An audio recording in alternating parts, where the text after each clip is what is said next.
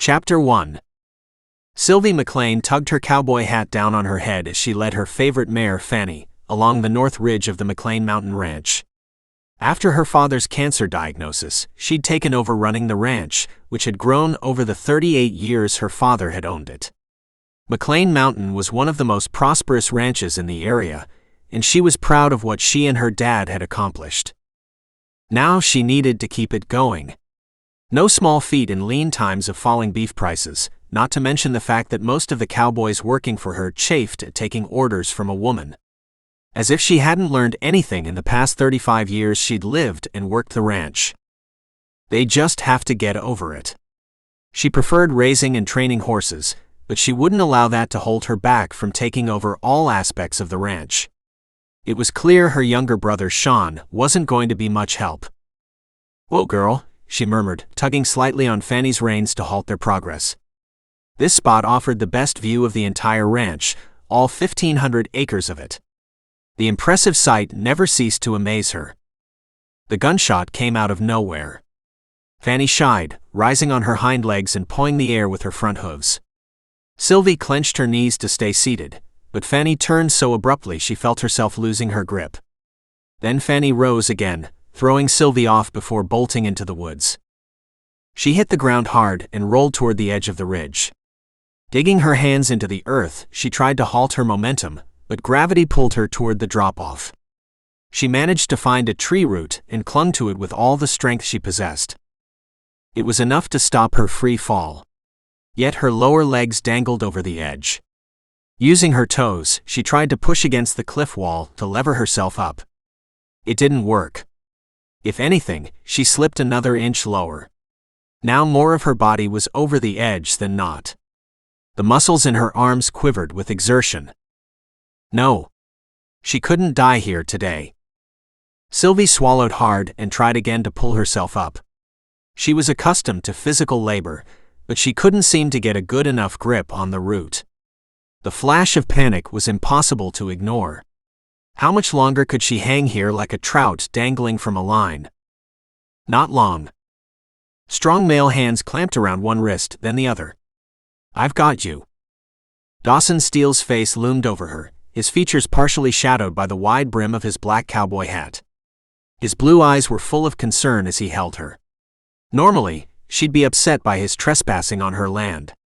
But when he began pulling her upright, she was keenly grateful for his strength. Inch by inch, he pulled her up over the edge of the ridge. When she was mostly on solid ground, she was able to help by using her knees to scramble the rest of the way. Finally, Dawson let her go and rolled over onto his back, his hands pressing against his abdomen. A large yellow lab with adorably floppy ears came over to sniff at him, then licked his face. "Thank you." She frowned when Dawson seemed to be battling pain. "Hey, are you all right?" "Yeah." The strain in his voice indicated otherwise. "Just need a minute." She tried not to read too much into his comment, yet she knew she was sturdy and weighed 125 pounds. No lightweight, that was for sure. Dawson had obviously hurt himself pulling her to safety. Maybe she needed to cut back on the carbs. Finally, he pushed himself into a sitting position. He looped his arm around his dog, then glanced at her. "I had several abdominal surgeries over the past few months. The muscles are still tender, especially when I go overboard using them." "Abdominal surgeries, plural?" "I'm sorry, I didn't know." "How could you?" Dawson's tone held an edge. He stood and held out his hand to her. She accepted his help, trying to ignore the weird attraction she felt toward him. After 20 years of not seeing the guy while he served their country as a Navy SEAL, the past few months he'd popped in and out of her life several times. It really annoyed her.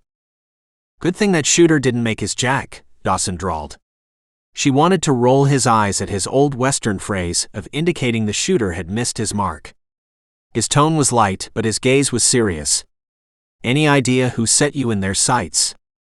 "I hope it wasn't you," she said tartly. "Why are you here anyway?" He shook his head. "Still as prickly as ever, Sylvie. Why would I shoot you, then rush over to save your life? I was on Copper Creek property when I heard the gunfire. Saw you get busted off your horse, so I rode Diamond to get here as soon as I could. Thankfully, Kilo was able to keep up. She glanced from his dog Kilo to Diamond, the gelding standing near a tree a few yards away. She flushed and nodded. It had been a long time since she'd been busted off a horse, that was for sure. You're right, you did save my life. If you hadn't grabbed my arms. She didn't finish the thought. A shiver rippled down her spine as realization dawned slowly. Someone had just tried to kill her. I believe the gunfire came from the west, Dawson said. Let's hop on Diamond and search for your horse. I might weigh too much for Diamond to carry us both, she protested. Don't be ridiculous. You're a lightweight. Dawson swung himself up into the saddle, a slight grimace creasing his features. Then he held out his hand. She accepted his grip, then stepped up on his boot to swing herself up behind him. The saddle made riding together uncomfortable. She did her best to ignore being plastered up against Dawson. Hopefully Fanny hadn't gone too far. The mare was known to be sure-footed, which is why she'd chosen her to ride the mountainside. The gunfire had been close. Way too close. June wasn't hunting season, so it had to have been deliberate. Who had taken the shot? The why was obvious. Someone wanted to take the McLane Mountain Ranch now that her father was officially retired from ranching. Sylvie didn't want to believe her brother Sean had done this. Or her father's longtime ranch foreman, Josh O'Leary. She wouldn't put it past her ex-husband Paul Griffin to try something like this. But she'd heard he'd moved to Boulder, Colorado. Sylvie, is that your horse? Dawson gestured to the wooded area up ahead. She peered over Dawson's broad shoulder. Yes, that's Fanny. Good-looking mare, he drawled. She's the best mountain trail horse I have. Normally, Fanny didn't startle easily, much less toss her rider. The gunshot was too close and done purposely to spook her. Yeah, it was. He turned Diamond toward Fanny. The horses nickered a greeting to each other, making Sylvie smile despite her near-fatal fall from the cliff. Any idea who would want you to eat dirt? Unfortunately, there are several possibilities. She slid off Diamond's back. Thanks again, Dawson. I'll escort you back to the ranch house. She bent down to pat Kilo, then went over to grab Fanny's reins. She took a moment to physically examine the mare, making sure the animal wasn't hurt in any way. There were no obvious signs of injury, so she vaulted into the saddle and turned the mare toward Dawson. I'm not going back, I need to ride the property. Thanks again. Hold on, Sylvie, Dawson protested. You can't just pretend someone didn't take a shot at you. I'm not going to let that person prevent me from doing what's necessary. She was irritated with Dawson, partially because deep down she wanted nothing more than to head back to the ranch as he'd suggested. Every muscle in her body ached from the fall, and the idea of a long hot bath tempted her beyond reason. Why not use your chopper to patrol the property? Dawson asked. You can't make the entire 1,500 acres on horseback in a day. I'm well aware of the best way to patrol my ranch, but the chopper needs a new fuel gauge. Besides, my plan today was to ride the North Ridge, not the entire property line. Dawson let out an audible sigh. Okay, lead the way. You don't have to come with me. I'm well aware of what I don't need to do, he said, parroting her words. But this is serious, Sylvie. You could have died today. I know. I'll call the Beaverhead County Sheriff's Office when I get back. She urged Fanny toward the trail. You must have some idea of who would do something like this, Dawson pressed as he fell in behind her. The trail wasn't wide enough for them to ride side by side. Funny you mention that, Dawson, because your ranch stands to benefit if something happens to me. Sean has made it clear he'd love nothing more than to sell McLane Mountain to your father or the next highest bidder. He wants to take the money and run. My old man can't afford to buy you out, Dawson said firmly. I know our respective fathers have given each other the right of first refusal to buy the other's ranch when the time comes, but that doesn't mean zip if you don't have cash to cover the purchase. The Copper Creek Ranch is half the size of yours. If anyone would be the target, it would be you coming after me. I'd never do something like that. She glanced at him over her shoulder. He looked good, too good. He was leaner than she remembered, but his recent surgeries likely played a role in that. Yet he still had the looks and the swagger she remembered. His dark hair was mostly covered by his cowboy hat, but his features were tan and rugged. That stupid agreement their fathers had made 38 years ago provided the motive for Dawson to shoot at her. Instead, he'd saved her life. Even more irksome than knowing someone else wanted her dead was the knowledge that she owed Dawson for what he'd done. And Sylvie McLane always paid her debts. The woman was driving him insane. Dawson had planned a nice, leisurely ride until the gunfire had rung out, far closer than he'd liked. Diamond had reared at the sound too, but he'd managed to remain seated, despite the pull on his abdominal muscles. But then Sylvie had hit the ground, rolling toward the edge of the mountain. Was it too much to ask that she head back to the ranch to be safe? He'd interacted with several tough women in the military, and each of them could certainly hold their own in a male-dominated environment. Sylvie could too, but ironically, the military was more progressive than the Wild West. Sylvie carried a large chip on her shoulder, likely related to the macho cowboys who felt a woman's place was in the kitchen, barefoot and pregnant. He tried not to imagine Sylvie in his kitchen, perhaps barefoot and round with child. He wryly shook his head. She'd punch him in the nose for even thinking about it. Their fathers had been close, but he and Sylvie hadn't seen that much of each other. She'd been homeschooled so that she could work the ranch. There were town gatherings where they'd run into each other, but they'd also kept busy with their respective ranch chores. Truth be told, 20 years ago, his main focus had been to graduate and join the military. His dad had been disappointed, but remained proud of what Dawson had accomplished. Not everyone made it through the rigorous BUD/S training to become a Navy SEAL. And now that Dawson was back home, his father made it clear he wanted to hand the ranch over to him. A gift he didn't really want. "There's a creek up ahead, we can stop there to water the horses," Sylvie said. Okay. There was no doubt in his mind she knew the mountain terrain better than he did. The hour was pushing noon, and his stomach rumbled with hunger. The 3 surgeries to remove shrapnel had done a number on his overall strength and agility. 4 months since the last surgery, and he still didn't feel anywhere near 100%. His SEAL team had run their last mission back in December. They'd successfully taken out their terrorist target, but the extraction had been a cluster.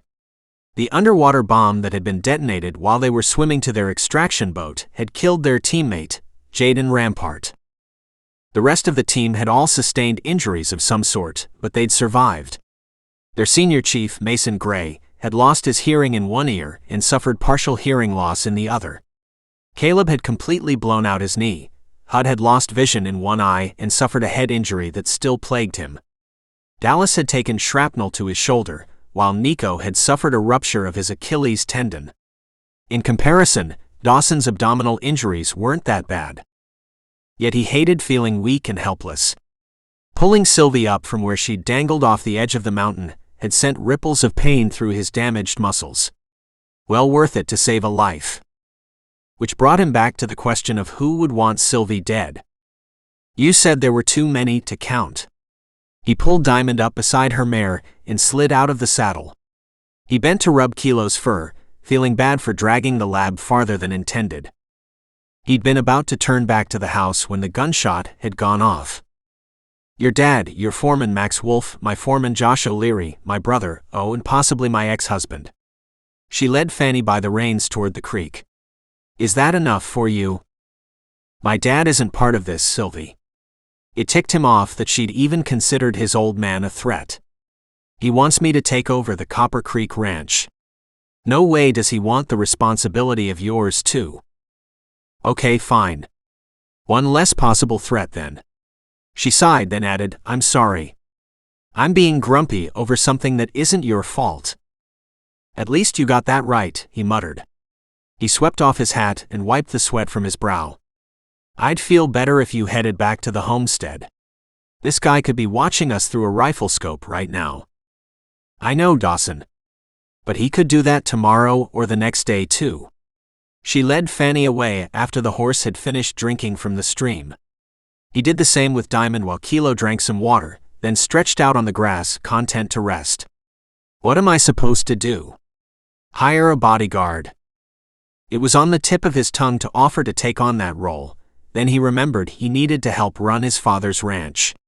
Not that Max Wolf, their foreman, wasn't perfectly capable of doing most of the work. Max had done all that and more while Dawson had been in the Navy. Yet Sylvie's comment had him wondering about the guy. Why would the foreman of the Copper Creek Ranch want to harm Sylvie? The only way that made sense was if Wolf thought he would be next in line to take over his father's ranch, if Dawson decided to leave. Had Wolf learned of his conversations with his father? Even if he had, why would the foreman want a second, much bigger ranch? The Copper Creek was doing well, no reason to want more. Nah, the more he thought about it, the more he couldn't see the logic. I can help protect you as often as possible, he said. I know we're both busy helping our fathers, but I don't want anything to happen to you. She glanced at him in surprise. I didn't realize you were taking over for your dad. I'm helping him out temporarily. He wished the ranch wasn't hanging like a yoke around his neck. He fell and broke his hip a few months back. He's actually recovering fairly well, but he can't ride yet. Yeah, I know. Your father and mine have been commiserating about their medical issues. Sylvie frowned. It's tough for both of them. I love riding, it's the best part of owning a ranch. Me too. Riding horseback was something he enjoyed, although he liked being in the water too. Which was why he wasn't thrilled about possibly sticking around in Montana, miles from the ocean. We need to head back. I can't help feeling vulnerable out here without any indication of where the threat is coming from. Fine, we can head back, but I'd like to take a less traveled path to avoid being seen. She eyed him thoughtfully. Are you hungry? I have 2 sandwiches and am happy to share. Ah, sure. He was touched by her offer. For once, Sylvie was attempting to be nice. Thanks. They sat on the ground across from each other. Kilo came over to curl up next to his side. Dawson stroked the dog as he ate. It's been an uphill battle since my dad's cancer diagnosis, Sylvie said. I've taken over all the work, but the guys treat me like I'm some sort of imposter who knows nothing about ranching. Because they're cowboys. He waved his hand. They're not really dissing you, Sylvie. It's just that they're used to taking orders from your father or Josh. He paused and asked, why did you list your ex-husband as a possible suspect? Her cheeks went pink, and she didn't answer for a long moment. Mostly because he'd go after the ranch out of revenge. The marriage wasn't working. He didn't like it that I was so involved in running the ranch. So what, he thought he should run it? No, I think he figured my dad would run it while we just sat around and took in the profits. She scowled. I soon realized I was happier outside doing ranch chores than being with him, so I told him to take a hike. He wasn't happy with me. Ouch. Dawson could understand why. What's his name? Paul Griffin. Although I think he moved to Boulder, Colorado, so it may be a stretch to consider him a suspect. Shouldn't be too difficult to find out if that's really where he's living now. Maybe the gunfire was a poacher. Sylvie pursed her lips. I mean, everyone out here knows how to shoot a gun, both handgun and rifle. I'm not that small of a target, and if the shooter was using a scope, they shouldn't have missed. His goal may have been to make it look like an accident, Dawson pointed out. Maybe. No one would have known the details if you hadn't been there to drag me up over the cliff. She balled up the paper sandwich wrapping and took his too, stashing them in the saddlebag. We'll go down Lizard Trail. It's the long way to get back, but it should help keep us hidden from view. Whatever you think is best. He wasn't about to argue. This was her ranch, her land. Just looking at Sylvie with her dark hair pulled back from her face, minus the normal cowboy hat she wore, he knew ranching was in her blood. It made him mad that someone wanted to take it from her. He glanced at Kilo, debating whether he should carry the dog in his arms down Lizard Trail. How steep is it? Will Kilo be okay? She hesitated, then nodded. I think so. The horses will take it slow and easy. He looks like he'll be able to keep up. Okay, we'll see how it goes. If he struggles, then I'll carry him. Does Kilo like being carried while on the back of a horse? Not particularly, but he'll do what I ask of him. That's the kind of dog he is. His training of Kilo had been somewhat hampered by his surgeries, but the canine still listened to Dawson's commands. Are you ready to roll? Sylvie asked, brushing crumbs from her jeans. Sure. He stood too, reaching for Diamond's reins. How long will it take to get to the bottom? An hour, maybe more, she answered. He rubbed his sore abdomen, trying not to groan loud enough for her to hear. He wasn't going to be the one to hold her back. If she wanted to take this route, that's what they'd do. Sylvie took the lead. He had to smile at the image of her telling her husband to take a hike. It would take a strong man to handle her. Not that he was vying for the chance. He preferred his life uncomplicated. Being a SEAL made having a relationship extremely difficult, but even now that he was out with his full pension, he was in no hurry to change his ways. Maybe he was more like Sylvie than he wanted to admit. She turned Fanny and headed down what he viewed as a treacherous trail. He kept one eye on Kilo and the other on Sylvie as they slowly descended the mountain. He'd been home long enough to become accustomed to the altitude, but he still found himself feeling a bit breathless. Sylvie acted as if she were on a peaceful trail ride, swaying back and forth in the saddle like a natural. He had to give her credit. The lady was one tough cowboy. One of Diamond's hooves slipped on a rock. He gripped the gelding with his knees, and the animal quickly found his footing. Dawson breathed out a sigh of relief. So far, Kilo was doing okay, but he still worried about the canine. This was one of the longest rides he'd taken the dog on, and he didn't want to harm the animal.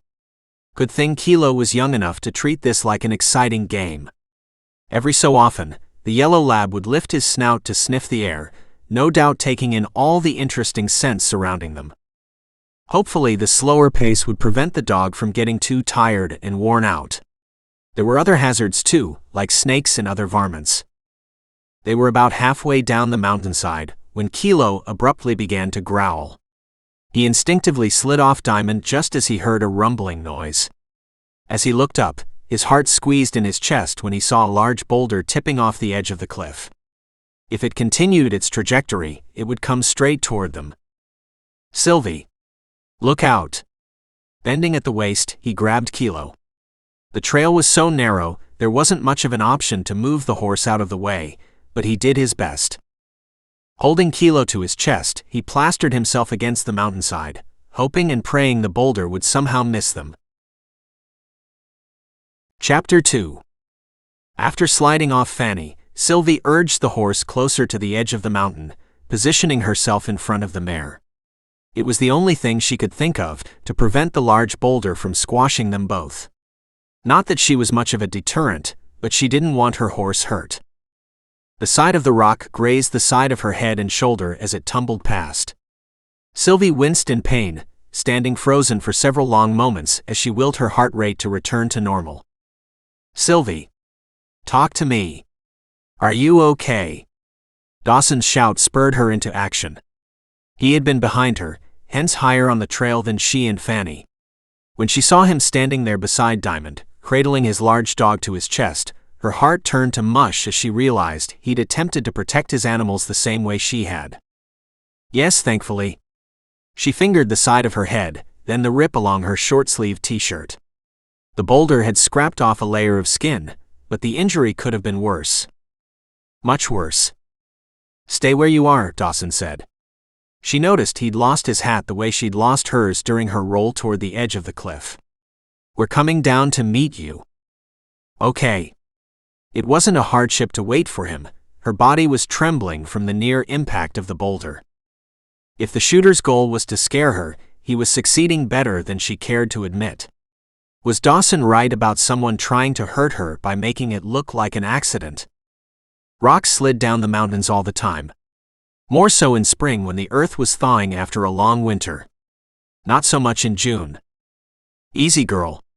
Stroking Fanny's head and neck helped calm them both. She let out a long breath. She needed to get to the sheriff, sooner rather than later. Although what could he do about a nameless and faceless threat? Absolutely nothing. Dawson carried Kilo as he led Diamond down the trail toward her. The lab was gangly but seemed content in his owner's arms. She noticed a slight grimace when Dawson finally set the dog on his feet. "Are you hurt?" "No." She lightly touched the scrape along the side of her head.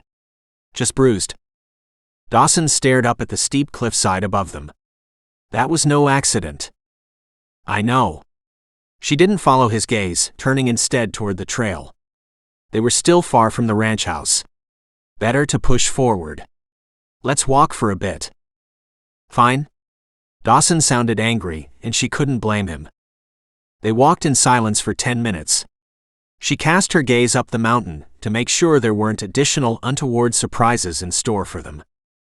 "Does your ex-husband have the ability to shoot and loosen a boulder?" She glanced over her shoulder. "Yeah, he knows the layout of the place well enough. Paul worked the ranch for a year before we got engaged.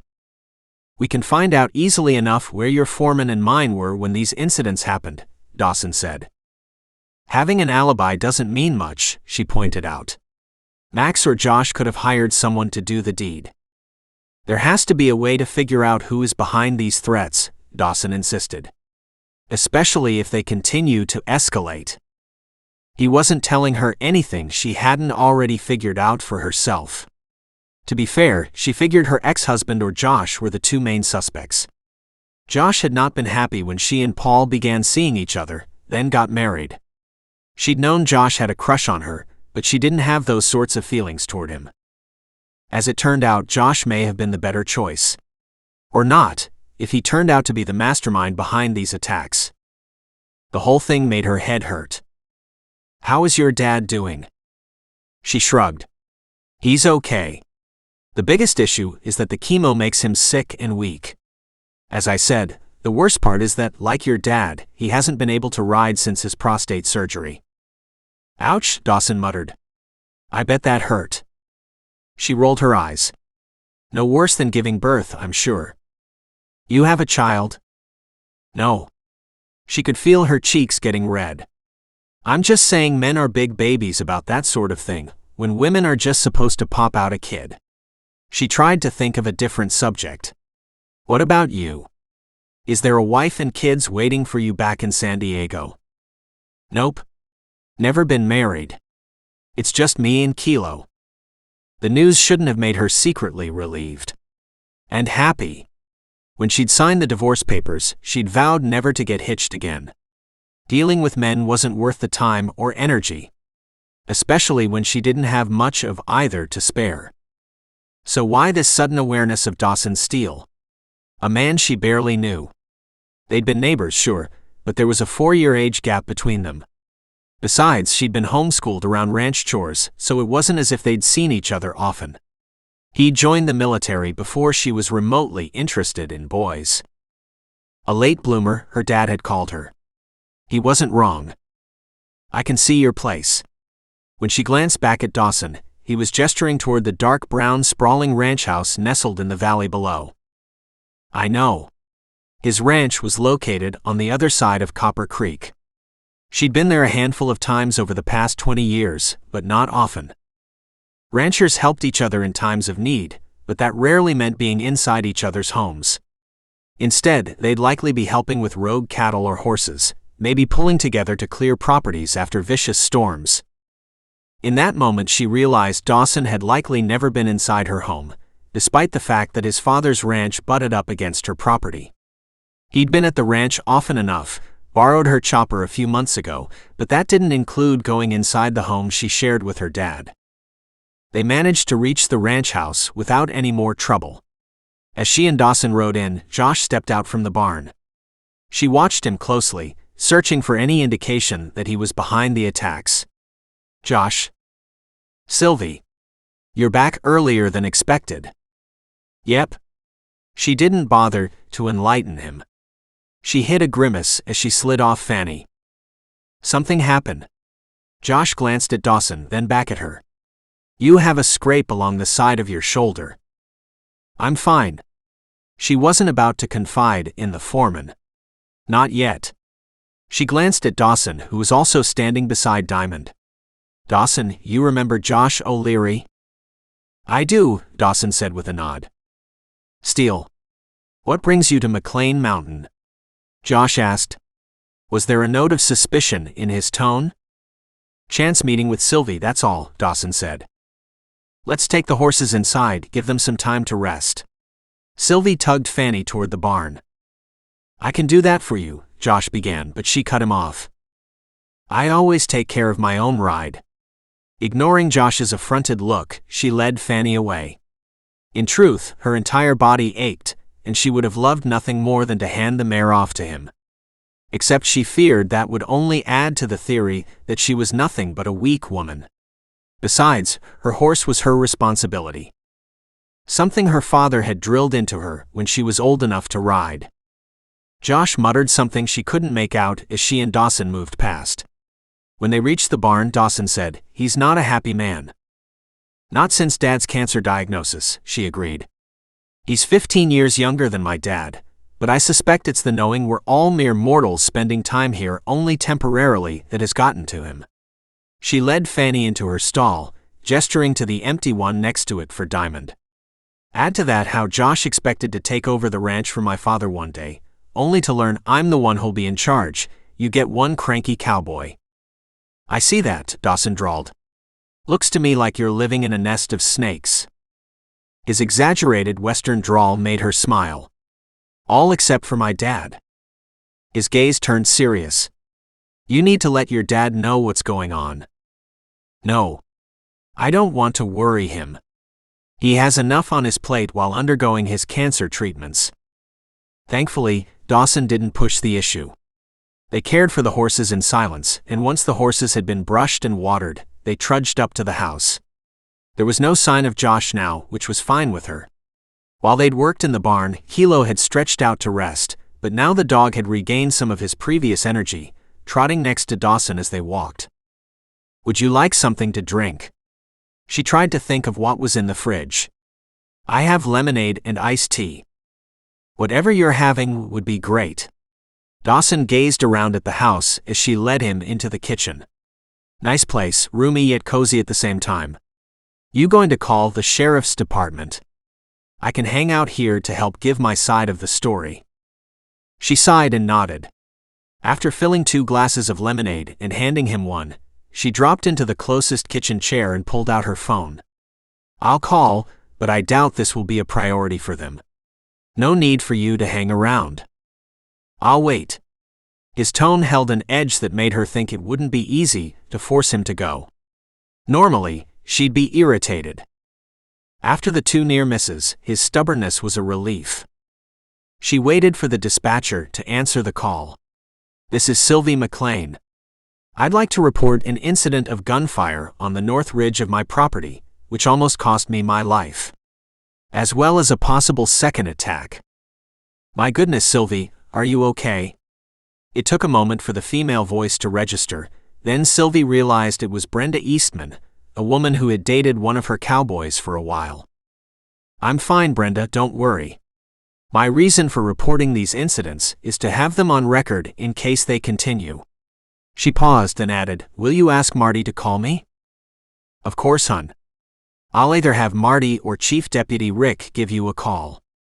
Rick will probably get to you first. The sheriff has been tied up in meetings. Is this your cell? Yes?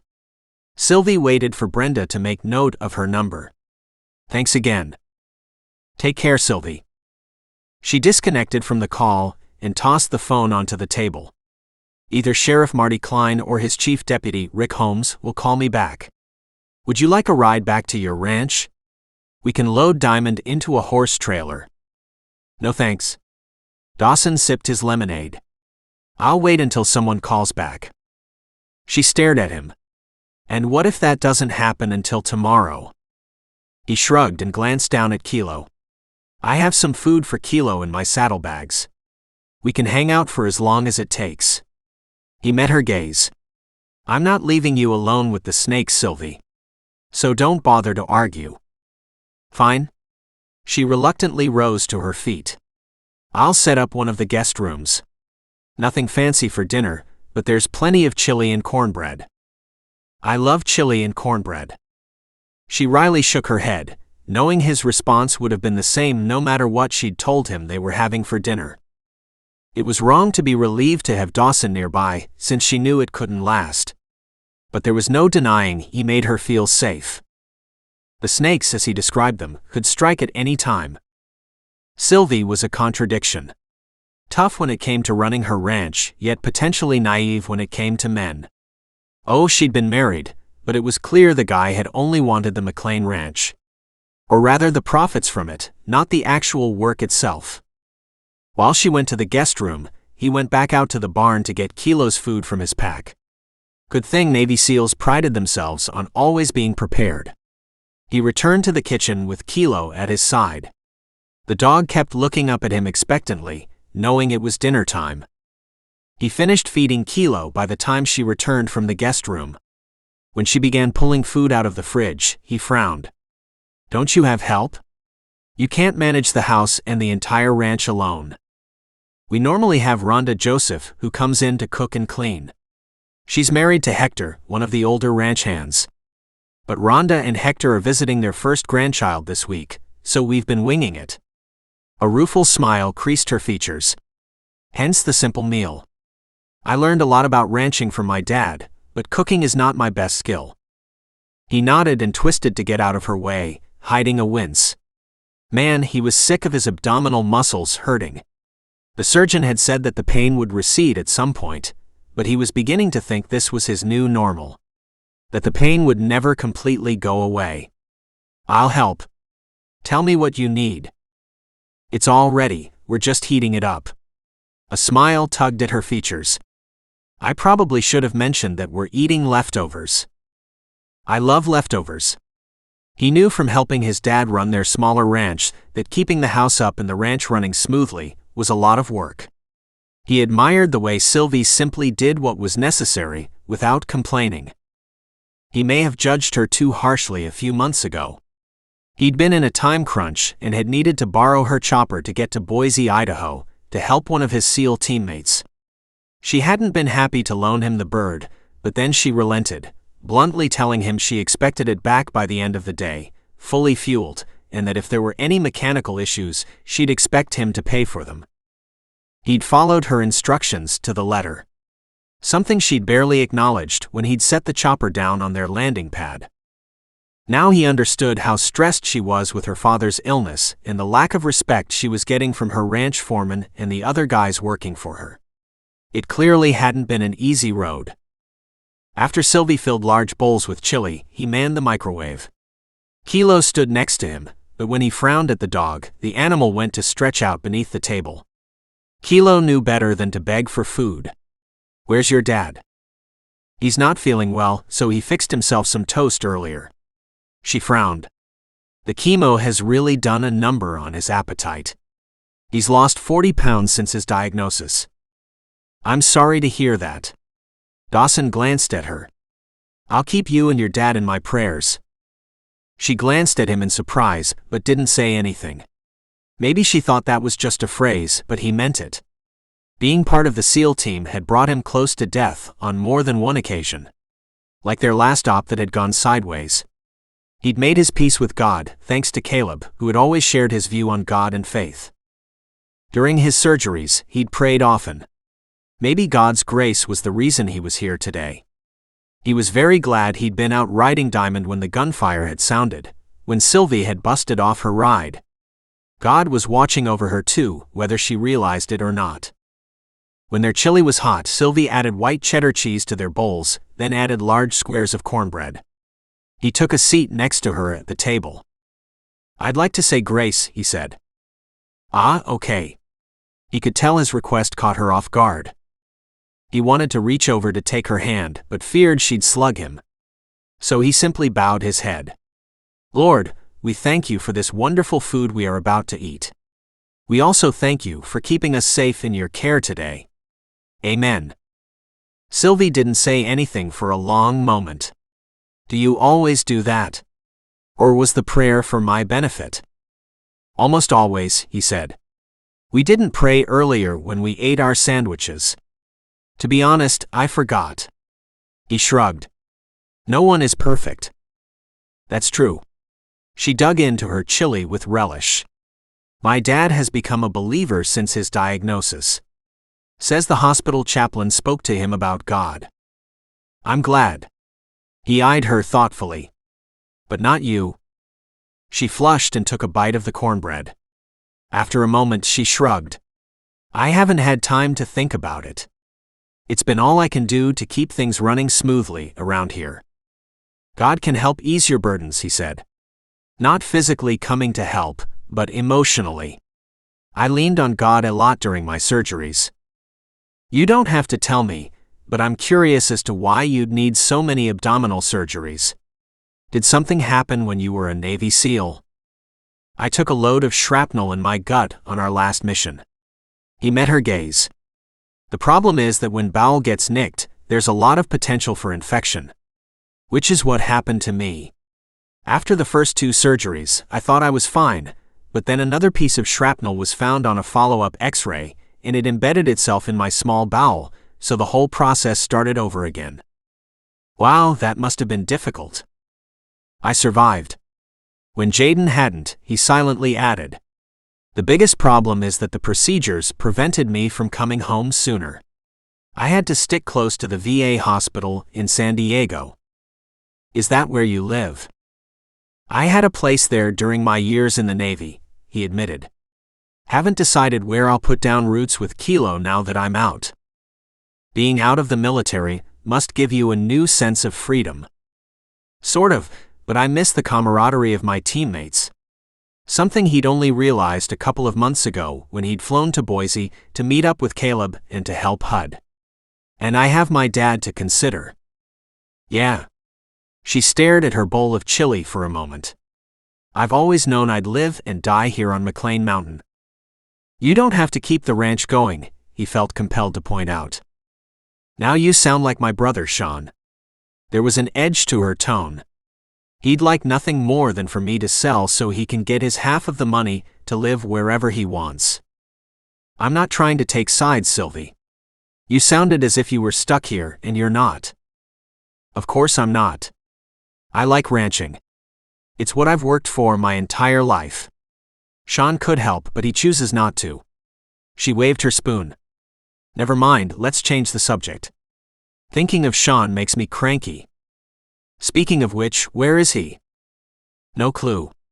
Left 2 weeks ago to stay with a friend. She snorted. I've stopped giving him money, told him if he's not going to work the ranch, he doesn't get paid. I have no idea what he's living on. I can only hope he found a job. Interesting. Sounds as if Sean could have easily fired that shot at you today and loosened the boulder. She closed her eyes for a moment, then nodded. Yes. He could have. I don't want to believe he'd do something like that. Like I said earlier, there are too many possible suspects to consider. We'll make a list and see if we can account for everyone's whereabouts.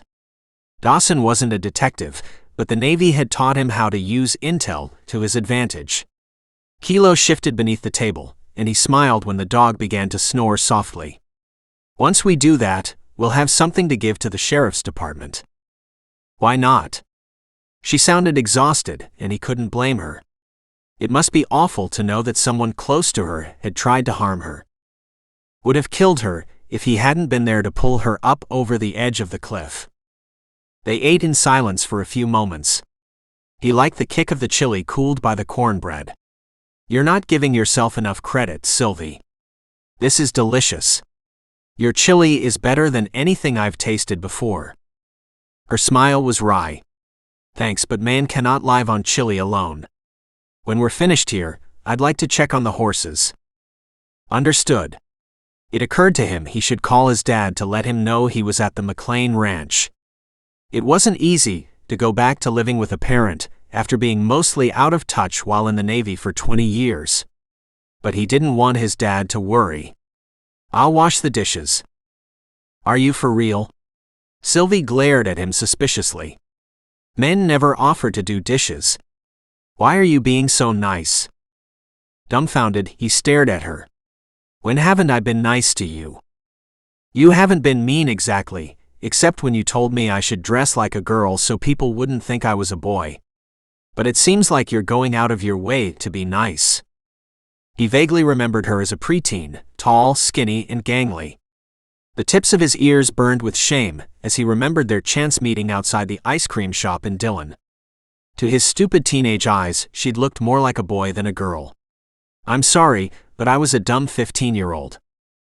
And I was an 11-year-old tomboy. Don't worry, I'm over it. She finished her chili and cornbread, then stood. Let's check on the horses first. The dishes can wait. He carried his dishes to the sink and filled them with water to soak. Come, Kilo. The dog woke up from his nap, stretched, then trotted over to join them. He followed Sylvie outside, enjoying the cool June breeze coming off the mountains. It was much colder here in Montana than San Diego. Snowstorms in June were not uncommon. Yet the scenery was beautiful. He liked the mountains almost as much as he enjoyed the ocean. You have some really nice horses, he said as they walked down the center of the horse barn. My dad always talked about how well your dad knew horses. I've been doing some horse training to broaden our income base. She glanced at him. We had to cut back on our beef cattle to preserve the land. Figured horses could make up the difference. And it would have if my dad hadn't gotten sick. It does seem like a never-ending battle to keep the ranch going. I don't care, I'm not selling.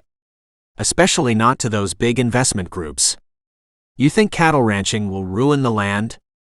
Wait until those greedy jerks take the land and use it for commercial property. Whoa, I wasn't suggesting you should. He hadn't intended to hit her hot button. I think you're doing a great job. How would you know? My dad says you are, and I'm sure he's been in touch with your dad. Sylvie blew out a breath. Sorry, I guess the events of the day have gotten to me. You're right, your dad has been here several times. My dad is grateful for the company. I'll let him know. Speaking of which, I need to call him. He reached into his pocket for his phone when he caught a flash of movement from the corner of his eye. It took a nanosecond for his mind to realize a pitchfork was sailing toward them. He instinctively pushed Sylvie out of the way, lifting his arm to deflect the missile. The fork clattered to the ground with a loud metallic sound. He raked a glance over Sylvie, glad to note the sharp tines had missed her. Then a flash of anger had him spinning around and sprinting toward the location where the fork had come from. He couldn't wait to get his hands on the guy who'd tried to hurt Sylvie for the third time. Chapter 3. Plastered up against the side of Fanny's stall, Sylvie stared in shock as the pitchfork hit the ground in the spot where she had been standing a few seconds ago. Once again, Dawson had come to her rescue. Maybe she did need a bodyguard. Dawson had taken off running down the center aisle of the barn, with Kilo hot on his heels. She pulled herself together and followed, equally determined not to let the person who'd done this get away scot-free. She checked each stall along the way but didn't see a single person, just horses. By the time she joined Dawson outside, he looked frustrated. Kilo was running back and forth in front of him, as if this might be a new game. Which way would he go? Dawson asked impatiently. Feeling helpless, she shook her head. There's no way to know. For long moments they did nothing but look around the area outside the barn. A tall man wearing a cowboy hat came into view, leading a horse. As he came closer, she recognized their ranch foreman, Josh O'Leary. Do you think he's the one who did this? Dawson asked in a low voice. Doubtful. There wouldn't have been time for him to throw the fork, get out of the barn, and get all the way around the corral. I'm not sure I agree, Dawson said. If he had the horse behind the barn, he could have made it in time. Maybe. She still thought it wasn't likely. Yet at the same time, she wasn't willing to take anyone off the suspect list. Not yet. Hey Sylvie, Josh greeted her as he came closer. He lifted a brow upon seeing Dawson. Steele, you're still here? Is there some sort of problem? No problem, Sylvie invited me to dinner, Dawson responded. Where are you coming from? Josh looked surprised by his question. Had to fix a section of fence out on the south end of the pasture. Why? Did something happen? The way he asked about something happening made the tiny hairs on the back of her neck rise. It wasn't something Josh would normally inquire about. She wondered if he'd purposely made sure to have an alibi when the incident had gone down. Paranoid much? Oh yeah. When she sensed Dawson was going to respond in the affirmative, she put a hand on his arm and quickly interjected, "Of course not. Dawson and I were just about to check on the horses." A flash of annoyance crossed Josh's features. "I can do that, Sylvie." "So can I." She didn't point out that it was her ranch and therefore her responsibility. She turned toward Dawson. "Ready?" "Sure." She led the way inside and quickly moved down to where the pitchfork was lying on the ground. She grabbed it from the floor and propped it against the side of the stall before Josh could see. There were always ranch hands roaming around, but it had struck her as odd that they hadn't seen anyone when they'd first entered the barn. Josh could very well have been fixing a section of fence, although that begged the question of why he'd taken on the task rather than delegating it to one of the other ranch hands. A shiver rippled down her spine. Obviously she was a target, but the attempts being done from afar made it difficult to figure out who was behind them. The pitchfork incident had been the closest. She turned to scan the interior of the barn again. They'd come down the center aisle, but there were some double stalls that could have provided cover. Had they missed something? Was someone still hiding inside the barn? "Easy, Storm," Josh said as he led the stallion into the barn. The horse was her father's pride and joy, a beautiful creature although he was getting on in years. Storm had sired many a foal, several with Fanny. Sylvie often rode Storm, but not up in the mountains. No reason to be irked that Josh had taken the stallion out. Although then again, it was odd that the foreman had taken the prize stallion to fix a fence. They had plenty of workhorses for just that purpose. She was so lost in her thoughts, she walked into Dawson. He lightly grasped her shoulders to steady her. "Are you okay?" He kept his voice low so Josh couldn't hear. The warmth of his palms on her shoulders was unnerving. She told herself to ignore the sensation and shrugged. What could she say? The pitchfork hadn't touched her, and looking back, she could easily assume it had been used to scare her rather than to kill her. Yet it was the third such event in the past 8 hours. She didn't even want to imagine what tomorrow might bring. "We need to talk to your father," Dawson said. "This is ridiculous." No need to worry him. She had hoped to hear from the sheriff's office by now. "We can talk more later." She nodded toward the stall where Josh was caring for Storm, indicating she didn't want to discuss it with him. After several minutes, Josh left the barn. Sylvie went up and down the main aisle again, looking for anything she may have missed. But she didn't find anything. "I don't get it," she told Dawson. "What is the point of all this?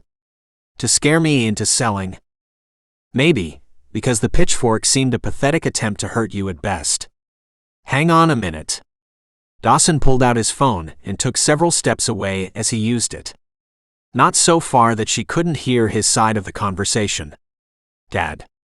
Hey, I ran into Sylvie earlier, so I'm at the McLane Ranch." "Yeah, I'll tell him you say hi." "Listen, I'm probably going to bunk here tonight, unless you need me for something."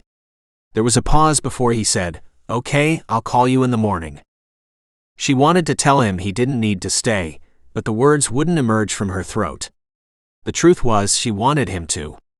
Maybe it was just a holdover from the way he'd saved her life when she nearly went off the edge of the cliff, but she knew she'd sleep better knowing Dawson was right down the hall in the guest room. "All set," Dawson said, shoving the phone back into his pocket. "Thanks, Dawson. For everything." She offered a wan smile.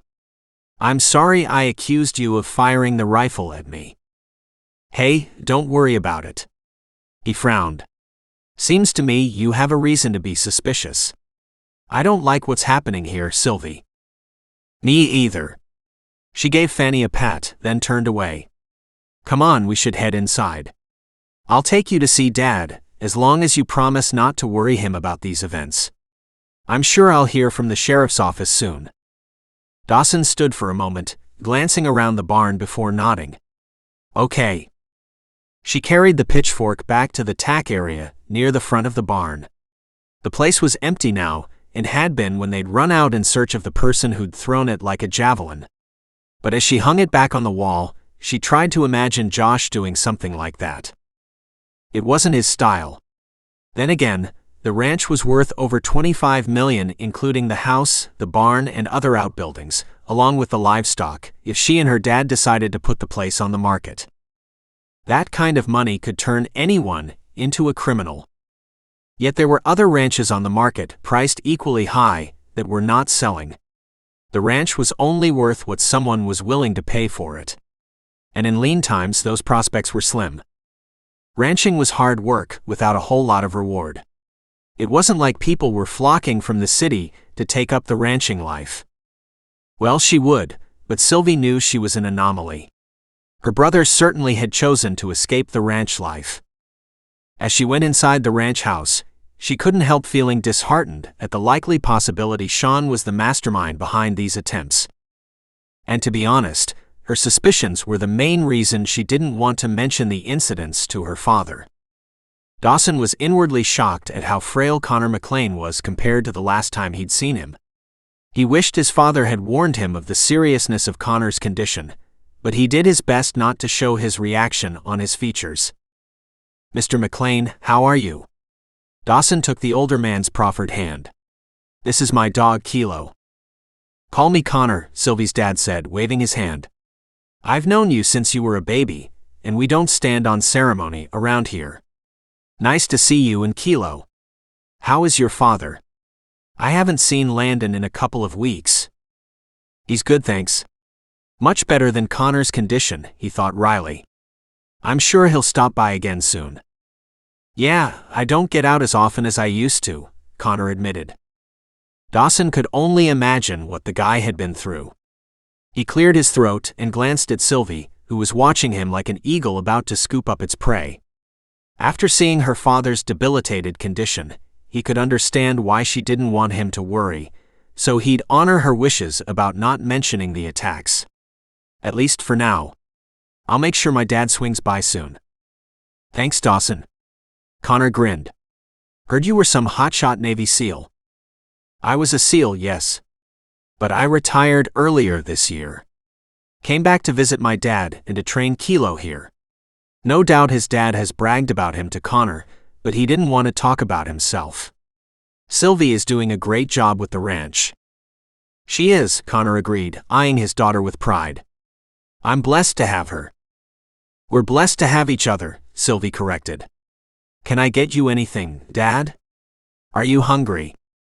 "No thanks, I grabbed some leftovers earlier." The older man shifted in his recliner. "I'm fine, really." Dawson wasn't sure about that, but he didn't voice his concern. "I need to take Kilo out, but wanted to stop in to say hello." "Take care, sir, I'll see you later." "You too, Dawson." "Good night, Dad." Sylvie went over to kiss her father's cheek. "Try to get some rest." "That's all I've been doing lately," Connor groused. "Good night." After leaving Connor's master suite, he asked, "Are you sure your dad is okay?" According to the doc, he should recover fully. They took out the cancer and have treated him aggressively. She grimaced. He still has a couple of radiation treatments yet, and after that, it's building up his strength back to where it was before all this. "That's for sure." He hesitated, then said, "You didn't mention to him about my plan to stay in the guest room tonight." "No, because he would assume there's something personal going on between us." He had to give her credit, she didn't beat around the bush. She arched her brow. "Neither one of us wants that." The idea wasn't as distasteful as it should have been. Dawson forced himself to nod. "Right, I understand. I'll step outside for a few minutes to let Kilo out." "Okay." She gestured toward the door. He walked the canine outside, and Kilo eagerly watered a few trees, then did his business. After cleaning up after his dog, he disposed of the waste in the trash cans outside the spacious 4-car garage. When he and Kilo went back inside, he heard Sylvie's phone ring. She rolled her eyes and showed him the screen so he could see the caller was from the Beaverhead County Sheriff's Department. She put the call on speaker and held the phone in the palm of her hand. "This is Sylvie McLane." "Sylvie, this is Rick Holmes from the Sheriff's Department. I hope I'm not calling too late." Dawson scowled. Was this guy for real? He was treating Sylvie as if she were an old woman. "Of course not, thanks for calling, Rick. I need to report a couple of incidents that took place today." "Yes, Brenda told me. Something about gunfire on your property? We can let the DNR know if you think there are poachers out there." Dawson had to bite his tongue to prevent himself from snapping at the guy. Thankfully, Sylvie could handle her own. "The gunfire was intended for me, Rick," she said firmly. "Fanny reared and busted me off. I was close to the edge of the cliff and nearly went over. Thankfully, Dawson Steele from the Copper Creek was close enough to lend me a hand." Dawson witnessed the incident. Finally, Rick seemed to take her seriously. "Yes, and about 2 hours later, a large boulder came crashing down on us as we descended the Lizard Trail. The last event happened in the barn just an hour ago, when someone threw a pitchfork like a javelin toward me. Thankfully, both the boulder and the pitchfork missed, but I need every one of these events well documented in your files in case this Yahoo tries again." "Yes, absolutely. That certainly sounds suspicious," Rick agreed. Suddenly the guy sounded anxious to appease her. "I can come out tomorrow morning to get all the details down on paper if that works for you. Any idea who would do this to you?" "I have a lot of ideas. I'll fill you in tomorrow." "Make it mid-morning, say 10:30, Sylvie said. "That'll give me time to take care of the horses." "Sure thing, 10:30 is fine. See you then, Sylvie." The call ended. "Idiot," Sylvie sighed. "He was ready to blow off my concerns until he knew you were a witness." She stared at the phone as if she wanted to chuck it across the room, and he didn't blame her. If this was the treatment she'd been getting from Josh and the other cowboys, then it was no wonder she carried a chip on her shoulder. "I'm sorry he treated you like that, Sylvie. But the good news is that he will clearly take these threats seriously." "Yeah, thanks to you." She waved a hand. "Sorry, I shouldn't be so jaded." "I don't blame you," he said quietly. "You have every right to be upset." "Yeah, well, it doesn't matter much either way. I don't have much faith in Chief Deputy Rick Holmes's ability to figure out who is behind these attacks. Maybe I can help." He blurted the offer before he realized what he was saying. "I mean, I'm not a computer expert or anything, but I'm sure I can do some searching on your brother as a starting point. Once we know if he has an alibi, we can move on from there." Her gaze softened. "Thanks, Dawson, but you have your dad's ranch to worry about. It's not fair for me to take up your time with my problems." "I'll find a way to do both," he insisted. Although, to be fair, his training was better suited to being a bodyguard rather than a detective. "Do you have a computer I can borrow?" "Sure." She led the way to a large office located not far from the kitchen. He figured it had been the place where her father had run the ranch, but he could see she'd added a few feminine touches, scented candles, and a bowl of wildflowers, to make it her own. There was a large computer sitting on the desk, but then off to the side there was a laptop tucked into a docking station. She removed the device and handed it to him. Kilo sat at his side, waiting patiently for them to be finished. "Is there a password?" She took a moment to jot a series of random numbers and letters on a sticky note. "Here you go." "I'm impressed. Most people use their name, date of birth, etc. to form a password. I changed it after Sean left." She frowned. "I needed to make sure he couldn't access the bank accounts." "I'm sorry you had to do that." He couldn't imagine being in a position where you couldn't trust your own brother. Dawson's SEAL teammates were like brothers to him, and he trusted each of them to cover his six multiple times over the past 20 years. "Thanks. Kilo and I will head to the guest room, but I'll let you know if I find anything useful. Don't work too long, you should get some sleep." She shut down the lights in the office and led him back to the main living area. I won't. Good night, Sylvie. He wished he had the right to kiss her. Good night, Dawson. They returned to the hallway that housed the bedrooms. The McLane Ranch home was all one level, sprawled across the land. He had to admit the place was very nice and larger than his father's home. Yet it was also interesting that the only two people living there at the moment were Sylvie and Connor. He supposed Rhonda and her husband Hector usually lived there too. Still, the many bedrooms, 5 by his count, begged for children. Not that he was interested in starting a family at his age. 39 felt ancient after his multiple abdominal surgeries. Sylvie was only 35, so she had time to have children if she so desired. Not likely now that she'd kicked her ex to the curb. Which reminded him of his plan to try to find Paul Griffin after he did some digging into Sylvie's brother. Kilo sniffed around the room, then stretched out on the rug next to the bed. Dawson sat with his back against the headboard. He wasn't an expert in using social media, but it didn't take him long to find Sean McLane's page. The privacy settings weren't engaged, so he could freely review the content. Unfortunately, the guy didn't post very often. The last time was a month ago, at some rodeo in Butte, Montana, where he proudly displayed his winning belt buckle. The event was 2 weeks before Sean had apparently left the ranch to stay with a friend. As he searched the photo, though, he found 2 other guys next to Sean, which he'd helpfully tagged, Matt Keegan and Ned Burns. Possibly one of the friends Sean was supposedly staying with. If he wasn't hiding out on the ranch, tormenting his sister. After an hour, he had some idea of where to find both Keegan and Burns. But his eyes were growing heavy, and his muscles were feeling stiff. Not uncommon since his surgeries, but annoying just the same. He forced himself to start the search for Sylvie's ex, Paul Griffin. There were several Paul Griffins on social media, but he realized he had no idea what the guy looked like.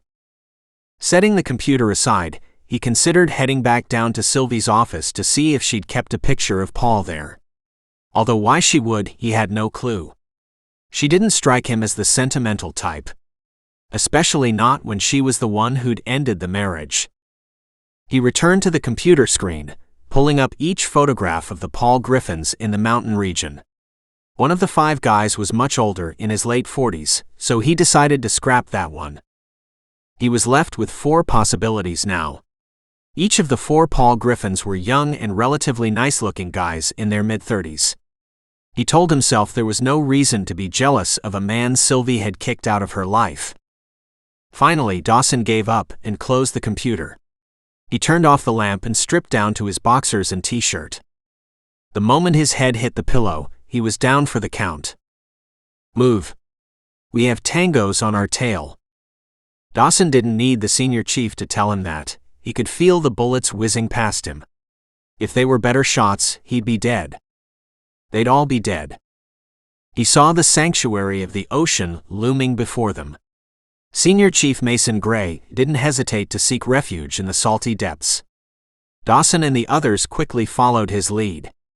He swam underwater for a long time, only coming up for air when absolutely necessary. Every time Dawson's head broke the surface, gunfire rang out, forcing him to go under again. They were moving toward the rig, located a solid 2 miles off the coast. They were only at the halfway point when the bomb went off. Jaden's position had been farthest to the left, and when the explosion rocked the ocean, Dawson had been thrown head over butt in the water. He hadn't realized he'd taken a load of shrapnel to his belly until he managed to get himself upright and to the surface. Then the pain had been staggering, but he'd ignored it while trying to do a head count. The team had to stick together. They had to. "Where's Jay?" Mason shouted. They were a man short. Each of them instantly dove beneath the surface to try to find their buddy. But it was dark and impossible to see anything in the gritty, churned water. Dawson went up for air to see Nico and Hud holding on to Jay. He swam toward them, only to realize Jay wasn't conscious. "We have to do CPR," Nico shouted. No easy task while in the water, but as a team, they managed. They worked on Jaden for what seemed like hours but was likely only 20 minutes. Unfortunately, without success. Jaden was dead. Dawson sat bolt upright in bed, his heart pounding in his chest as he relived those fateful moments their mission had turned deadly. His stomach muscles ached, and he realized he must have been twisting and turning in the bed. He swung his feet over the edge, taking care to avoid stepping on Kilo, still sleeping on the floor next to his bed. He lowered his head into his hands for a moment, then eased upright and tugged on his jeans. Kilo woke up, and he inwardly grimaced. The lab began to whine, giving him little choice but to take him outside. "You're a pain, you know that?" He eyed the dog as he pulled on his shoes. Kilo went over to the door and began to growl low in his throat. The growling was new, and he tried to hush the animal lest he wake Sylvie and Connor. When he opened the door, though, he smelled it too. Smoke. Dawson bolted down the hall, his gaze searching for the source of the smoke. Where were the smoke alarms anyway? Shouldn't they be going off? Then he realized the smoke was outside. The barn. Sylvie. He pounded on her bedroom door. Fire in the barn. Then without waiting, he bolted outside. Time was of the essence, there would be no city fire engine response. And if the fire got out of control, it could spread into a huge wildfire covering the entire ranch. Chapter 4. Fire. Sylvie was instantly wide awake, fear cascading over her. She threw on a sweatshirt over her sleep shirt and pulled on jeans. After thrusting her feet into her boots, she ran outside. Billows of smoke were coming from the far corner of the barn, but she noticed the horses were all out in the corral. What in the world? Dawson had found the long garden hose and turned it on. He pulled it toward the barn, but it probably wouldn't make it the entire distance. She knew there was another hose inside the barn. They used it for cleaning stalls, so she let him take the outside while she went in. The smoke was thick and heavy. She started to cough and pulled up the edge of her sweatshirt to cover her nose and mouth as she found the water spigot. Her eyes watered and burned, but she cranked the water on high and began spraying the walls of the barn. Doing so only created more smoke, but she didn't care. Her goal wasn't just to save the barn structure, but to prevent the fire from spreading. Wildfires were dangerous, and while June wasn't the driest month of the year, they hadn't seen a ton of rain either. The seriousness of the situation had her murmuring a desperate prayer. "Lord, please help us control this fire." Soon other ranch hands came running to help. "Check the horses," he said, her voice ragged from smoke. Several spun away to do that. She was grateful for the additional hands, but she didn't relinquish the hose, continuing to spray water over every surface while slowly moving deeper into the barn. Her efforts combined with Dawson's seemed to be working. The smoke thinned, revealing blackened wood. But no flames. Not trusting her smoke-blurred eyes, she continued soaking the barn with water. As upset as she was with the fire, she couldn't help feeling relieved the animals were outside. Logically, she knew that meant the fire had been set on purpose, but with no intention of hurting the livestock. Harming the horses would lower the value of the property. "Sylvie, where are you?" Dawson's voice was rough too. "Here." Her voice was worse, barely loud enough to be heard. A fit of coughing hit hard as she lowered the hose and examined the interior of the barn. The fire was out, leaving charred wood and a large hole in the wall. It took her a moment to realize there had been a stack of hay piled there earlier. It was gone now, burned to a crisp. Clearly, it had been used to start the fire. "Sylvie." Dawson's voice was louder now, and she turned to find him coming up behind her. "Come on, we need to get out of here." It took her a moment to realize the ceiling of the barn was also charred black from the fire. Understanding the entire structure was unstable, she allowed Dawson to tug her away. She stopped just long enough to shut off the water spigot, tossing the hose into the equipment room, and then heading out into blessedly clear mountain air. Still, she couldn't seem to stop coughing. Dawson was coughing too, but not as badly as she was. Kilo was running back and forth, obviously concerned about the fire and the horses. Dawson pulled her far away from the barn where the breeze could wash over them. After several long minutes, she was able to breathe without feeling like she was swallowing razor blades. She dragged her gaze up to meet Dawson's. That fire was set on purpose. I know. The damage was only to the structure, not to the livestock. Dawson pulled her into his arms for a tight hug. This is serious, Sylvie. If Kilo hadn't started growling and wanting to go out, I wouldn't have seen it in time. The fire could have spread through the entire ranch. I know. She leaned on his strength for a long moment before pulling away to rake her gaze over the damaged barn. Ranch hands swarmed the area, muttering among themselves. She had no idea if one of them was responsible, or if the fire had been started by Sean, Paul, or even Josh. She didn't want to believe any of them would do this to her, but the evidence was glaringly obvious that someone had. We'll need to work on repairs come morning, she said. At least it's June and not the middle of winter. The horses will be okay outside for a few days. Sylvie. Josh crossed over to join them, his brow creased in a frown. What happened? You tell me. She didn't bother to hide the edge in her tone. You're the foreman. How did this happen under your watch? His eyes widened in shock, and he actually took a step back as if she'd slugged him in the gut. I don't know. It's the middle of the night, anyone could have done this. Are all the ranch hands accounted for? Dawson asked. Josh swung to look at him. 2 guys, Eddie and Calvin, left yesterday to visit their respective families. But everyone else was in the bunkhouse when we woke to the scent of smoke. The livestock were put in the corral before the fire was set. She drilled him with a steely gaze. Whoever did this didn't want to injure the animals. I thought maybe you got the horses out, Josh admitted. No, the arsonist did that, Dawson drawled. Pretty nice of him to make sure the horses were okay, don't you think? Josh flushed at the veiled accusation. Look, I didn't have anything to do with this. I smelled smoke, woke up, and came outside to see you 2 fighting the fire. Why would I try to take down the barn? Repairing the building makes more work for me. For all of us, Sylvie corrected. Get the horses separated into different paddocks for the rest of the night. Sure thing. Josh's tone was subdued as he turned away. She had no idea if Josh was telling her the truth or not. At this point, she didn't trust anyone. Except Dawson.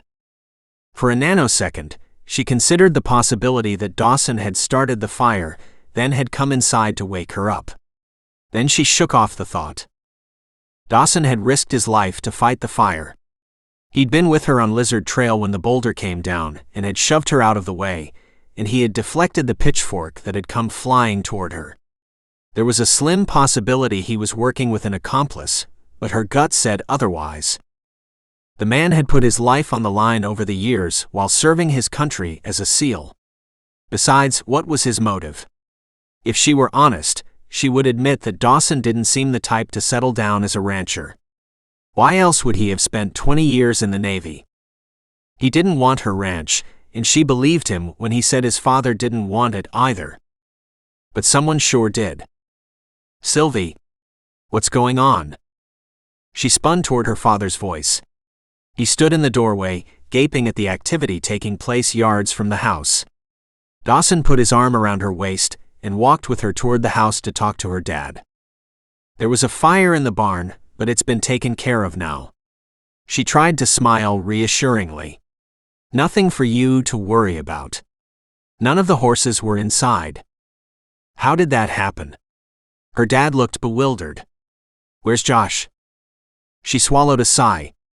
Part of the reason the ranch hands didn't respect her authority might be because her father leaned on Josh rather than on her in times of crisis. He claimed to be retired, but then went to Josh with any problems rather than coming to her. I told him to take care of separating the horses. He claims he was asleep when the fire started. You don't believe him, her father asked. I didn't say that. She glanced at Dawson, trying to silently warn him not to spill the beans on the threats against her. He frowned but gave a small nod of agreement. Dawson noticed the fire first, then alerted me. Thankfully, we were able to douse the flames before they got out of control. Kilo was the one who warned me about the fire, Dawson said. He growled the minute he smelled smoke. I didn't realize Sylvie had gone inside the barn to use the hose inside the building. If I had known, I'd have switched places with her. God was watching over you both, her dad said. She nodded, then dropped to her knees to hug the lab. Thank you, Kilo. Tell Josh I want to talk to him when he's finished, her father said. A barn fire is unacceptable. She rested her forehead on the top of Kilo's broad head for a moment, before rising to her feet. I've already made that clear, Dad. The important thing now is to keep the livestock safe, and to repair the barn as soon as possible. Sylvie has the situation under control, Connor, Dawson added. She risked her life to go inside the barn to fight the fire. And she'll talk to the ranch hands, especially if there's a chance one of them carelessly started the blaze. Her father's gaze softened. I'm glad you're not hurt, Sylvie. He leaned against the door jamb, then turned away. We'll talk more tomorrow. Sure. She watched as her father slowly retreated. Thanks for the vote of confidence, she said to Dawson. You deserve recognition for what you did tonight. Dawson was frowning at the ranch house. Your father should know you're more than capable of running the ranch. He does. Most of the time. She sighed, then added, I think it's a knee-jerk reaction for him to seek out Josh. They worked together for 20 years. She glanced one more time out at the damaged barn. We'll need to get started on the repairs ASAP. Tomorrow will be a long day. I'll stick around and help, Dawson offered. Only if your dad doesn't need you. She said the words, although deep down she wanted nothing more than for Dawson to stay with her. Not just tomorrow, but until they'd figured out who had targeted her. An alarming realization, in more ways than one. Dawson was torn between helping his dad and staying to protect Sylvie. He followed her inside, knowing that if he had a choice, he'd stay right here. But that wasn't fair to his father or Max. He told himself that Sylvie should be safe while working with the ranch hands on rebuilding the barn. Although the simple truth was that Sylvie wouldn't be safe. Not until they caught the guy responsible. He considered calling his teammates for help, but then decided against it. Dallas was the only one who knew anything about ranching, and last he'd heard, the guy was dealing with his own family issues. Nico was still searching for Ava, and the other guys had all found women to spend their lives with. There was no doubt one of them would come running if he called, but what could they do? He didn't think they knew how to ride, except maybe for Dallas, and that was a large part of working the ranch. It would be difficult to keep up with Sylvie without being able to ride a horse. No, he'd feel better if he was the one keeping her safe. Even if that meant finding help for his dad. His clothes reeked of smoke. Before he could find a way to ask Sylvie for spare clothes, she showed up in his doorway holding several pairs of jeans, shirts, socks, and boxers. These are from my dad and Sean, hopefully you'll find something useful. Thanks, I appreciate that. He gladly took the clothing. She went into another coughing fit that made him frown. Are you sure you're okay? She waved a hand. Fine. It will take time for my lungs to recover. She tried to smile. Good thing I never took up smoking. That should help, right? Right. His gaze dropped to her very kissable mouth. Ah, thanks again. Good night. Good night. She turned away. Come, Kilo. He stepped back and pointed to the spot on the floor next to the bed. Lie down. Kilo stretched out and rested his head between his paws. Changing out of his smoky clothes helped, but the stench lingered annoyingly in his nostrils. Dawson managed to get a few hours of sleep before Kilo nudged him. He pushed himself upright with a groan. In the cold light of day, his abdominal muscles and the rest of his body ached, as if he'd run a marathon rather than fight a fire. Man, he was getting too old for this. Ignoring the pain, he got up, dressed in the borrowed clothes, and opened his bedroom door. No surprise to see Sylvie's door was open, and there were noises coming from the kitchen. The woman had more stamina than the Energizer Bunny. Admirable and annoying at the same time. Good morning, he said, his voice still raspy from the smoke. I need to take Kilo out. That's fine, coffee will be ready by then. Her voice was worse than his, and he wished she'd consider getting checked out at the local clinic. Unfortunately, the town was a good 20 minutes away, and he doubted she'd agree. The only bright side was that Chief Deputy Rick Holmes was due to come out this morning to talk about the threats Sylvie had reported. At least the deputy would be able to see the damage for himself. Would the sheriff's department agree to post a deputy on the ranch for a couple of days? It couldn't hurt to ask. When he returned to the kitchen, the scent of coffee intermixed with the lingering odor of smoke. He wondered how long it would take to get that smell off him. Why anyone smoked cigarettes was a mystery. He could barely stand the smell. "Why don't you let me make breakfast?" He took a few minutes to give Kilo fresh food and water. "I can whip up some eggs for us." She raised a brow. First offering to clean up, and now offering to cook. "I'm impressed." "It's not a big deal, I have to cook for myself all the time." He gently nudged her out of the way. "Sit down and rest a bit. When do you think Deputy Holmes will show up?" "I have no idea." She did as he asked, cradling her coffee between her hands. "He'll have to take the threats seriously now." "He better." Dawson quickly broke eggs into a bowl and whipped them together. He poked his head in the fridge, found plenty of fixings for omelets, and helped himself. "I'll make some for your dad too." "I'm not an invalid." Connor's voice was terse as he came into the kitchen. The older man moved gingerly toward the table, then slowly lowered himself into a chair. "What's this about the sheriff's department?" "I thought we should report the fire," Sylvie said quickly. "Just to be on the safe side." "I'm sure it was a careless accident." Her father scowled. "No need to drag the deputies into our personal business." "I hope you like omelets," Dawson interrupted, sensing an argument. "When do you expect Rhonda Joseph to be back?" "She should be here by Monday," Connor replied. "I'm sure Sylvie and I can manage another 4 days." "Absolutely," Sylvie agreed. "Although I'll need to come up with something for dinner. The chili will only last another day or 2 at the most." Dawson wanted to ask why Connor didn't make dinner, but kept his thoughts to himself. Maybe the older man hadn't bothered to learn how to cook. He vaguely remembered his dad mentioning how Sylvie's mother had passed away after suffering a brain aneurysm about 15 years ago. Living in remote locations could be detrimental to getting access to medical care. He'd heard her mother was gone by the time they'd gotten the chopper fired up for transport. Still, he was irked that Connor expected Sylvie to run the ranch and to cook. "There's plenty of meat in the freezer," Connor said. "A pot roast would be nice." Dawson ground his teeth together, but Sylvie just said, "Good idea, Dad." The omelets didn't take long. He plated the first 2 for Sylvie and Connor, then took the last one for himself. He joined them at the table. "I'd like to say grace." Connor nodded and took Sylvie's hand as he bowed his head. Dawson had to give him credit for that, and he tried to let go of his resentment on Sylvie's behalf. "Dear Lord, we thank you for this food we are about to eat. We ask that you continue to guide us on your chosen path. Amen." "Amen," Connor echoed. "Amen," Sylvie added.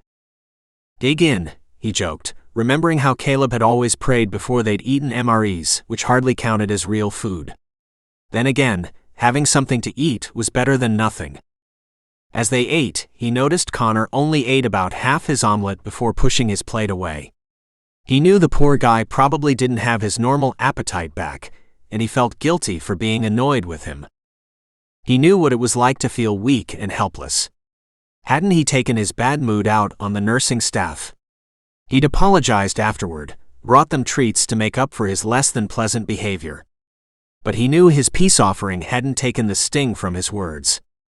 More reason to give Connor the benefit of the doubt. "Thanks for breakfast, Dawson," Sylvie said, breaking the silence. "It's delicious." "Not a problem."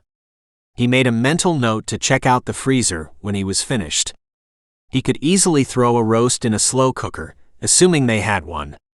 He'd noticed there were potatoes and carrots in the fridge that he could add as well. "Call the deputy and tell him there's no reason to come all the way out here," Connor said. "I'm sure they have better things to do." "Actually, I think Deputy Holmes should come out to see the damage, Dawson said. Sylvie glared at him, but he pushed on undeterred. Maybe the fire was the result of someone being careless, but imagine what would have happened if we hadn't gotten it under control. The fire could have taken over half the mountain, maybe even reaching the neighboring ranches. If you ask me, it would be good to have the ranch hands questioned by the police. Maybe the person responsible will think twice before doing something like that again. Bah, Connor groused. The fire is over and done with. Seems like they should be more concerned with real crime. How do you know this isn't the work of someone who is struck before? Dawson pressed. Maybe one of the ranch hands likes to start fires for fun. We both know the ranch hands often move from ranch to ranch, especially if they stir up trouble. Have you acquired new staff recently? Connor considered this. Sure. You know how things go, some of these guys have itchy feet. They don't all stay in one spot forever. I think we've had 4 new guys start in the past few months, right, Sylvie? Yes. Tim March, Stuart Acorn, Vance Tippins, and Roland Carver. Dawson was impressed with how easily she rattled off the names. See what I mean? Dawson pinned Connor with a serious look. What if one of those guys had caused trouble on another ranch?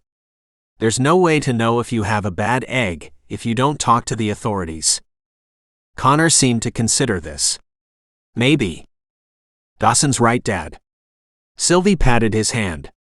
Even if the new guys aren't responsible, I think it's a good idea for Deputy Holmes to put this on record in case something similar happens again. More coffee, anyone? Dawson stood and reached for the pot. No thanks, Connor said. I'm fine. Sylvie nodded and pushed her mug within reach. Thanks. You're welcome. He refilled his and then resumed his seat. He was glad Sylvie had eaten all of her omelet. Dad, maybe you should get some rest. Sylvie's gaze was full of concern. You have another radiation treatment coming up next week, don't you? You need your strength. Yeah. Connor sighed. Only 2 more to go. I'll be glad when they're over for good. I know, Dad. Sylvie finished her omelet and stood. Come on, let's get you settled in front of the TV so you can watch your favorite shows. Daytime TV sucks, her father announced. If it wasn't for those streaming services you arranged for me, I'd be bored out of my mind. I know, Dad. It sounded to Dawson as if Sylvie and her father had this same conversation often. He finished his meal and his coffee. When Sylvie and Connor left the kitchen, he gathered the plates, filled the sink with soapy water, then explored the freezer. By the time Sylvie returned, he had dishes washed and rinsed and the roast thawing in warm water. Hey, the beef roast was a great idea. If you can find a slow cooker, I'll do the rest. It won't take but a few minutes to cut up the potatoes and carrots. I'll take care of it so you don't have to. Dawson, I didn't expect you to take over Rhonda's chores, she protested. That's not your job, it's mine. Since he still thought Connor could have helped, he shook his head and tried to lighten the mood with a grin. Hey, one thing the military teaches is teamwork. I was forced to count on my teammates to survive. Then his smile faded. I wouldn't be here today if not for my buddies looking out for me. Our last mission, suffice it to say, it was the worst extraction we'd ever been through. And Jaden hadn't made it through at all. I can believe it, she said, her tone sober. I'm sure you faced many dangerous situations. A few, but none like what you're experiencing here, Sylvie. He wasn't lying. We fought the enemy, yes, but that was what I'd signed up for. It's very different when the bad guy is someone close to you. Yeah. She looked so lost and forlorn he could barely stand it. He dried his hands on a dish towel and carefully drew her into his arms. Kilo bumped his head against his thigh, but he ignored the dog. We're going to get through this, Sylvie, I promise. After a moment's hesitation, she relaxed into his embrace. I hope so, Dawson. I don't know how much more of this I can take. His heart broke for what she was going through. The very idea that her brother or ex-husband could be responsible for hurting her like this made his blood boil. Sylvie lifted her head from his chest and gazed up at him. This close, he could see the tiny flecks of yellow around her pupils and her green eyes. Then she shocked the daylights out of him when she lifted up onto her tippy toes to kiss him. It didn't take but a nanosecond for the sweetness of her lips to fire into his brain. He cradled her close and kissed her back the way he'd wanted from the moment he'd pulled her to safety. Chapter 5. Dawson's heated kiss was more than Sylvie had bargained for. Yet she couldn't seem to pull away, despite the warning signals flashing bright red in her head. When Dawson deepened their kiss, she felt herself floating off the ground. Whoa, what was she doing? With superhuman willpower, she managed to break off their kiss. Her legs were wobbly, but she did her best to stand on her own 2 feet. She barely noticed Kilo bumping into her with his head as if wanting to share in the embrace. Where were they? What were they doing? She gazed around the kitchen as if she'd never seen it before. That was incredible, Dawson drawled, a grin spreading across his features. We should try it again. Yes. No. She pulled her scattered thoughts together. She'd been married, but Paul hadn't sent her mind spinning the way Dawson did. She cleared her throat. No, we shouldn't. I was just... She couldn't finish because she had no clue what she'd been doing. She never should have kissed him. I'm here if you change your mind, Dawson murmured. I'm grateful for your support, but I have work to do. She forced herself to take several steps back. And I'm sure you have to get back to the Copper Creek, too.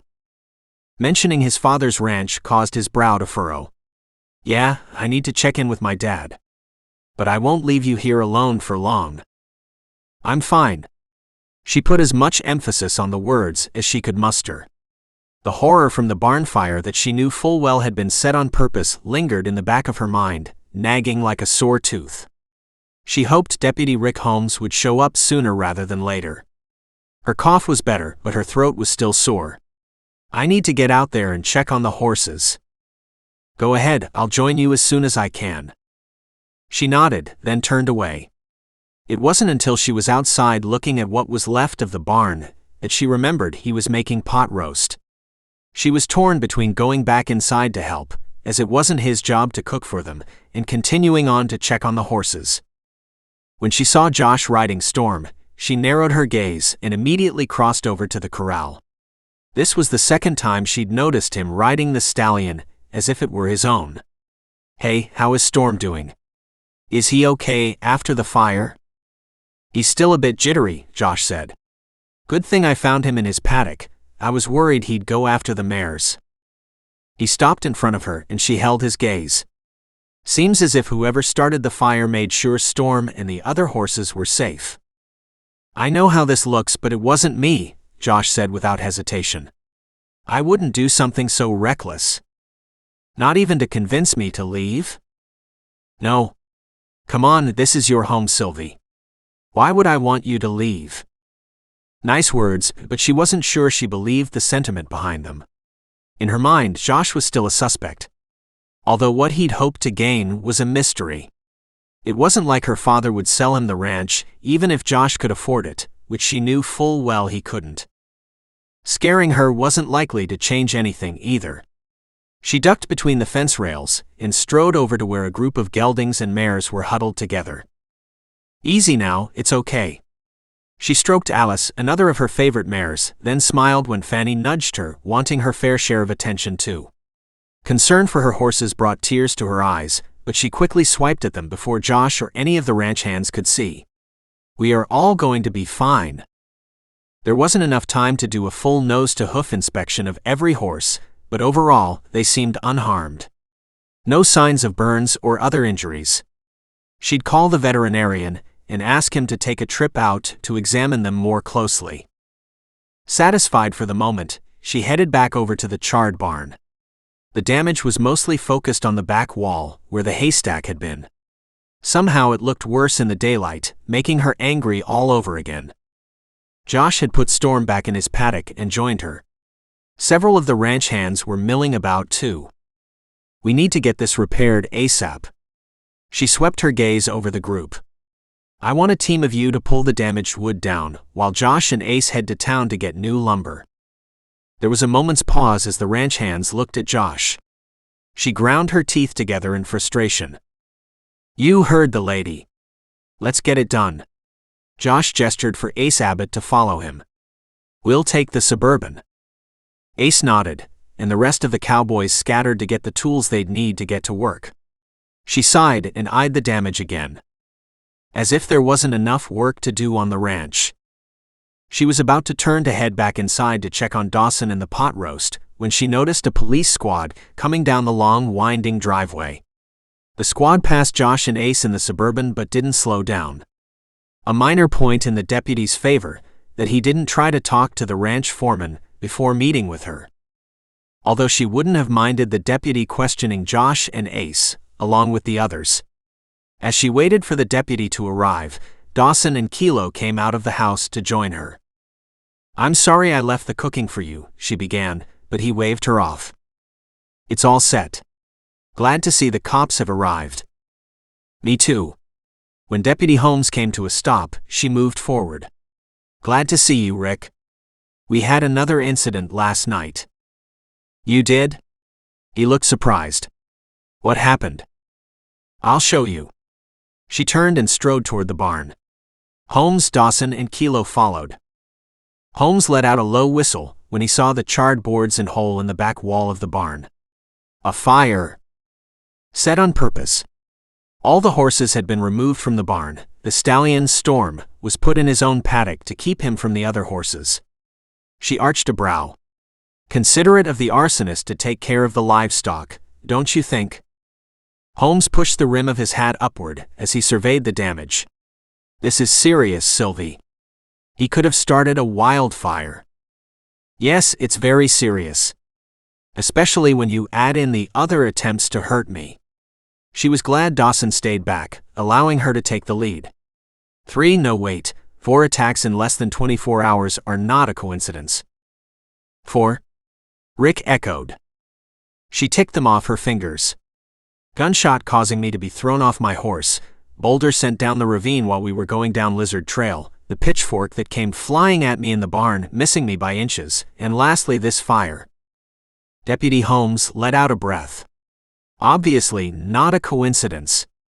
We'll get them all documented, Sylvie. She gestured to the hole in the wall. I believe the source of the fire was here, where it burned the hottest. There were a couple of stacks of hay sitting there, which are nothing but ash now. I see that. Deputy Holmes rubbed the edge of his jaw before swinging around to look at her. You must have an idea of who is behind these incidents. My foreman Josh O'Leary, my ex-husband Paul Griffin, my brother Sean McLane. She shrugged. Possibly Max Wolf, foreman from the Copper Creek Ranch. Dawson moved forward as if to protest, but she narrowed her gaze in warning, so he kept his mouth shut. These were her list of suspects, not his. And she wasn't about to pull any punches. What about you? Deputy Holmes turned to Dawson. I would never hurt Sylvie, but I understand why you would consider me a suspect. However, I pulled Sylvie to safety, was with her when the boulder came crashing down, and was standing beside her when the pitchfork came flying toward us. Kilo here, he gestured to his yellow lab, alerted us to the fire. If he hadn't growled in warning, the blaze may have spread to other buildings and the rest of the ranch. Okay, that leaves 4 suspects, Deputy Holmes said with a nod. I'll need to talk to them and to the others. Any chance we can get a deputy here to keep an eye on things? Dawson asked. Rick shook his head. Sorry, we're not staffed for that. It's fine. Josh and Ace just left to get lumber, Sylvie told him. But I would appreciate you starting with the ranch hands who are here now. Any of them could have been hired to do one or more of these attacks. Will do. Holmes nodded and moved over to the group of guys who lingered nearby. Sylvie wanted to listen to hear what they had to say, but there was too much work to be done. She had to haul hay out to feed the horses, then help work on the barn repairs. She turned away, but Dawson caught her arm. Listen, I told my dad I need to stick around here for a while, so put me to work. What do you want me to do? Are you sure? I feel bad keeping you from helping your dad. He assured me Max has everything under control. Dawson hesitated, then said, "I really don't think the Copper Creek foreman is involved." "Maybe not." She couldn't help but sigh. "But think about it, Dawson. We're looking at anyone who might have a reason to scare me off. It's not a secret that your dad has first dibs on the ranch if my dad decides to sell. Max knows that, as do all the ranch hands. That kind of news gets around mighty quick." "Yeah, but Max doesn't have the money to buy out my dad, much less this ranch. And frankly, neither does Josh. That doesn't mean they aren't looking for a shortcut to owning property of their own. And face it, your dad and mine would likely set up in a will for either of our foremen to inherit the ranch if you and I were both out of the picture. It's not as if either one of us has extended family to take over. Except in your case, the ranch would go to your brother first." "Right." She couldn't argue. Deep in her heart, she knew the two most logical suspects were her ex-husband and her brother. Two men who had once been so close to her, but who were now apparently willing to ruthlessly stab her in the back, or worse. Doing whatever was necessary to get what they wanted. The pain in Sylvie's green gaze gnawed at him. He hated how vulnerable she was here. Impossible to find one man, or even two, hiding somewhere within the 1,500 acres that comprised McLane Mountain Ranch. His plan was to stick to her like glue, but he really needed to get back to the Copper Creek. For one thing, he needed more dog food and other supplies for Kilo. Additional clothes for himself, ones that weren't borrowed and didn't reek like smoke, would be nice too. But a big part of leaving was so that he could check on his dad. "Rick seems to be taking this seriously," Sylvie said, looking over to where the deputy had pulled one of the ranch hands aside to talk to him, out of earshot of the others. "That's a good sign." "It is, yes. I need to head back to the Copper Creek, Sylvie." He rested his hand on her arm. "I'd like you to stick around the group of ranch hands while I'm gone. Don't go off anywhere alone. I'll return as quickly as possible." "I understand, and I'll be fine." Her smile was forced, and he knew she was anything but fine. Maybe he could get back before the deputy finished up. He strode toward the corral where Diamond was waiting. He detoured into the barn to grab his tack, then went out to saddle his horse. "Come, Kilo."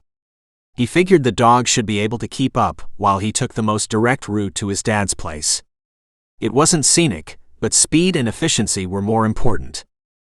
Kilo loved to run and easily kept up. But when the canine grew tired, he slowed Diamond's pace. "You okay, boy?" Kilo looked up at him and wagged his tail. Dawson swept a keen gaze over the area, searching for signs of anything unusual. But he didn't see anything on the trip back to the Copper Creek. He headed straight for the barn, expecting to see Max Wolf, but there was no sign of the foreman. Because he was hiding somewhere on McLane Mountain. He didn't really believe Max to be a serious suspect. After caring for Diamond, he headed up to the house with Kilo at his side. He'd already decided to drive his SUV back to Sylvie's place. She had plenty of horses he could borrow if needed, and he already had most of Kilo's stuff stored in his SUV. "Dad?" Dawson frowned when there was no answer to his call. A niggle of worry ate at him as he checked the living room, then headed to his father's master bedroom. Both were empty. His dad's truck was parked next to his SUV, so he hadn't left the ranch that way. Was his dad riding so soon? He knew the physical therapists had cautioned his dad to take it slow. Dawson hurried outside again, Kilo shadowing him. In the distance, he could see two riders making their way back from the east pasture. It wasn't easy to see their features, but he felt certain the two riders were Max and his dad. He packed his clothes in a large duffel and took it outside to his SUV. Then he stored Kilo's 50-pound bag of dog food next to it. He idly rubbed his abdominal muscles that were still achy after rescuing Sylvie and fighting the fire last night. "Dog? Is that you?" Dawson tried not to grimace as Max used his old SEAL nickname. For some reason, it bugged him that the ranch foreman who hadn't served in the military thought he could call him by the name his SEAL teammates used. Max learned about the nickname when his buddy had called asking for dog. Max wasn't his best friend, but maybe he was letting Sylvie's suspicions mess with his head. "Hey, good to see you both." "Dad, I'm surprised you're riding again. That therapist told you to take it easy, didn't he? Bah, his father waved a hand. Been riding my whole life, not going to give it up now. Dawson sighed and decided there was no point in arguing, especially since there was no sign of discomfort on his dad's face. Landon Steele clearly wasn't going to give up riding unless the pain got to him. Heard there was trouble last night at the Double M, Max said. Many of the locals called McLane Mountain the Double M, although that was not the name of the ranch. He kept his gaze on Max. What did you hear? There was a fire in the barn. Max looked at him with a frown. We could smell the smoke all the way out here. I sent a ranch hand to investigate in case we had a wildfire brewing. The foreman's explanation made sense, so Dawson nodded. Yeah, there was a fire. Thankfully, we were able to douse the flames before they spread. I can't believe someone was so careless as to start a fire, his dad said. When his old man dismounted from his horse, a flicker of discomfort flashed across his features. That could have ended very badly. He eyed the two men for a long moment, debating how much to tell them. Then he realized that the truth would get out soon, once Sylvie's ranch hands were finished being questioned by the deputy. The fire was started on purpose. He watched Max's expression carefully. The arsonist was thoughtful enough to take all the horses out of the barn, putting them in various paddocks, including isolating their stallion. What? Who would do that? His father demanded. Dawson didn't look away from Max. Did you hear anything about that, Max? There was a moment's hesitation before the foreman nodded. Yeah, you know how these cowboys talk. They gossip worse than a church full of old ladies. Maybe, Dawson thought. Or maybe Max knew more because he was involved in some way. That still doesn't make any sense, his father said with a frown. What's the point of scaring Sylvie? What do they hope to gain? Dawson didn't reply, again watching Max. The foreman swung down from his mount. Rumor has it the fire was an attempt to pressure Sylvie into selling the place. What? His father looked horrified by that. That's nuts. Sylvie has been doing a great job running the place while Connor is being treated for cancer. Hey, I'm just repeating what some of the guys are saying. Max turned to face Dawson. What does Connor think? Deputy Holmes is at McLane Mountain now, questioning everyone about the fire. Dawson didn't answer Max's question. I'm wondering if I should have Holmes come here too, to talk to your guys, since they seem to be a wealth of information. A spark of anger darkened Max's gaze. That's not necessary. No one here is responsible for anything that took place at the Double M last night. Dawson wished he could believe him. I'll leave that decision up to the deputy. Then he turned toward his dad. I'm planning to head back over to Sylvie's for a couple of days, if that's okay with you. Sure. I'm fine. Seeing his father riding was somewhat reassuring. Max has everything under control. I'm glad to hear it. Dawson wasn't lying. He truly was glad his dad had Max's help. Thanks, Max. I appreciate everything you're doing here. It's my job. Max's tone was curt, and he scowled as he reached for the reins of his dad's horse. I'll take care of these rides and check in later. Dawson watched him leave, then took his dad's arm to go inside. I hope you didn't overdo the horseback riding. We took a short ride to the east pasture and back. The cattle are looking good, and Max is planning to move half the herd to the south pasture later today. His dad eased himself into a kitchen chair. I'm troubled by the fire. Me too. Which is why I'm heading over there for a few days. He hesitated, then asked, Dad, if I decided not to stay in Montana, would you gift the ranch to Max? His father frowned. I'd rather you take over the ranch, Dawson. I know, but if I didn't want to, what would you do? Max often acts as if he's a co-owner of the place. That's only because he's lived here for the past 25 years. But if you're asking me if I'd sell Max the ranch if you didn't want it, I can't do that. The right of first refusal goes to Connor and Sylvie. If they turned it down, then I'd consider Max. Although I'd like you to agree to the terms. I don't need your money, Dad. I've done fine for myself over the years. My dad took over from his dad after settling here nearly 90 years ago. His father's expression was serious. I'm not going to lie, Dawson. It would hurt me to sell the property to someone else. I was hoping you'd settle down here, maybe raise a family of your own. Sylvie's face, flushed from his kiss, flashed in his mind. I understand, Dad. I'll see how things work out. For now, I need to protect Sylvie. I hope you can understand that. Sure thing. I've always liked that gal.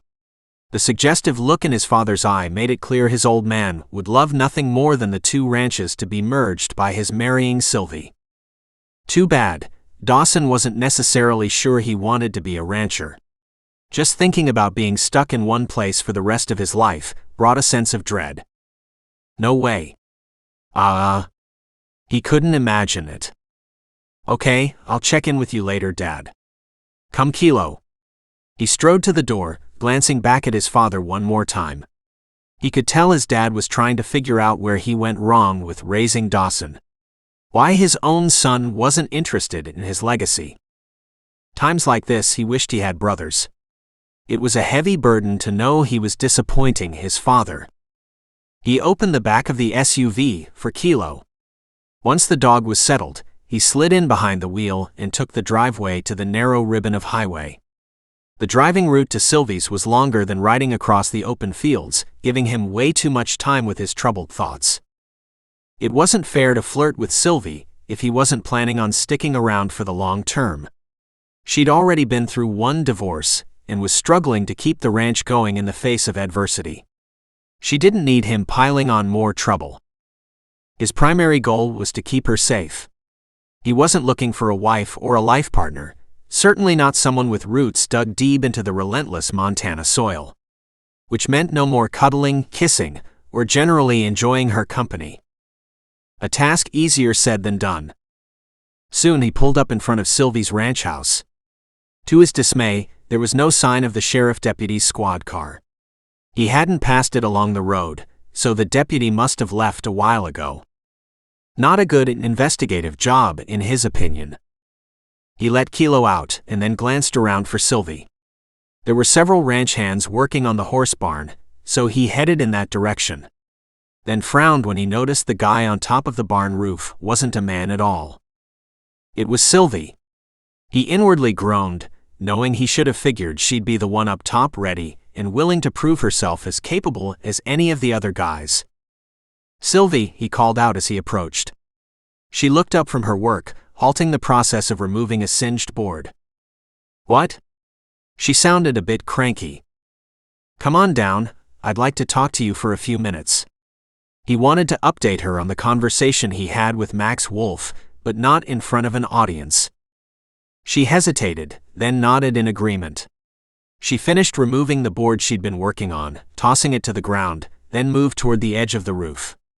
A tall ladder was propped along the side. But before she made it to the edge, the boards beneath her feet creaked loudly. Dawson could tell what was going to happen seconds before she let out a cry as her feet broke through the roof. Dawson darted through the hole along the back of the barn, in time to grab her legs to prevent her from falling the rest of the way. I've got you. He ignored the pull of his injured abdominal muscles as he lowered her to the concrete floor. His earlier lecture to himself vanished in the wake of the near disaster. He pulled her in for a tight hug. Are you okay? I think so. Her voice was muffled against his chest. Then she pushed away to look up at the roof. I don't understand what happened. I'd been up there for 20 minutes without a problem. He followed her gaze, then frowned when he saw a hole in one of the crossbeams where a screw should have been. He stepped back, then found the screw on the floor, along with several others. They'd been loosened, and likely not from the fire. This was yet another act of vandalism. How many more of these attempts would take place before Sylvie suffered a catastrophic injury? Chapter 6. For the second time that day, Sylvie found herself in Dawson's arms. Yet seeing the screws lying on the floor and the hole in the ceiling where she'd been standing robbed her of feeling any enjoyment in their embrace. How many times would she be targeted? Until she was severely injured. dead. "Stay off the roof," Dawson said. "Let the ranch hands take care of it. My barn, my job." The words were automatic, although she could see the wisdom in his suggestion. "Yeah, fine, I'll stay off the roof. For now." "Did you notice anyone hanging around the barn?" "No one in particular." She culled through her scattered thoughts. "Truthfully, I was focused on getting the work done. But most of the ranch hands have been helping. Josh and Ace too." She nodded. "They just got back about 15 minutes ago." Anything was possible, but she thought the time frame was too narrow for the person to have loosened the board to be Josh. Maybe she was wrong about the ranch foreman. What did he gain by her selling the ranch? Nothing. Unless her brother had somehow convinced him to do the dirty work with the promise of getting a chunk of the inheritance. "Okay, I'll take over working on the barn," Dawson said firmly. "No one is going up on the roof now anyway. Why don't you go ahead and take care of the horses?" "I'll call Doc Ernie Dunn. I wanted him to check the herd out anyway." It wasn't easy to step away from the barn repairs, but her knees still felt a little shaky. "Then I'll come back to help." Dawson rolled his eyes, clearly irritated with her stubbornness, but he didn't say anything else. She handed him the claw hammer she'd been using to pry up the damaged boards, took a moment to pat Kilo on the head, then turned to jump through the burned-out hole in the wall. Pulling her phone from her pocket, she called the doc. Ernie Dunn was younger than his name would lead a person to believe. He'd been named after his father, so he was technically Ernie Jr. The large animal vet was very good at his job though, having learned at his father's knee. She trusted his opinion when it came to her livestock. She scowled, noting her fingers were shaking as she gripped the phone. "Sylvie. What's going on?" "Hey Doc, do you have time to check my horses? There was a barn fire last night. They were out in the corral, but I'd still like you to check them over." "A fire?" His voice rose in alarm. "How did that happen?" "Long story." She figured the grapevine would be vibrating with news before the end of the day. "Are you tied up with something else?"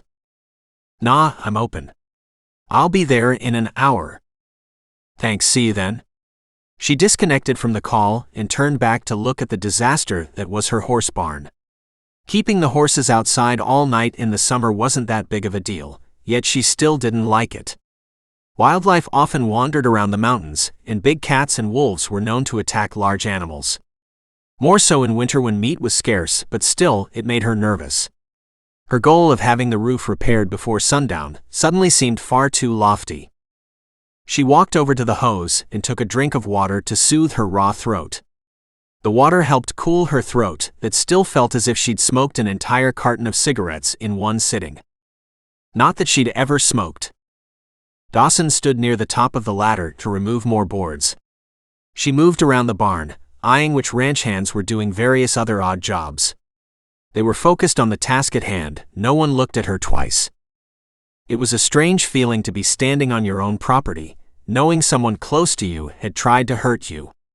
Not just once but over and over again. Drawing in a deep breath, she shook off the despair and headed back over to the damaged wall of the barn. She found another hammer and went to work pulling down charred boards. Keeping busy was the only way she knew how to cope. And maybe, just maybe, they could get enough work done on the barn today that she could use it as a shelter. Her arms were tired and sore by the time Doc Ernie showed up. She gratefully tossed her hammer down and led the vet over to the corral. "I looked them over for obvious signs of burns, but didn't find anything." She glanced at the vet. Yet they were close enough that they likely inhaled some smoke. "Sounds like you did too," Doc Ernie said with a frown. "You should be examined by a people doc. You're probably suffering from smoke inhalation. They often treat that with oxygen." "I'm fine." She wasn't going to waste time driving all the way into town for a sore throat and nagging cough. The horses are more important. Spoken like a true rancher, Doc Ernie teased. Then his expression turned serious. "Go on, Sylvie, this will take me a while." She nodded and left him to it. Her entire body was sore, but she ignored the pain and went back to work on the barn. An hour later, the entire roof and back wall had been removed. "Looks like the other walls are intact and stable," Josh said, swiping his face with a bandana. "You want us to start building the new wall?" "Give me a minute." She gestured for Dawson to follow her inside the barn. Kilo dogged his heels. "What do you think, Dawson? Should we tear these down too?" Dawson frowned and began to examine the walls for himself. She knew how to do rough construction, a necessity on a ranch, but gauging the stability of the structure was a bit beyond her. "I'm no expert, Sylvie, but I don't see any signs of damage." Dawson shrugged. "I'd say trust Josh on this. After all, whoever did this made sure the horses were safe. I doubt he'd put them in danger here." "Okay, thanks." It helped to hear his opinion. She turned and headed back over to where Josh waited. "Yes, let's start the new wall. When that's finished, we'll work on the roof." "Got it." If her foreman was annoyed that she'd chosen to listen to Dawson over him, he didn't show it. "I'd like to give the guys a break for lunch." Of course. Her own stomach was rumbling with hunger too. "We got farther on this than I dared to hope. We might be able to use it tonight." "That's the goal." Josh gave her a nod, then turned away to talk to the ranch hands. She eyed Dawson. "Let's head inside and find something to eat." "Leftover chili and cornbread?" he asked, his blue eyes twinkling with hope. "You're such a goofball." A reluctant smile tugged at the corner of her mouth. "Sure, why not? We're obviously having roast beef for dinner." "Can't wait." Dawson and Kilo followed her to the ranch house. As she opened the door, she glanced over her shoulder in time to catch Josh watching them with a scowl etched on his features. As earlier, Dawson prayed before their meal. She found herself remembering how she'd prayed while fighting the barn fire. Something she hadn't done since her mother died. Seems like Deputy Holmes wasn't here very long. Dawson eyed her over his glass of iced tea. "He couldn't possibly have spoken to all the ranch hands in the time I was gone." "He did his best, but every ranch hand said the same thing. I was sleeping and woke to the fire." She grimaced. "I think he gave up, knowing he wasn't going to get any more information out of them. Maybe I need to have a talk with them." "Why? Because you're a man." She narrowed her gaze. "You're not in charge, Dawson. Just stay out of it." They ate in silence for several minutes. Max Wolf mentioned the fire, claims he sent some ranch hands over to make sure the fire wasn't a danger to the Copper Creek. The news was interesting, but not a total surprise. She managed a wry smile. "I'm sure Josh would have done the same if the situation was reversed. An out-of-control wildfire is a serious threat to all ranchers in the immediate area." "You're probably right. It just seems strange to me, that's all." Dawson ate more of his chili. "You haven't been living the ranch life for the past 20 years, right?" "True." He stared down at his meal for a moment, then met her gaze. "If I was the one being targeted, I'd suspect Max of being the guy responsible. If I decided not to take over running my father's ranch, I'm pretty sure Dad would name Max as his heir." She nodded slowly. "I can imagine that's true, but I've been here my entire life. There's never been any talk of me giving up the ranch. Quite the opposite. My dad clearly wants me and my brother to run it equally, but Sean isn't on board with that plan. I found your brother on social media with a couple of guys." Dawson looked thoughtful for a moment. "Do you know Matt Keegan and or Ned Burns?" "Yeah, they're both rodeo friends of Sean's." The chili sat like a lump in her gut. "Why do you ask?" "You mentioned Sean was staying with a friend, most likely one of those two, right?" Dawson shrugged. "Might be worth checking them out." "No time today, we have to finish the barn." She hesitated, then added, "If you're still willing to help. If not, that's okay. I know you have other things to do. Nothing more important than making sure you're safe." His declaration warmed her heart. Since her divorce, she felt as if she were fighting to run the ranch all by herself. Sure, Josh and the other ranch hands were there to help, but the decisions were hers. The trials, tribulations, all hers. She'd protected her father from any and all problems so that he could focus on his health. Now, for the first time in a long while, she didn't feel completely alone. Dawson was someone she could depend on. A rare gift, yet also a temporary one. Because she knew, deep down, Dawson wasn't staying in Montana for long.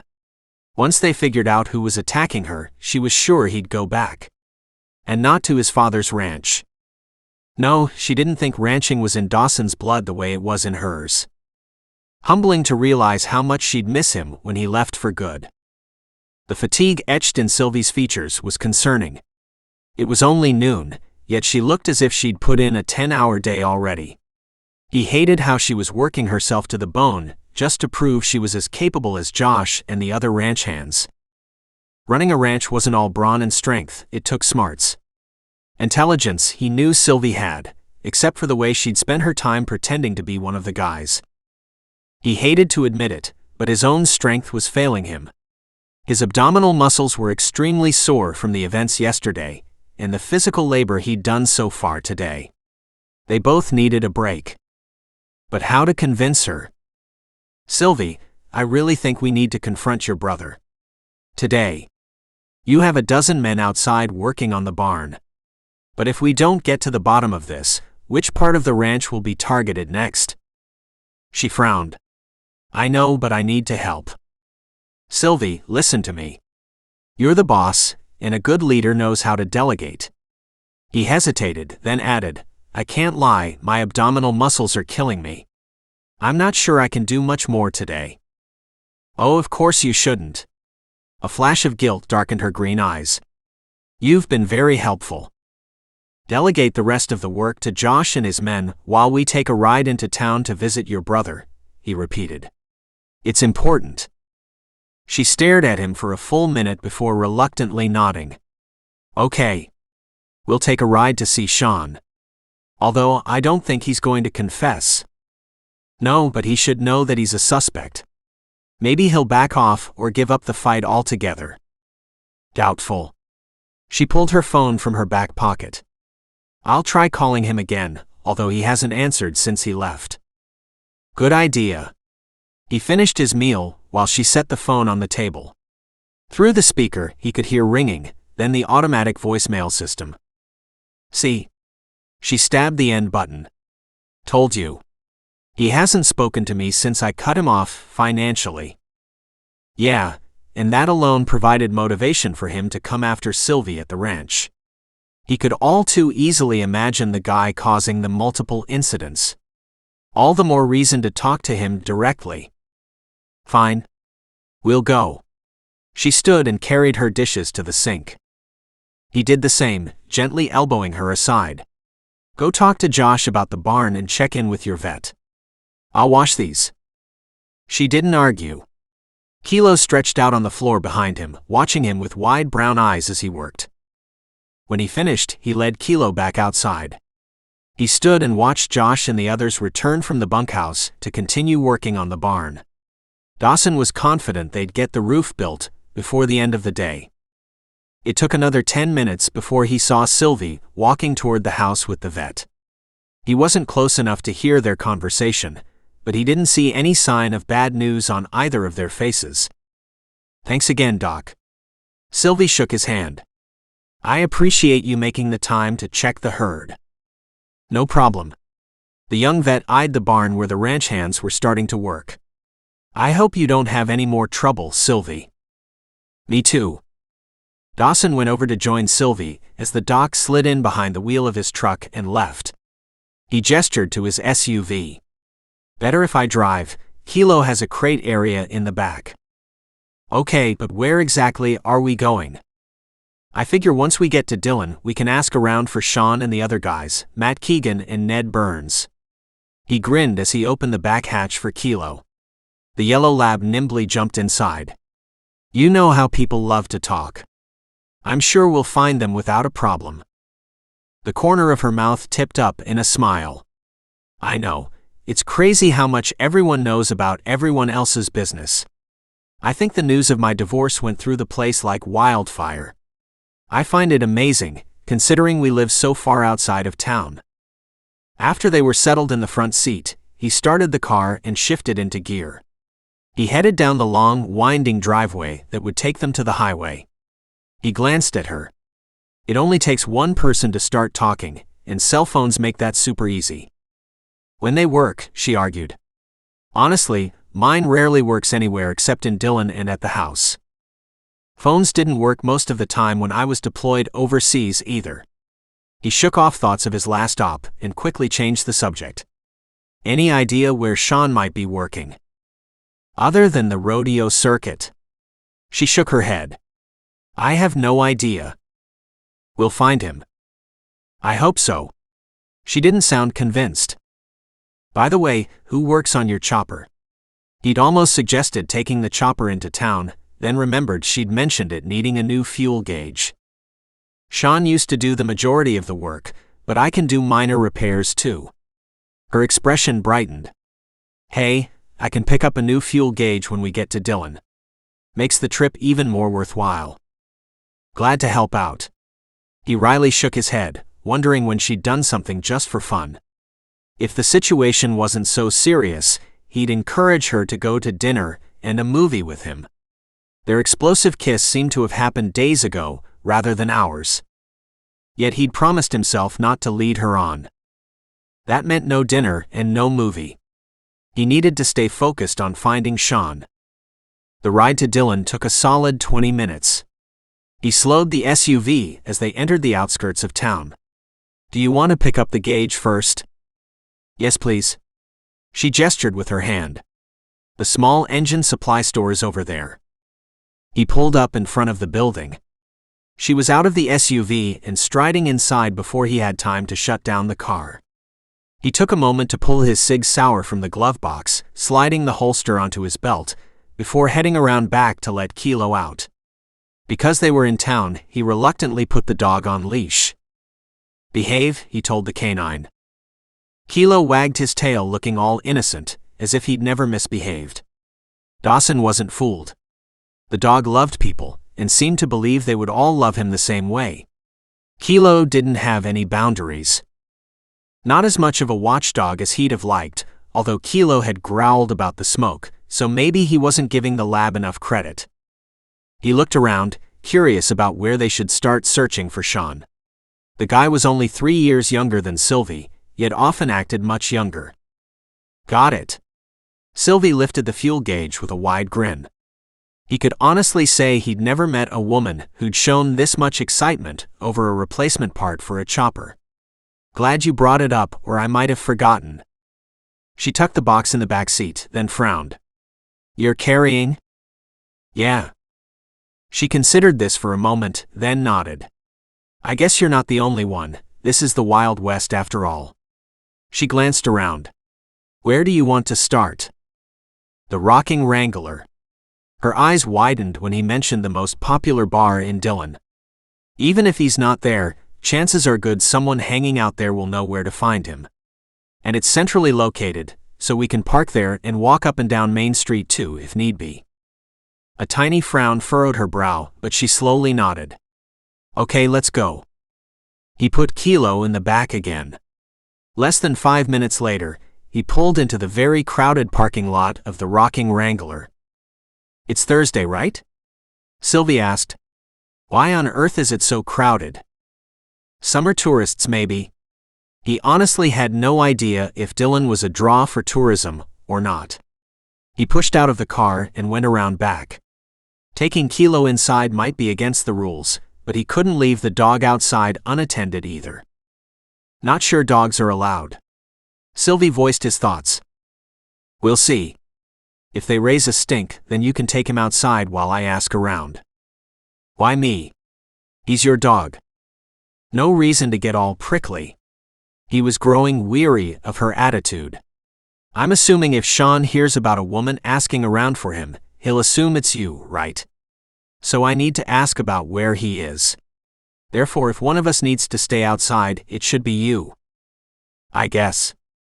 The inside wasn't as packed as he'd expected.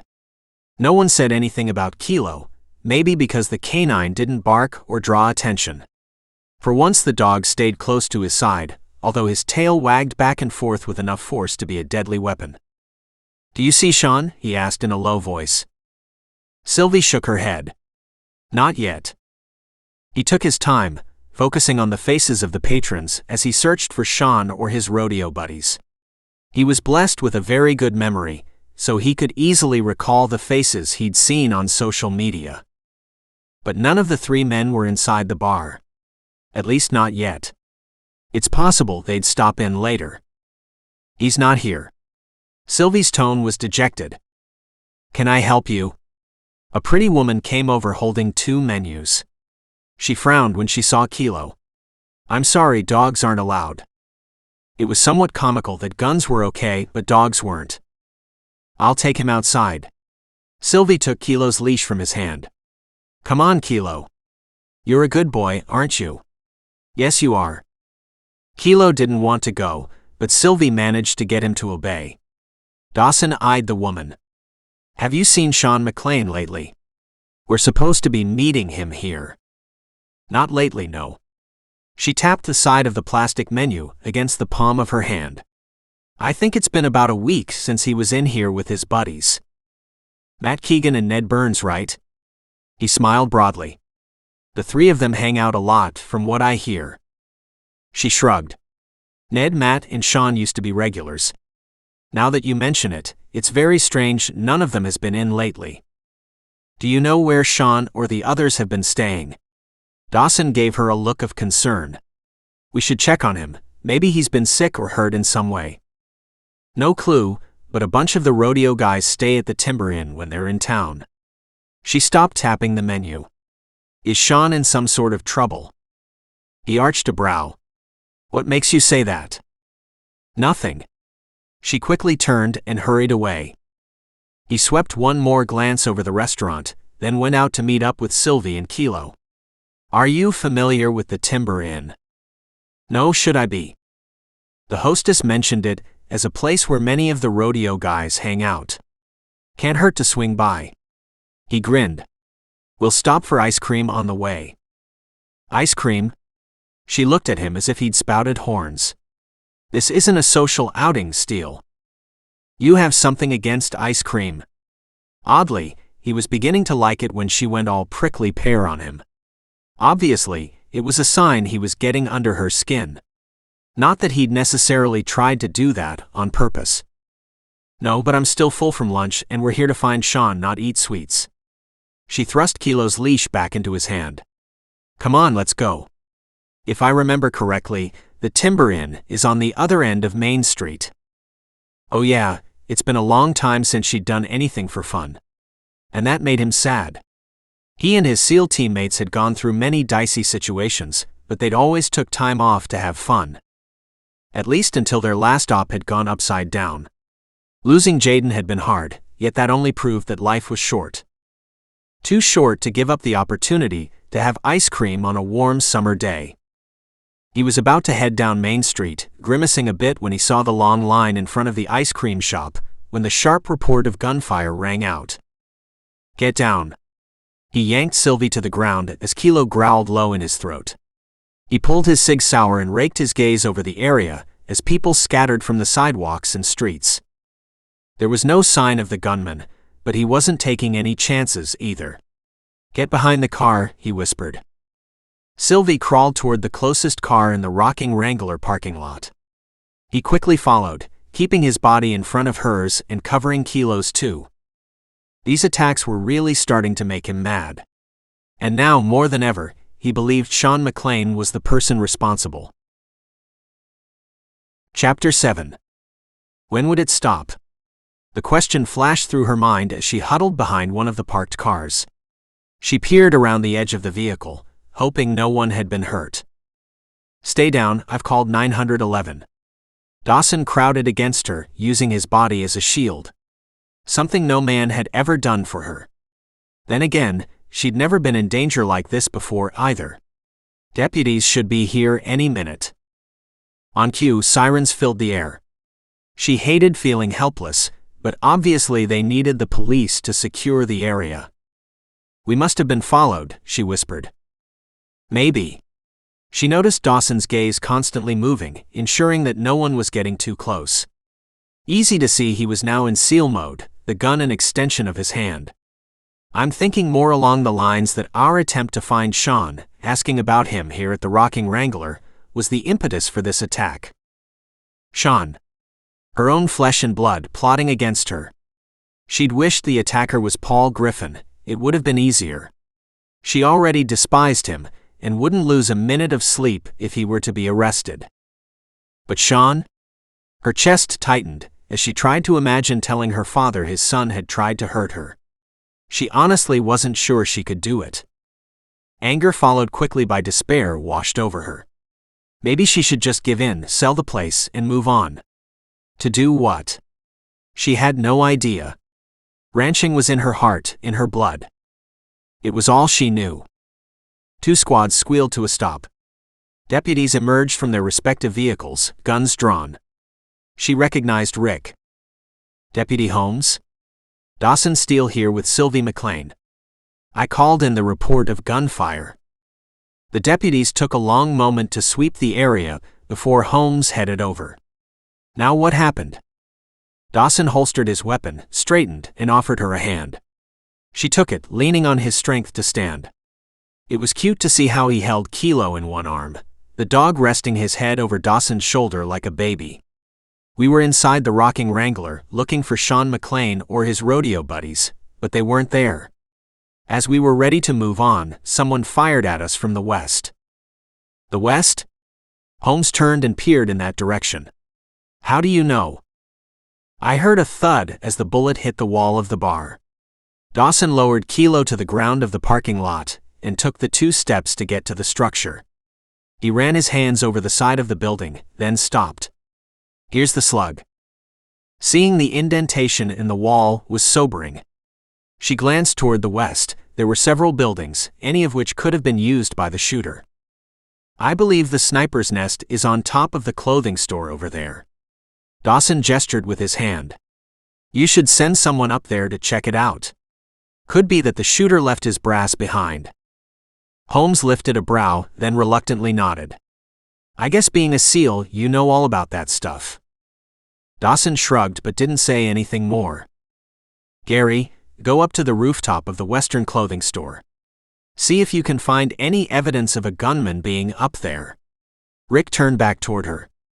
You were looking for your brother. Yes. I haven't seen him in a while. She did her best to sound nonchalant. Wanted to check in to make sure he's doing okay. Or to see if he's the one behind these incidents. Rick asked dryly. I had the same idea. I stopped by the timber inn earlier, but he wasn't there. The news surprised her. Oh, I thought Sean was staying with one of his rodeo buddies, Matt or Ned. Matt Keegan or Ned Burns, Dawson helpfully clarified. Do you know them? Sure, I know them.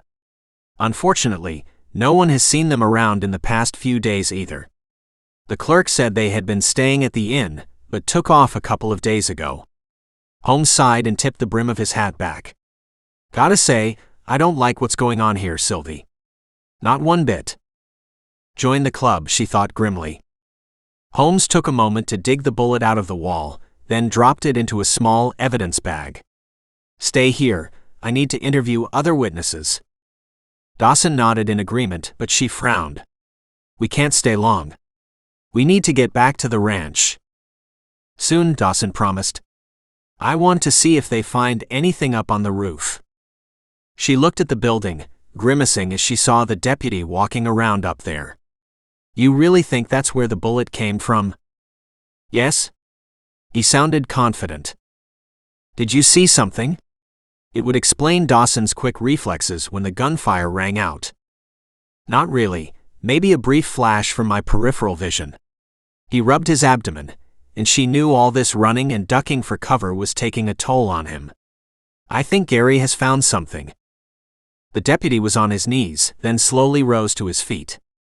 From where they were standing, they could see he reached for the radio on his collar. Holmes was just a few feet away. He'd been talking to an older couple, but turned away when his radio squawked. Boss? Found a shell casing. Anything else? Holmes asked. Nope. Just the casing. Talk to the store owners and managers. Someone must have seen him go up onto the roof. Negative, boss.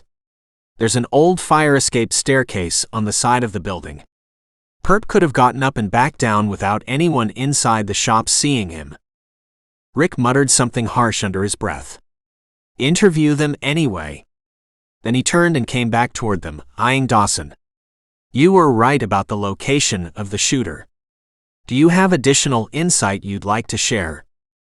It took a moment for her to realize Deputy Holmes was asking for Dawson's help in the investigation.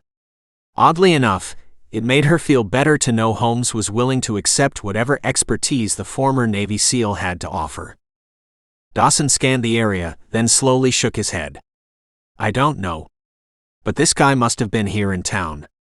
I'm sure no one followed us here from the ranch. That made her frown. How can you be so sure? Dawson turned toward her. I kept a keen eye on the rearview mirror. One good thing, the terrain is relatively flat coming into town. Trust me, if someone had been tailing us, I'd have noticed. She believed him. Okay, so your suspect was here in town, saw you, and what, managed to get up on the roof in enough time to fire the shot? A hint of doubt crept into Holmes's tone. Seems like a coincidence. Not if you take into consideration the time we spent inside the rocking Wrangler, Dawson drawled. Someone could have seen us go inside, then went up to the roof to wait for us to come out. His theory, spoken in such a matter-of-fact tone, made her shiver. She didn't want to imagine Sean hunting her like some animal. Yet that's exactly what had taken place here. Because Dawson was right. If they hadn't been followed, Sean or one of his buddies must have seen them go inside the bar. Plenty of time then, for one of them to get set up on the rooftop. Had the bullet been intended for her? Or had the gunman purposely missed? Either way, the shooter was lucky he hadn't hit an innocent bystander. Do you need anything else? Dawson asked. I'd like to get Sylvie home. I thought we were going to check the timber in. No sense in doing that, even if Sean or his buddies were there, they're long gone now. Dawson again spoke with confidence. Besides, Holmes checked earlier, remember? She let out a heavy sigh. Okay, fine. It's better for us to head back to the ranch anyway. I'd like a police escort. Dawson pinned Holmes with a steely look. Too much wide open space for someone to take another shot at us along the way. The chief deputy hesitated, then nodded. Sure thing. He turned away and asked for additional help to respond to the scene. When Gary gets back, we'll hit the road. Easy, boy, Dawson murmured to Kilo. No surprise the dog stayed close to his owner's side. He didn't bark or growl. She knelt on the ground beside Kilo, stroking his fur. Makes me wish I had a dog. What happened to Sparky? Surprised he'd remembered the black and white border collie they'd had when she was growing up, she offered a lopsided smile. We had to put him down 8 years ago, cancer. 8 years is a long time, why didn't you get another dog? She shook her head. I don't know. We talked about it, but never found the time to find one. She gave Kilo one last pat and stood. You really think Sean or his buddies are staked out somewhere along the highway waiting for us? SEALs are always prepared for the worst-case scenario. He draped a casual arm around her shoulders. Let's go. Holmes finished updating Gary, then walked them over to the SUV. Dawson put Kilo in the back, taking a moment to open a bottle of water to fill a small bowl. Kilo downed the water in 10 seconds flat. Neither of them said much as they took the highway back to McLane Mountain, following Holmes, who led the way. She felt exhausted, more so than usual. The attacks kept her on edge, and she couldn't deny the lingering fear that another one was right around the corner. When they finally reached the ranch, she pushed out of the passenger side door, then opened the back to grab the fuel gauge. Dawson let Kilo out, then spoke to the deputy for a few minutes before catching up to her. Where are you going? To fix the chopper. She glanced at him. I'm thinking we may need to do a flyover of the property, see if we can spot a possible campsite. Whoever is doing these things may be living on the mountain. Do you need help? I learned a bit about choppers when I got my pilot's license. No. I'd rather be alone. She couldn't explain the need to get away. To leave everything behind. Since leaving the ranch wasn't an option, she'd seek temporary refuge in the hangar. She turned and walked away. Once the bird was repaired, she'd need to find her brother. Soon. Before the sheriff's deputies did. Before the harm he'd inflicted became insurmountable. Dawson hated seeing Sylvie looking so forlorn. Her insistence on being left alone stung, but he shook it off. Obviously, she was struggling with the knowledge that her brother had taken another shot at her. He silently agreed that Sean was at the top of the suspect list, but one thing he'd learned as a SEAL was to never take things at face value. The shooter hadn't hit them earlier today, the same way he hadn't hit Sylvie the day before on the North Ridge. Maybe he'd missed on purpose, or maybe he was just a bad shot. The latter wasn't likely. Everyone in Montana, girls and boys alike, were taught how to fire a rifle at an early age. Mostly out of necessity, as bear, wolf, and cougar attacks were not uncommon. Most Montana residents would hit what they aimed at. It made him curious about her ex-husband, Paul Griffin. Had the guy grown up in the area? She'd mentioned he worked the ranch for a year before they got married, but that didn't mean he was an expert marksman. He headed back to check on the progress Josh and the ranch hands had made on the barn. He was glad to see they were working hard, putting up the studs to frame the roof. At this rate, they'd have it done before nightfall.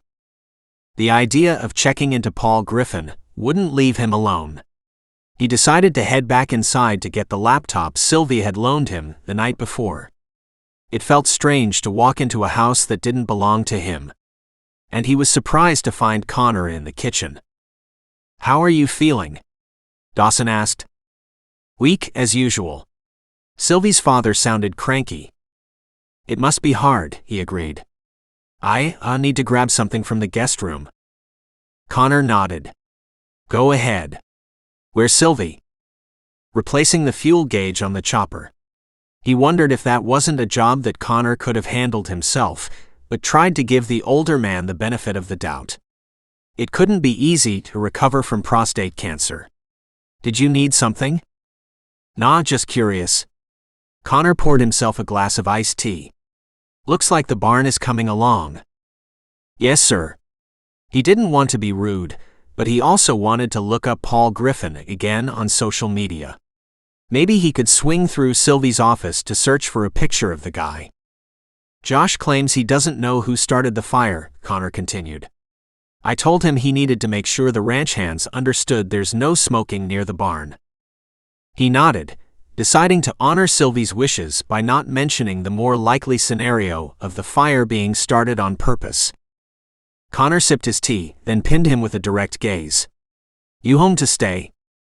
The question caught him off guard. "I don't know the answer to that. I've been in the military for a long time, and we never stayed in one place. Landon wants you to take over the Copper Creek." "I know, we've discussed it." Dawson was a little perturbed that Connor was poking his nose into his business. Then he realized this line of questioning was more about Sylvie. "Your daughter is an amazing woman, but we're just friends." Connor grimaced. "She needs help running the place. I had hoped Paul would do that, but..." He shrugged. "How well did you know Paul?" "About as well as I know any of the ranch hands. He was a hard worker and respectful. But that didn't last." "Do you have any pictures of him?" Connor hiked a brow. "Interested in the competition?" "I told you Sylvie and I are just friends."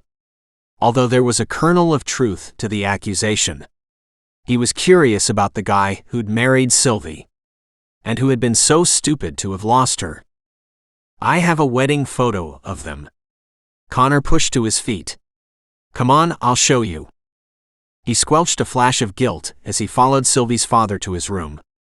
The older man dug around in a drawer, then pulled out the framed photo.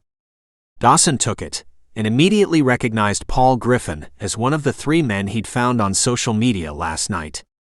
Then he looked at the guy more closely.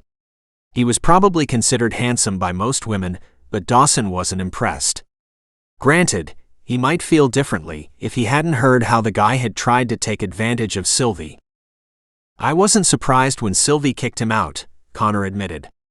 I'd been hoping for grandkids, yet it was clear Paul wasn't interested in running the ranch as much as he wanted to live off the income. The affair he had with one of the female ranch hands, though, was the kicker. Affair? Dawson frowned. Sylvie hadn't mentioned anything about an affair. Yeah, Josh caught him in the act. Connor sighed. I'm glad she tossed him out. My girl deserves the best. Yes, she does. Dawson handed the picture back. Thanks for sharing, but I need to get back to work. Sure thing. Connor waved him off. Don't mind me. He hesitated, torn between keeping the older man company and finding Paul Griffin. He turned and went to the guest room. After tucking the laptop under his arm, he used his phone to call his father. Connor McLane could use a visit when you have time. Tell him I'll stop by tomorrow, his dad said. We're busy today moving cattle. Another flash of guilt hit hard. Here he was about to research Sylvie's ex when he should be helping his own father. Do you need my assistance? Been handling the ranch alone for over 20 years, haven't I? There was an edge to his father's tone. You have, yes. I know Max has been shouldering a lot of the work. Look, I need to go, I'll check in with you later, okay? Okay. Huh. Yeah, Max, I'm ready, his father said before disconnecting from the line. He stared at his phone for a minute, realizing Max deserved the Copper Creek far more than he did. And it wasn't as if he needed the money. Not that being a SEAL paid a lot, but he hadn't had much time to spend what he'd earned either. And since he'd retired, the checks kept being deposited every month. He set up the computer on the kitchen table and quickly found Sylvie's ex. Several posts indicated he was glad to be in Boulder. It made Dawson feel as if that's where the guy was originally from. And none of the posts proved he was actually in Boulder.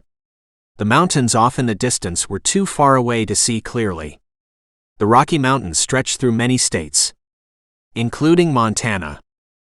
The battery was running low, so he shut it down and returned the device to the docking station in Sylvie's office. A quick glance confirmed there were no photographs of her and Paul. Understandable, especially after hearing about the affair. He walked back outside and saw Sylvie coming toward him.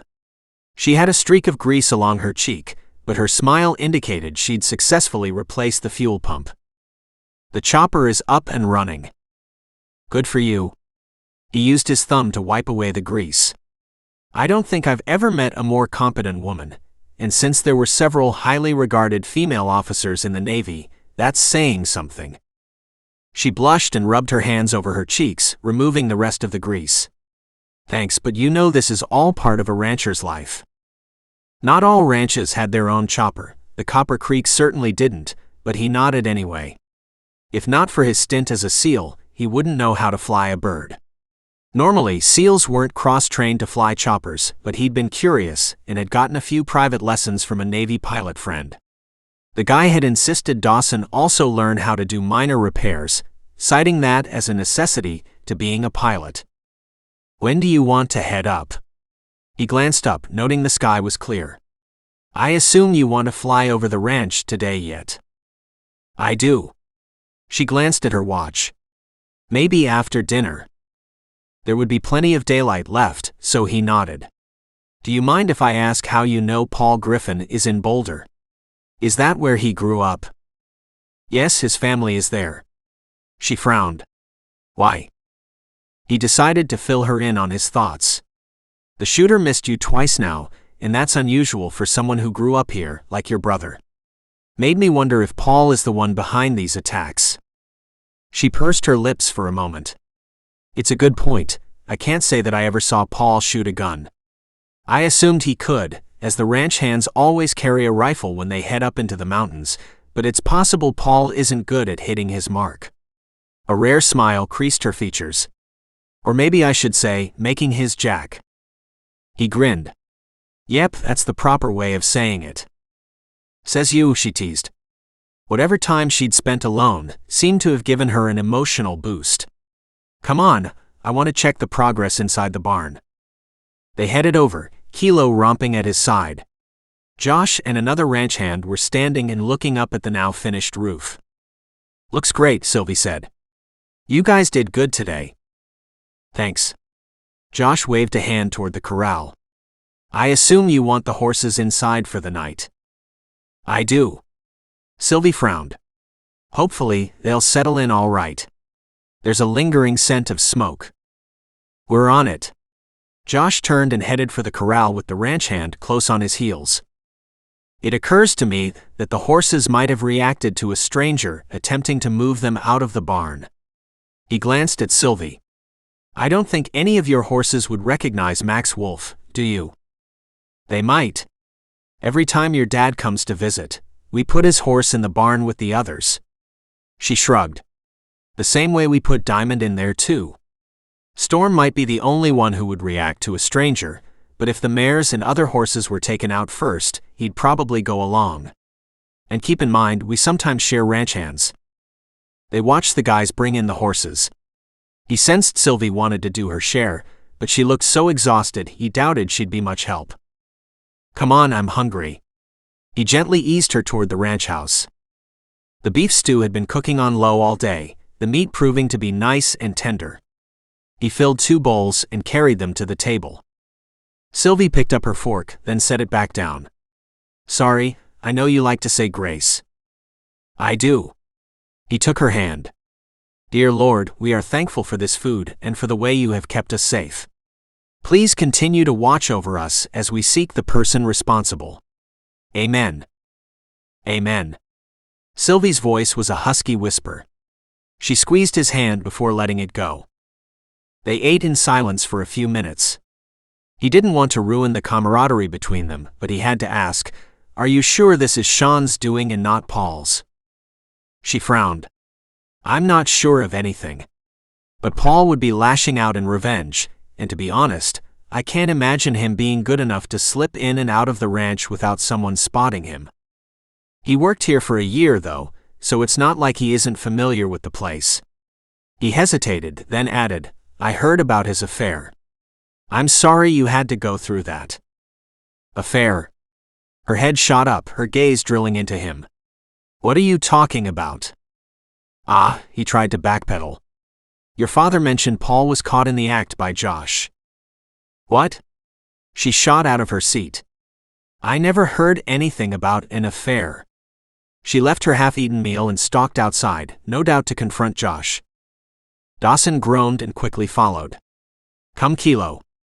I have a feeling this isn't going to be pretty." Yet as he hurried after Sylvie, he tried to understand why on earth Josh or her father would keep something as blatant as an affair a secret. Chapter 8. Why was she the last one to know Paul had an affair? So typical of the men on this ranch to keep stuff from her. Well, enough was enough. Granted, Paul's actions didn't much matter anymore, but that wasn't really the point. Sylvie found Josh caring for the horses in the barn. "What is this I hear about Paul having an affair?" The flash of guilt in Josh's eyes told her all she needed to know. It was true. Yet no one had bothered to tell her. She should have gotten tested at the very least. "I found him with April. You remember her, right?" "Yeah." April had been one of their few female ranch hands.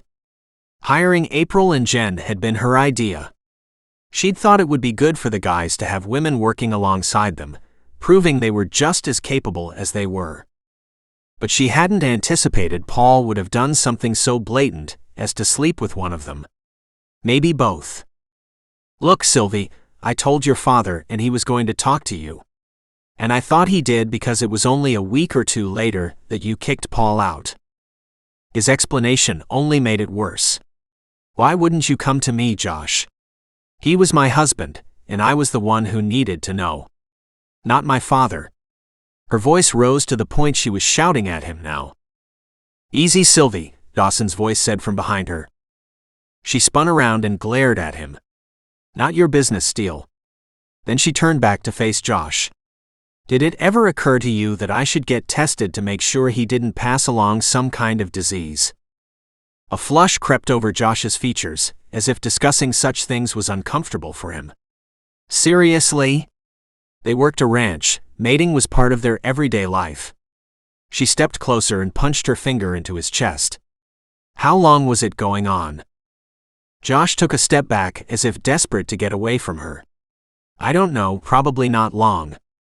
She left a few days later, and I figured that was because he gave her the boot. She had to fight the urge to stab him in the chest again. Get out. I'll finish with the horses. Pretty much finished up. Josh was almost babbling now. I'm sorry, Sylvie. I really thought your father told you. I should have heard it from you. She forced the words through clenched teeth. Go on, Josh, I'll help her finish up here, Dawson said. I don't need your help.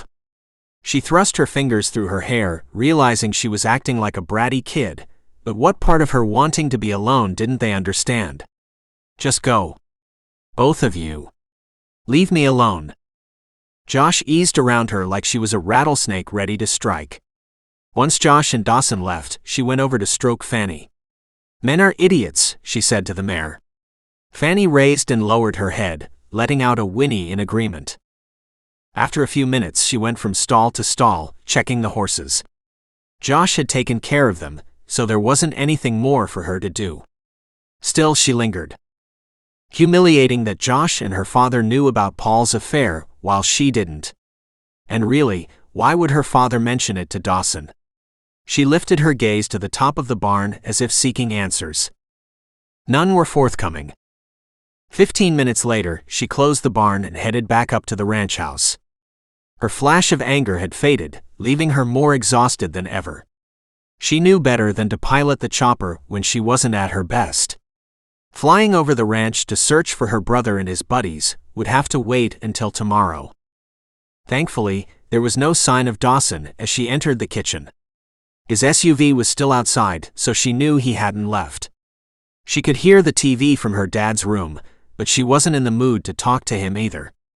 It made her cheeks burn that he knew about Paul's blatant disregard for their wedding vows, yet hadn't mentioned it. Shaking her head, she decided she needed to get some sleep. Despite the lingering daylight outside thanks to the summer solstice, she went to her room. A hot shower eased her aches and soothed her temper. After drying her hair, she went to bed. She slept like a rock, waking up feeling refreshed as the early morning sunlight filtered through her window. The dawn of a new day gave her hope they'd get to the bottom of whoever was behind these relentless attacks. If Sean was the one responsible, she'd find him at one of his favorite camping spots. It shouldn't take long to pin him down. She quickly dressed and headed to the kitchen. Dawson was at the stove cooking breakfast. The way he pitched in to help was sweet, and she felt bad about how she'd lashed out at him in anger the night before. Something smells great. Good morning. He smiled and gestured to the coffee pot. Help yourself. Food will be ready shortly. You know cooking for me isn't your job. She poured a large mug of coffee. But thank you. Hey, I like to eat too. He tossed a bit of bacon to Kilo, who caught it mid-air. The dog inhaled the morsel, then licked his chops as if anticipating more. We'll do the early morning chores first, then take up the chopper. Works for me. Dawson had 2 fry pans going. Since it seemed he had it under control, she leaned against the counter and watched him. There was something sexy about a man who cooked for his woman. Whoa, where'd that thought come from? She wasn't Dawson's woman. Sure, he kissed like no one's business, but that didn't mean she had any intention of becoming involved with him. She knew he wasn't sticking around Dillon, Montana. And she wasn't leaving. At least, not voluntarily. In a pine box? Maybe. Sylvie told herself to enjoy the camaraderie while it lasted. One thing was for sure, Dawson wasn't going anywhere until they'd caught the assailant. Likely, her brother. Ready? Dawson asked. She realized he was holding 2 plates brimming with food. Oh yeah. She crossed to the table, taking the seat next to him. She knew his prayer routine by now and waited for him to start. May I take your hand? His formal request made her blush. You never asked before, she reminded him, placing her hand in his. You were pretty steamed last night. I didn't want to risk getting slapped. I didn't slap anyone. She narrowed her gaze in warning. But keep it up and you will risk getting punched. Dawson's grin only widened, then he gently squeezed her hand and bowed his head. Dear Lord, we thank you for this wonderful food we are about to eat. We also thank you for keeping us safe in your care, and ask for your continued guidance as we seek those who wish us harm. Amen. Amen. She tugged her hand from his. I have a good feeling about today. I'm sure we'll find Sean's camping spot. You're sure your brother is involved? Dawson munched a slice of bacon. Kilo stretched out on the floor between them, but when Dawson frowned at the dog, he laid his head between his paws. She shrugged. I'm not sure about anything, but it seems the more likely scenario. I have to agree, although I'm keeping your idiot ex on my list too. They ate in silence for a few minutes. The food was delicious. She felt better prepared to face the day by the time they'd finished. Give me a few minutes to do the dishes, Dawson said as he carried his plate to the sink. I'll do it, she protested. You take care of Kilo. He hesitated, then nodded. Okay. Come Kilo. The yellow lab jumped up, tail wagging as he followed Dawson outside. The kitchen seemed unusually empty after they left, but she told herself to get over it. She was just finishing when her dad came in with his empty plate. Where's Dawson? Outside with Kilo. She should have realized Dawson had made breakfast for her dad too. She took the plate from his hands and quickly washed it. We'll probably take the chopper up later this morning. Her father nodded. Okay. She glanced at him, a bit concerned that he hadn't asked more questions. It was as if he'd given up all interest in running the ranch. It made her wonder if her father secretly wanted to sell the ranch too. The way Sean did. Was she the odd man out? Was she holding on to something the other two didn't want? She shook off the depressing thoughts. Have you spoken to Landon Steele? Not yet. I'll call him later, after the early morning chores are finished. Her father filled a coffee cup, then sat at the table. He eyed her over the rim of his mug. Nice of Dawson to make breakfast. Yes, it was. She inwardly groaned, knowing her father was already thinking she and Dawson were some sort of an item. He's a great guy, but I'm not sure he's here in Montana to stay. HRMPH. Her father scowled. He needs to take his place as rightful owner of the Copper Creek. Dawson's plans weren't her concern. Or rather, they shouldn't be her concern. She finished washing and drying the dishes. She was itching to get outside, but took a moment to sit beside her father. Have you spoken to Sean lately? No. Her father shrugged. I'm not worried. I'm sure he'll come back soon enough. Yeah, when I am hurt or lying in a hospital bed, she thought sourly. She drained her cup and stood. I need to get to work. Call Landon, I'm sure he'll make time to stop by for a visit. Yeah. Her father waved her away. As she headed outside, she realized her father hadn't left the house in several days. Granted, the chemo and radiation treatments had taken a toll on his strength, but sitting inside all day wasn't good for him either. She suppressed a sigh. As if she didn't have enough to worry about, now this. She made a mental note to drag her father outside, gently forcing him to take over some of the less taxing chores once they returned from searching for her wayward brother. Dawson met up with her, Kilo trotting happily at his side. She noticed he'd taken to wearing his gun holstered on his lean hip, and found that oddly comforting. Let's get to work. The sooner we get the chopper up, the better. She nodded, and they walked to the barn. Josh was up on one of the geldings, Tucker. He flushed when he saw her but didn't mention anything about the previous night. Sylvie, we're heading out to move the cattle from the south pasture to the east. Good. We'll take care of things here. She glanced at Dawson. After we clean the horses' stalls, we'll gather eggs from the chicken coop. Sounds like fun, he drawled. It wasn't, but his comment made her laugh. And working alongside Dawson made the time go by much faster. Looking back, she should have realized her marriage to Paul wasn't meant to be. He'd never worked alongside her like this. Enough. She wasn't going to waste another second thinking about Paul. Easier to do if she didn't have Dawson standing next to her, whistling cheerfully as he mucked out Fanny's stall. Dawson, who seemed to be everything Paul wasn't, and more. Sylvie seemed to be in a better mood this morning, and he was glad she wasn't the type to hold on to her anger. Ranch chores didn't seem so bad when they were shared, and roughly 90 minutes later they were finished. "I'll leave Kilo with your dad," he said after they'd washed up. "I'm sure your dad won't mind." "He won't. In fact, you need to tell him to take Kilo outside often, like every hour or so. Dad needs to get out more, he's been sitting around inside for too long." "Done." He looked down at Kilo. "Come on, boy." 10 minutes later, they were headed for the chopper. Sylvie stopped just outside the hangar and turned to look up at him. "I'd like you to pilot the bird, Dawson, so I can search the mountainside." "Sounds good to me." He was more than happy to take the stick. "I hope we find something." "Me too." Her tone sounded grim. He pulled the chopper out of the hangar and onto the landing pad. He went around the bird, doing a quick maintenance check, finding the machine in good shape. He had to give Sylvie credit for the way she handled every aspect of the ranch, and hated to admit how much it bugged him that she had to do so much alone.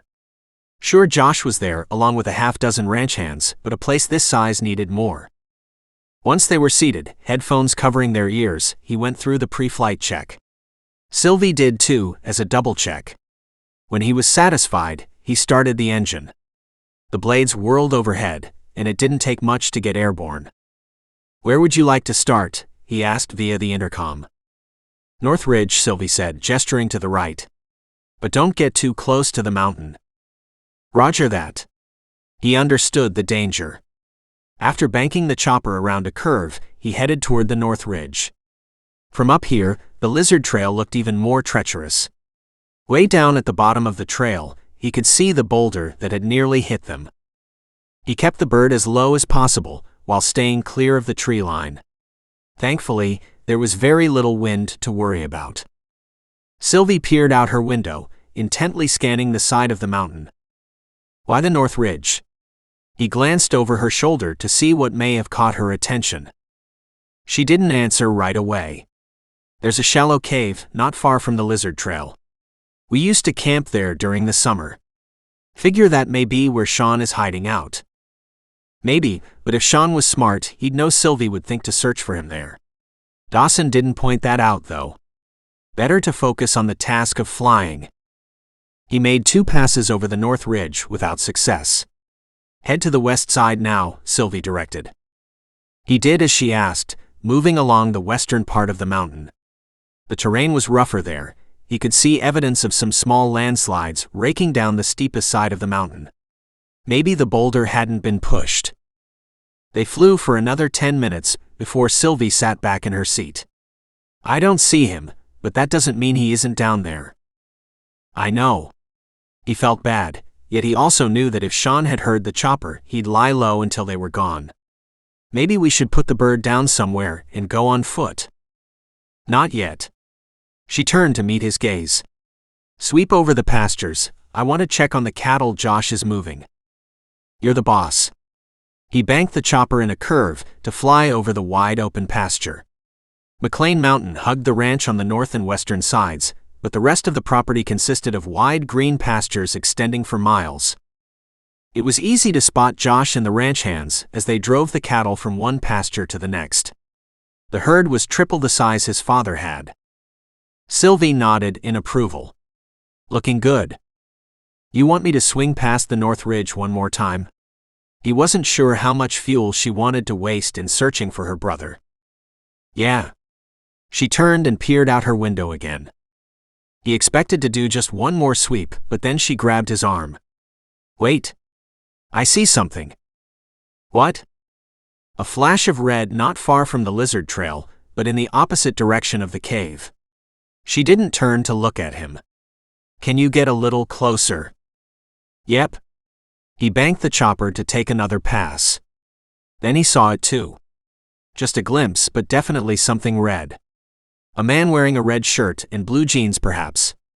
It was hard to tell for sure because the color disappeared from sight. Wouldn't Sean know better than to wear red in the middle of the woods in June? Or had Sylvie's younger brother just assumed she wouldn't suspect him as the person responsible for the attacks? "We need to put the bird down," Sylvie said. "I want to search the area on foot." "We won't be able to get too close," he warned. "I know. Just put it down at the edge of the pasture." He nodded and looked for the flattest section of the terrain without getting too close to the edge of the mountain. He slowly lowered the helicopter to the location he'd chosen, setting it down with a mild thump. "Nice work." Sylvie ripped the headphones off as he shut down the engine.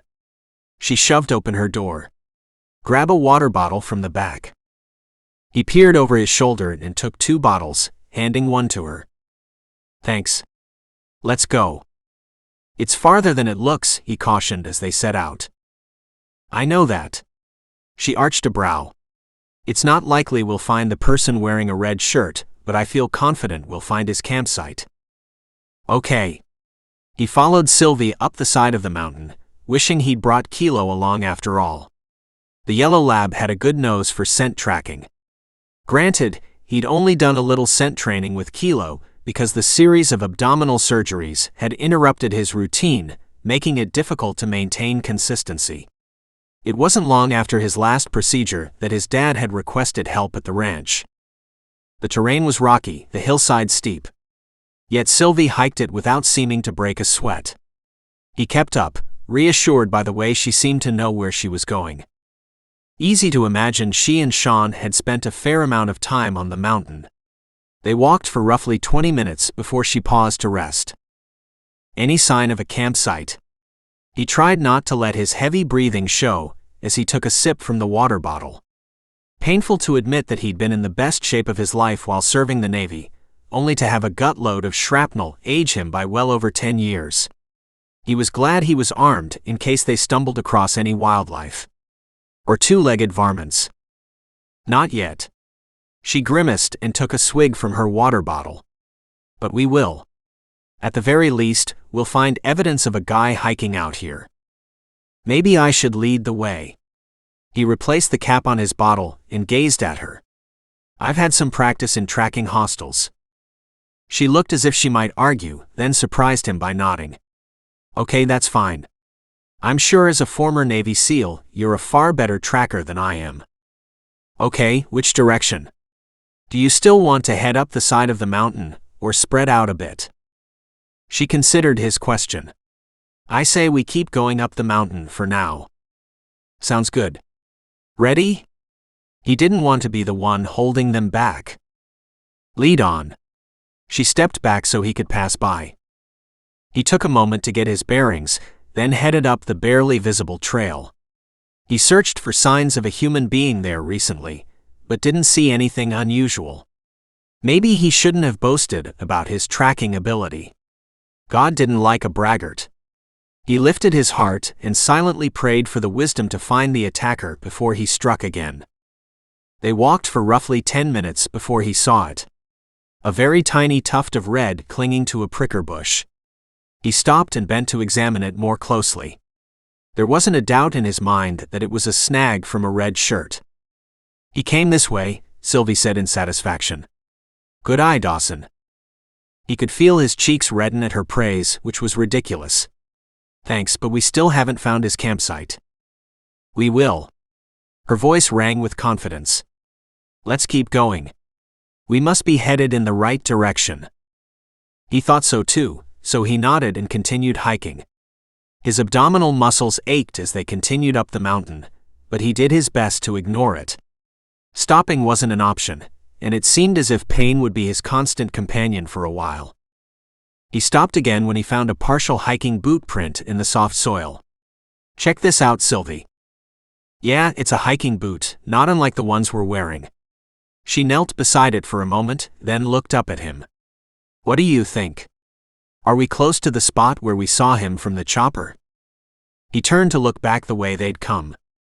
The bird was sitting roughly 200 yards below them. They'd come farther than he'd thought. Lifting his gaze to the sky, he checked out the West Mountain Ridge. Not quite. I believe we saw him higher up than this. But we're on the right track. Let's keep going. She sounded energetic, which only made him feel older than his 39 years. He turned and headed up. They hit a particularly steep spot, and he had to grab onto small tree branches to keep from sliding backward into Sylvie. He was about to call off the climb when the terrain leveled out. I remember this place, Sylvie said. For the first time on this hike, she sounded breathless. If we go to the west, there's an area that's even wider, and there's a rock there that provides some shelter from the wind. You think that might be where the campsite is located? Her green gaze held his. There's only one way to find out. He pulled his weapon from its holster, and was glad he'd also brought the Mk3 knife favored by the SEALs. If they were walking into a trap, he wanted to be ready. I'll go first. Sylvie's voice had dropped to a whisper. Since she knew the area and the place they were headed, he nodded in agreement. They moved slower now, taking care not to make noise. He listened intently as they approached, but didn't hear anything unusual. Sylvie's steps slowed, then she paused near a tree. He went up to stand behind her. The large rock she'd mentioned was only 20 feet away. And below the rock was a sleeping bag and a small fire pit. There wasn't a doubt in his mind that this was the campsite of the man in the red shirt. Unfortunately, there was no sign of the guy. Dawson hoped and prayed the guy wasn't lying in wait to ambush them. Chapter 9. Raking her gaze over the campsite, Sylvie didn't see anything that indicated the man in the red shirt was Sean. The green sleeping bag wasn't anything unusual. It looked like the typical bedroll that every ranch hand owned. There were no glowing embers in the small fire pit, but she needed to get closer to see if the debris was still warm. She moved to stand, but Dawson grabbed her arm and tugged her down. Wait, he whispered. Could be a trap. A trap? She frowned and scanned the area again. The place looked deserted, although clearly leaving his sleeping bag behind meant he was planning to return. She whispered, We saw the guy in the red shirt moving away from the campsite. No, we saw him moving along the mountainside, then disappearing from view, Dawson corrected. I'd like you to stay here while I check out the area. It went against the grain to let Dawson go off without her, but he was a Navy SEAL. If anyone could move silently through the brush, it was him. Not to mention, he was armed. Okay. Here, take this. He pressed the gun into her hand. You'll need it more than me, she argued. I have a knife, and I want you to be safe. She scowled, but Dawson moved soundlessly into the brush before she could voice another argument. She stared at the weapon, then back at the campsite. Okay, fine. She knew how to shoot a gun, but if the guy in the red shirt was her brother, she wouldn't need it. Sean might be feeling desperate enough to lash out at her, but she was certain she could get him to listen to reason. She settled in to wait, impressed that she didn't see or hear Dawson making his way through the woods. She shivered a bit as she realized he must have used these same tactics while entering terrorist camps and other war zones. He'd spent 20 years putting his life on the line for his country. As far as she knew, Dawson was the only guy from Dillon, Montana, to do so. A squirrel jumped through the campsite, disappearing in the brush on the other side. She waited another few minutes, then eased out from behind the brush and crept toward the campsite. Dawson's weapon was heavy in her hand. She was more accustomed to holding a rifle in a sling over her shoulder. Still, she kept it handy, prepared for anything. She lowered her hand over the charred remains of the fire. It was warm but not hot. Made sense, considering the time frame between when they'd seen the guy in the red shirt and had set down the bird to hike up here. Then she moved toward the sleeping bag. She tried to remember the last time she'd seen Sean's pack but couldn't. It just wasn't something she'd cared enough about to notice. The location near the large rock, though, was a familiar spot for her brother. They'd hiked there as kids, and it was easy to imagine Sean hiding out there. But the campsite was still pretty far from the ranch house. Maybe too far. For Sean to get from here to the barn and back would take several hours on foot. And there was no sign of a horse being tethered nearby. She figured it was possible he'd used a closer campsite that first night, after shooting at her when she was on the North Ridge. Those moments she dangled off the edge of the cliff still haunted her. Likely Sean hadn't intended for that to happen, but it also hadn't stopped him from coming after her again and again. She shook off the lingering despair and forced herself to focus on the here and now. There was nothing else in the campsite, which was a little strange. No backpack, cooking utensils, or any other personal items. No garbage either. Frankly, that last part didn't seem like Sean at all. With a small sigh, she crept through the campsite to return to the spot in the brush. There was a slim possibility that Sean, or whoever had camped there, would return. Besides, Dawson had asked her to stay put. Roughly 15 minutes passed before she heard a twig snap. Straightening, she lifted the gun from her lap and rested it against the side of a tree. She didn't think the intruder was Dawson, as she hadn't heard a sound when he'd left. A doe stepped out of the woods. The deer sniffed the air, then abruptly turned and jumped away. No doubt the scent of charred wood from the fire had spooked her. She lowered the weapon. Another 5 minutes passed. "Sylvie." Dawson's voice was a low whisper. "I'm coming towards you." Surprised, she nodded and glanced around, trying to figure out which direction he was coming from. He emerged from the brush behind her. "Find anything?" He shook his head. "A few more signs of someone moving around, but whoever was out here is either well hidden or managed to put a lot of distance between us." That figured. Super frustrating to have come this far yet not find the person responsible. She gestured to the campsite. Just a sleeping bag, nothing else, not even an empty package of trail mix. The remnants of the fire were warm, not hot. By now they may even be cool. Dawson's brow furrowed. Interesting. Makes me think he was packing up to leave when he spotted the chopper. Took off without the sleeping bag to make better time. His theory made sense. So now what? I scouted the entire area, no one is hiding nearby. But our guy could be holed up farther up the mountain. He lifted his head to the clear blue sky lightly dotted with puffy clouds. We can hope he doesn't have a rifle scope trained on us, but if he did, I'd think he'd have taken a shot by now. The thought wasn't at all reassuring. She glanced around apprehensively, hoping and praying if Sean was out there, he wouldn't aim to hit either of them. "It's almost noon, so our next steps are up to you," Dawson continued. "We can keep searching or head back to the chopper." She suppressed a sigh.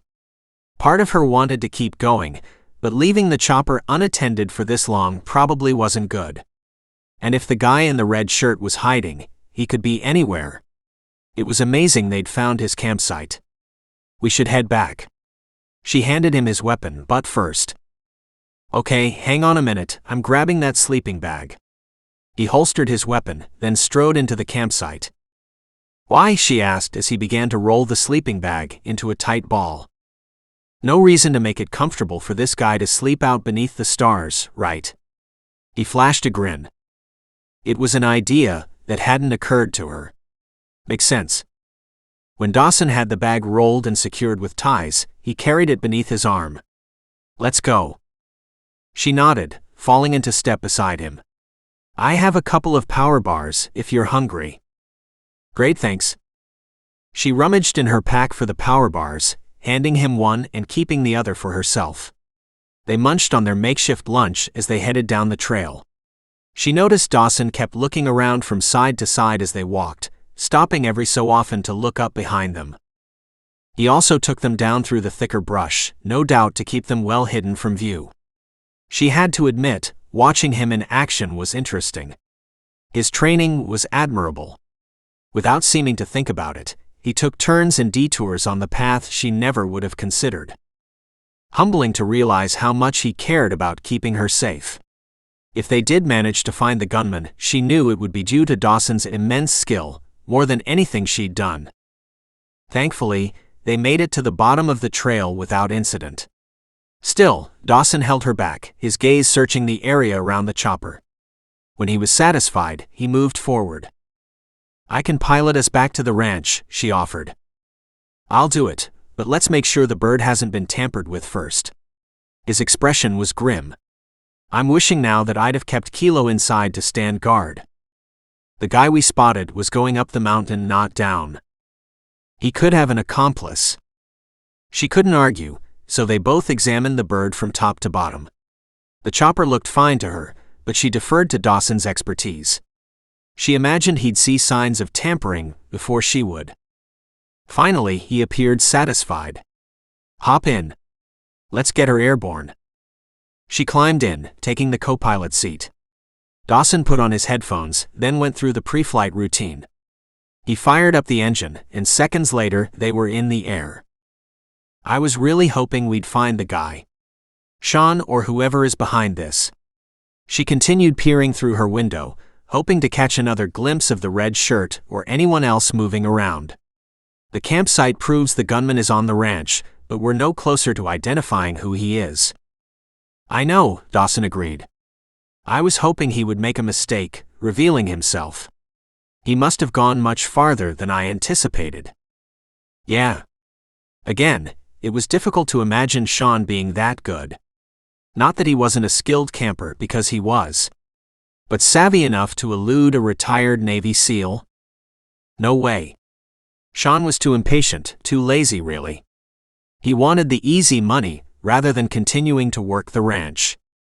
Yet she couldn't imagine Paul out there either. For the same exact reasons. If he hadn't worked for the ranch for a year, she'd wonder if he'd ever done hard labor in his life. What are you thinking? Dawson asked. She glanced at him, then went back to scouring the mountainside. Just that Sean or Paul wouldn't be this good at evading you. Neither of them displayed that sort of patience before. He didn't say anything for a long moment. Money can be a powerful motivator. I guess. She watched the mountain for as long as she could, before Dawson banked around to fly over the south pasture. It looked as if things were going well. The cattle were pretty much relocated by now. It occurred to her that if Josh was down there moving cattle, he couldn't be the guy in the red shirt. Maybe she was wrong to suspect him. He'd fought the fire alongside her, and had also stayed back at the ranch when she and Dawson had headed into Dillon. Satisfied? Dawson asked. Yeah, thanks. He nodded and swung the chopper toward the ranch. 10 minutes later, he gently lowered the bird onto the landing pad. She removed her headphones and hopped out of the helicopter. Battling back a wave of frustration, she helped push the bird back into the hangar. You need to keep this hangar locked at all times, Dawson said as he pulled out the sleeping bag from the back. I always do, she agreed. Mostly to protect the fuel. But I can see where tampering with the engine could be a problem as well. Something she hadn't ever worried about before. Exactly. You need to remain on high alert. Dawson pinned her with a concerned look. Especially after finding that campsite. Someone was there, saw us, and took off. That's hardly normal behavior. I know. She sighed. I'm not taking these attacks lightly, Dawson. But finding one lone camper among 1,500 acres of ranch is impossible. Hey, don't give up hope. He stepped forward and gave her a friendly hug. We'll find him. He already made one mistake, leaving his sleeping bag behind. He'll make another one. She nodded, but she wasn't really convinced. By the time this guy made another mistake, she might be hurt, or worse. For a moment she leaned against Dawson, savoring his strength. Not just the physical strength he possessed, but his character. His determination to do what was right. Ah, Sylvie. His deep husky voice reverberated near her ear. I'm okay, she began, but then she couldn't talk at all because he lowered his head and captured her mouth in a deep kiss. Dawson knew kissing Sylvie was a bad idea, but he couldn't help himself. His willpower had crumbled to dust when she'd leaned against him. Gathering her closer still, he lost himself in her sweet taste, her warm embrace. He'd never wanted a woman the way he yearned for Sylvie. Hot desire fried his brain cells, making it impossible to think clearly. Finally, some rational portion of his brain reminded him he was making a promise he couldn't keep. Garnering all the strength he could muster, he slowly pulled back from their kiss. Wow, Sylvie murmured. I think that was better than the last one. Male pride surged, but he tamped it down with an effort. I don't know why I did that. She arched a brow. Because you wanted to, I hope. I do, but Sylvie. He sighed and rubbed the back of his neck. I don't know what my future holds. And I need to stay focused on keeping you safe. She stared at him for a long moment. Kissing me prevents you from keeping me safe. Oh yeah. It's impossible to think clearly when you're in my arms. He purposely took a step back, although it didn't help. Her sweet taste and intoxicating scent were seared in his senses. I can't be distracted, Sylvie. That's a sign of weakness the gunman could exploit. And I won't make a promise I can't keep. I don't remember asking for any promises, she responded tartly. But thanks for clarifying things. He inwardly groaned, hating that he'd upset her. She stalked out of the hangar, then paused, waiting with a look of impatience etched across her features. He followed her out, still carrying the sleeping bag. She closed the door, secured the lock, then headed toward the ranch house. His stomach rumbled with hunger, the power bar long gone. He wondered if she'd mind him throwing together something for lunch. When she headed inside, he dropped the sleeping bag on the ground. No point in lugging it inside. When they entered the ranch house, he found his father and Connor seated at the kitchen table eating grilled bacon, lettuce, and tomato sandwiches. Kilo rushed over to greet Dawson as if he'd been gone for days instead of hours. Help yourself. Connor waved at the counter where the fixings were still spread out. Hi, Land and Dad. Some of Sylvie's annoyance faded as she crossed over to give her dad a kiss on the cheek. It's good to see you up. Had to take care of Kilo, didn't I? Her dad pointed out. Thanks for doing that. Dawson bent down to hug the lab. I hope he didn't cause you any trouble. Nah, he's a good boy. Connor looked more animated and upbeat than usual. He hoped Kilo had played a role in his transformation, but he suspected his father's visit was the catalyst. Maybe Connor didn't want to be viewed as an invalid by his fellow rancher. Whatever worked, he thought. Thanks for making lunch, Sylvie said, crossing to the sink. She washed up, then set about making a sandwich. Dawson followed suit, making 2 thick sandwiches. As he sat beside Sylvie, he silently said grace since both his father and Sylvie's were already half finished. How was the flyover? Connor asked. Good. Josh moved the cattle to the east pasture this morning. She glanced at Dawson as if reminding him to keep the campsite discovery a secret. He gave a slight nod, indicating he understood. Everything else looks great. Glad to hear it. Connor didn't ask anything further, which surprised him a bit. Sylvie's dad was clearly not interested in the day-to-day working of the ranch. He noticed his father frowning too, as if coming to the same conclusion. When they were finished eating, he noticed Connor went over to fill the sink with soapy water. Glad he was chipping in to help, Dawson led Kilo outside. He picked up the sleeping bag he'd dropped outside the ranch house and gave it to Kilo to sniff. Seek, Kilo. Seek. The lab eagerly lifted his snout and trotted around the yard. When the canine didn't alert, Dawson carried the bag into the bunkhouse. Everyone was out moving cattle, so Kilo had free rein. While Kilo tried to find the scent, he took a moment to check every bunk. None were missing a sleeping bag, from what he could see, although he imagined there would be extras around. There were no identifying marks on the bag, nothing to indicate it was property of the McLane Mountain Ranch. He figured Dillon's general store sold dozens just like it. Sylvie's comments about her brother and ex-husband had caused him to rethink the culprit. Oh, not that one of them wasn't behind the attacks, but that they'd hired someone to do the job. Someone who was good enough to evade him and Kilo's keen nose. If he'd been alone on the mountainside, he'd have kept tracking the guy until he'd found him. But leaving Sylvie alone had been difficult enough. He kept expecting to hear gunfire as she defended herself. He debated returning alone, but that would mean leaving Sylvie vulnerable, and that wasn't an option. The barn fire and the pitchfork incidents proved the ranch itself wasn't a safe haven. Sounds of horses and men talking indicated Josh and the others were back from the east pasture. He took the sleeping bag outside and waited for the guys to approach. Josh looked at him warily as he swung out of the saddle. "Dawson." "Josh. I need a moment when you're finished caring for the horses." The foreman nodded, then turned away to lead the gelding into the barn. The rest of the ranch hands followed suit. Dawson doubted the ranch foreman would recognize the sleeping bag, but he needed to be sure. And to discuss the campsite location. It occurred to him that other ranch hands might use that area to camp too. The large outcropping of rock provided a nice shelter. "What's going on?" Josh asked as he joined him in the bunkhouse. "I saw Sylvie up in the chopper. Did she find something?" "We both went up and yeah, we found this." He towed the sleeping bag with his shoe. Some guy in a red shirt was camping at a location roughly 50 yards west of the Lizard Trail, next to a large rock.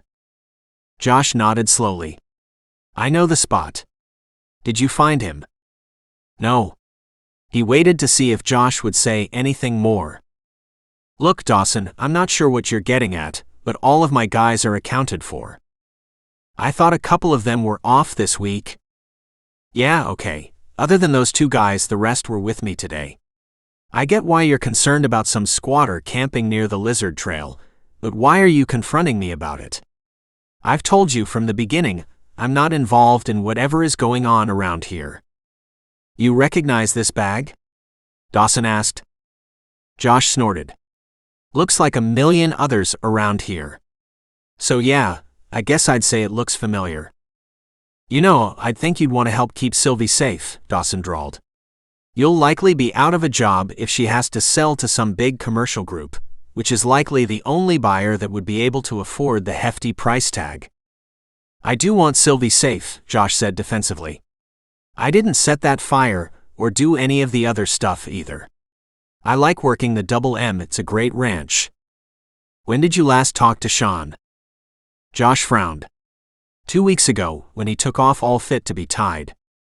"You haven't seen him hanging around?" "No way. Besides, Sean didn't do anything more than necessary, not lazy, but not highly motivated either." Josh shrugged. "I overheard him telling one of the ranch hands that as the owner he deserved better than shucking out stalls and doing other ranch work." "All ranchers do that work." "Yeah, like Sylvie." Josh flushed. "Look, is that all? I've got things to do." Dawson nodded since he didn't think the guy knew anything of significance. For sure Josh wasn't the one who'd been camping near the Lizard Trail. Interesting to learn Josh didn't have much respect for Sean. Most ranchers were hard workers, this life wasn't for the faint of heart. But Sean had also grown up here, so why the sudden desire to get the money and run? He lightly smacked himself upside the head. "Come Kilo." The yellow lab lifted his head from where he'd been sniffing the grass and loped over to his side. As he walked to the ranch house, Sylvie came out. "I saw you talking to Josh," she said. "Yeah, just to ask about the campsite. But listen, you mentioned changing the bank account passwords after kicking Sean out, which begs the question, why does your brother have money troubles?" "I never said he had trouble, but now that you mention it, he had been going through a lot of cash recently." She stared at him. "You think he has gambling debts or something?" "Yeah. Let's go inside. I want you to show me all of Sean's cash withdrawals."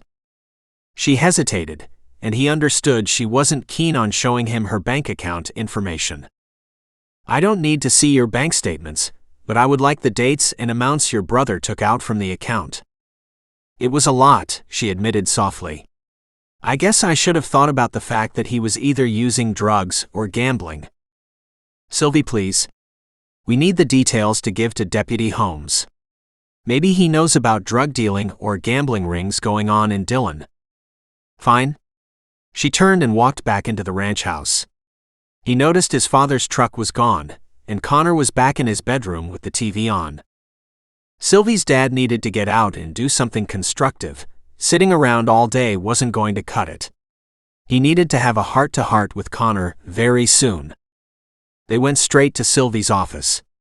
He dropped into one of the chairs, while she went behind the desk and wiggled the mouse to bring the computer to life. She typed for a bit, then stared at the screen. Pulling a tablet of paper toward her, she began making notes. When she finished, she sat back, her expression grim. $10,000. He let out a low whistle. Over what time period? 5 months. She tossed the tablet across the desk. The dates weren't necessarily consistent. The amounts weren't either. They ranged from $600 to over $1,000 every 2 to 3 weeks. But there wasn't a single doubt in his mind that Sean was involved in something criminal, which made it that much more likely he or someone he hired was Sylvie's attacker. Chapter 10. A sick sense of dread curled in her stomach. How was it that she hadn't realized just how much money Sean was pulling from their account? Sure, she'd noticed, but she hadn't really taken the time to tally the amount until now. 10 grand. What on earth would Sean want with that kind of cash? Buying a new truck would be one lump sum payment or regularly scheduled monthly payments. Not this hodgepodge of withdrawals. I'm sorry, Sylvie. Dawson reached across the desk to take her hand. We need to get this information to Chief Deputy Holmes. This may be enough to issue an arrest warrant for your brother. She nodded slowly, clinging to his hand for a moment. If her brother was involved in gambling or drugs, she couldn't protect him. Not after seeing the amount of money he'd gone through. No wonder the attacks against her had been escalating.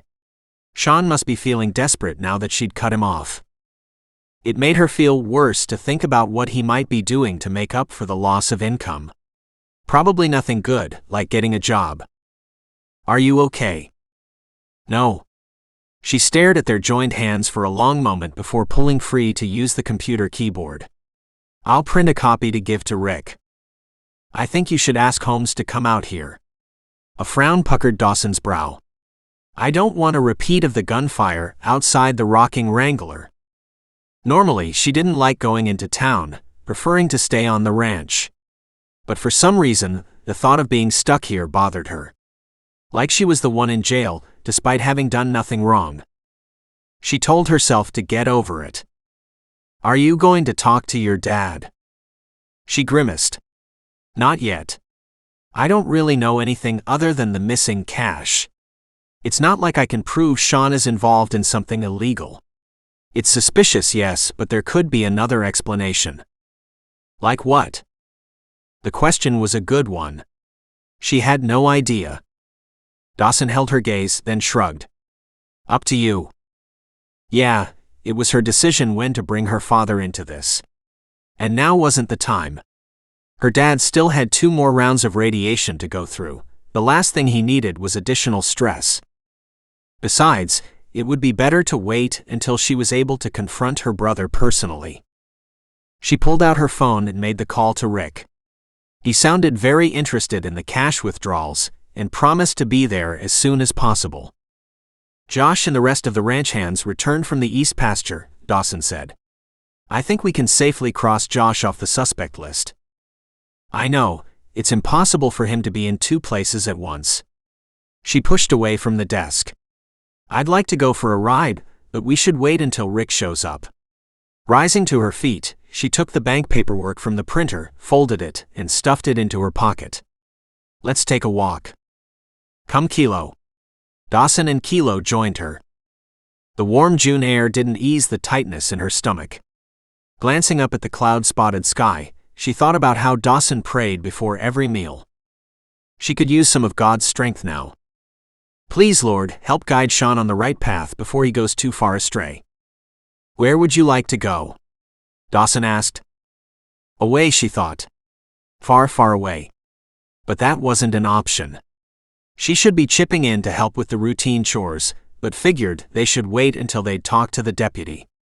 I see Storm is in his paddock. Let's visit with him. Fine-looking horse, Dawson drawled as they walked along the fence line. I know he's sired some mares for us. Yeah, and your stallion Rocco has done the same here. She had to smile. Our fathers really support each other, don't they? Dawson nodded. In the early years, it was a necessity to depend on your neighbors. My grandfather and yours both started these ranches, handing them down to our fathers and ultimately to us. She slanted him a look. Except you don't want the Copper Creek. He hesitated. After being on the move for 20 years, it's hard to imagine being tied to one place, like the ranch. There was no reason for her to feel a stab of disappointment. Dawson hadn't kept his feelings a secret. And this was exactly what he'd meant by telling her he didn't want to make a promise he couldn't keep. I understand. She didn't really, but she hadn't spent 20 years in the military either. I'm sure there's a wonderful world out there beyond Montana. You've never traveled outside the state. He sounded appalled. I've been to Colorado and Wyoming buying horses. She shot him a wry glance. But I'm thinking that doesn't count in your opinion. You'd be right, he said with a laugh. Then his expression sobered. Unfortunately, I've seen more unpleasant places than not during my numerous deployments. It's just hard to imagine sticking in one spot for the rest of my life. Well, you don't have to, right? You can go wherever you'd like. She tried to sound light-hearted, as if she didn't care. But she did. Far more than she should. You should visit San Diego sometime, Dawson said. The weather is great all year round, and so is being near the ocean. She gazed up at the mountain ridge that belonged to her ranch. The ocean sounded incredible, but she couldn't imagine leaving the ranch for an extended length of time. I bet it's amazing. Do you have a place there? Not at the moment. He didn't expound on that, and she didn't ask. There was no doubt in her mind that Dawson would end up traveling from place to place, stopping at home just long enough to check on his father. She jumped up on the edge of the fence and whistled. Storm lifted his head and trotted toward her. Josh rides him a fair amount, doesn't he? Dawson asked as she stroked the stallion. Yeah. We're planning to keep Storm's colt Jasper as a future sire too. She grinned. Last I heard, your dad was excited to mate Jasper with one of your best mares. I'm not surprised. Dawson patted the horse's flank, then jumped back when the stallion kicked out. Feisty. I know. He isn't great with strangers, which is why Josh rides him so often. The only 3 people on the ranch he tolerates are me, Josh, and my dad. What about Sean? She frowned and nodded. Sean too. In the distance she could see a cloud of dust. No doubt Rick Holmes heading their way. She sighed and reluctantly slipped down off the fence. It wasn't a good feeling to hand over information that may implicate her brother in illegal activities. Yet she didn't have a choice. Sean needed to be held accountable for whatever mess he'd gotten himself into. If he was only guilty of the attacks against her, she'd refuse to press charges as long as he promised not to do it again. But she didn't think that was the case. She had a very bad feeling he was involved in something far worse. The look of dread on Sylvie's features pained him. Dawson wished there was more he could do. The urge to pull her into his arms was so strong he found himself leaning toward her. Yet he forced himself away. Sylvie wasn't leaving the ranch, and he wasn't staying. At least not for long. Visits, sure, but to be in the same place day after day for months, even years on end. Unimaginable. Yet when he glanced at Sylvie, he could secretly admit how much he'd miss her when the danger was over. Just seeing the ranch, the stallion, everything around them through her eyes, gave him a better appreciation for the wilderness around them. She was one of the strongest women he'd ever known. And one of the most stubborn. He wanted to find her brother, using whatever means necessary to force him into telling the truth. They stood for a moment watching the squad approach. Kilo spotted a squirrel and took off after it, only to stop abruptly when the animal disappeared up a tree. Looking dejected, Kilo turned and trotted back to his side. You should consider getting your dad a dog. He glanced at Sylvie. It would be good for your dad to have responsibilities. You're probably right. Maybe once this is over. She walked toward Holmes, pulling the paperwork from her back pocket. Thanks for coming out again, Rick. Show me what you have, Holmes said. Sounds serious. It is. Dawson quickly joined them. Have you found Sean or his rodeo buddies yet? No, it appears as if they've left town. Holmes took the paperwork from Sylvie. His brows levered up when he saw the withdrawals she'd marked for him. 10,000 total. Yes, with change. She sighed. I feel stupid for not realizing how much he'd pulled out of the account sooner. I guess I was distracted by my dad's illness and running the ranch. We've been hearing about illegal gambling taking place in Dillon, Holmes admitted. There's always been the usual sports pools, but rumor going around town is that there are big stakes poker games going on. Have you noticed outsiders milling about? Dawson asked. Could be that Dillon was targeted by someone looking to make a killing. Now that you mention it, yeah, there have been some new faces. Many of them have come and gone. Although one guy in particular claims to be looking for property to buy. Reba, the real estate agent, has shown him everything that's for sale, but he hasn't been satisfied with what she's offered. Holmes shook his head. Call me crazy, but it seems suspicious to me. We've tried to keep an eye on the guy, but he hasn't broken any laws that we're aware of. At least not yet. Not yet was the operative phrase, Dawson thought. I sure hate to think Sean got himself tangled up with Ben Stewart, Holmes added. Can't trust an outsider. He filed the name away for future reference, although he knew that Stewart being an outsider didn't mean anything. Plenty of people wanted to invest in property, even in the wilderness of Montana. Where exactly is this illegal gambling taking place? Sylvie's question interrupted his thoughts. The Rocking Wrangler. That's one possibility, but I've heard the Timber Inn and the Beaverhead Grill also mentioned. Holmes shrugged. It's been difficult to get anyone to talk. So far, all we're getting are denials. From what we can tell, all the games are held after hours. Was Sean gone overnight? Dawson looked at Sylvie. Bar time is 2 in the morning. If the poker games are starting then, they're probably not finished until dawn. I honestly don't know. She blew out a heavy sigh. Sean didn't fill me in on his comings and goings. Sure, I often saw Sean in the morning, and some days he looked worse than others, as if he could have been up late drinking. But I was focused on running the ranch and taking Dad in for treatments. I'm sure Josh would have mentioned if Sean wasn't doing his fair share. She let out a harsh laugh. Yeah, Josh was none too happy about Sean. And that's the main reason I told Sean he had a choice, either work the ranch to earn his pay or be cut off. She shrugged. You know how that went. You cut him off. He turned toward Holmes. Has there been an increase of other crime in town? Thefts. Drugs? Some thefts, but that's not unusual. Haven't heard much about drugs being found, though. Dawson wasn't a cop, but he still thought that was rather unusual. If people were desperate for money, there should be a corresponding rise in other crimes. Are you going to put out an arrest warrant for Sean? Sylvie asked. We'll put out a notice to be on the lookout for him, but without evidence of an actual crime, I can't just arrest him. He must have had access to the money, so we can't say he stole it.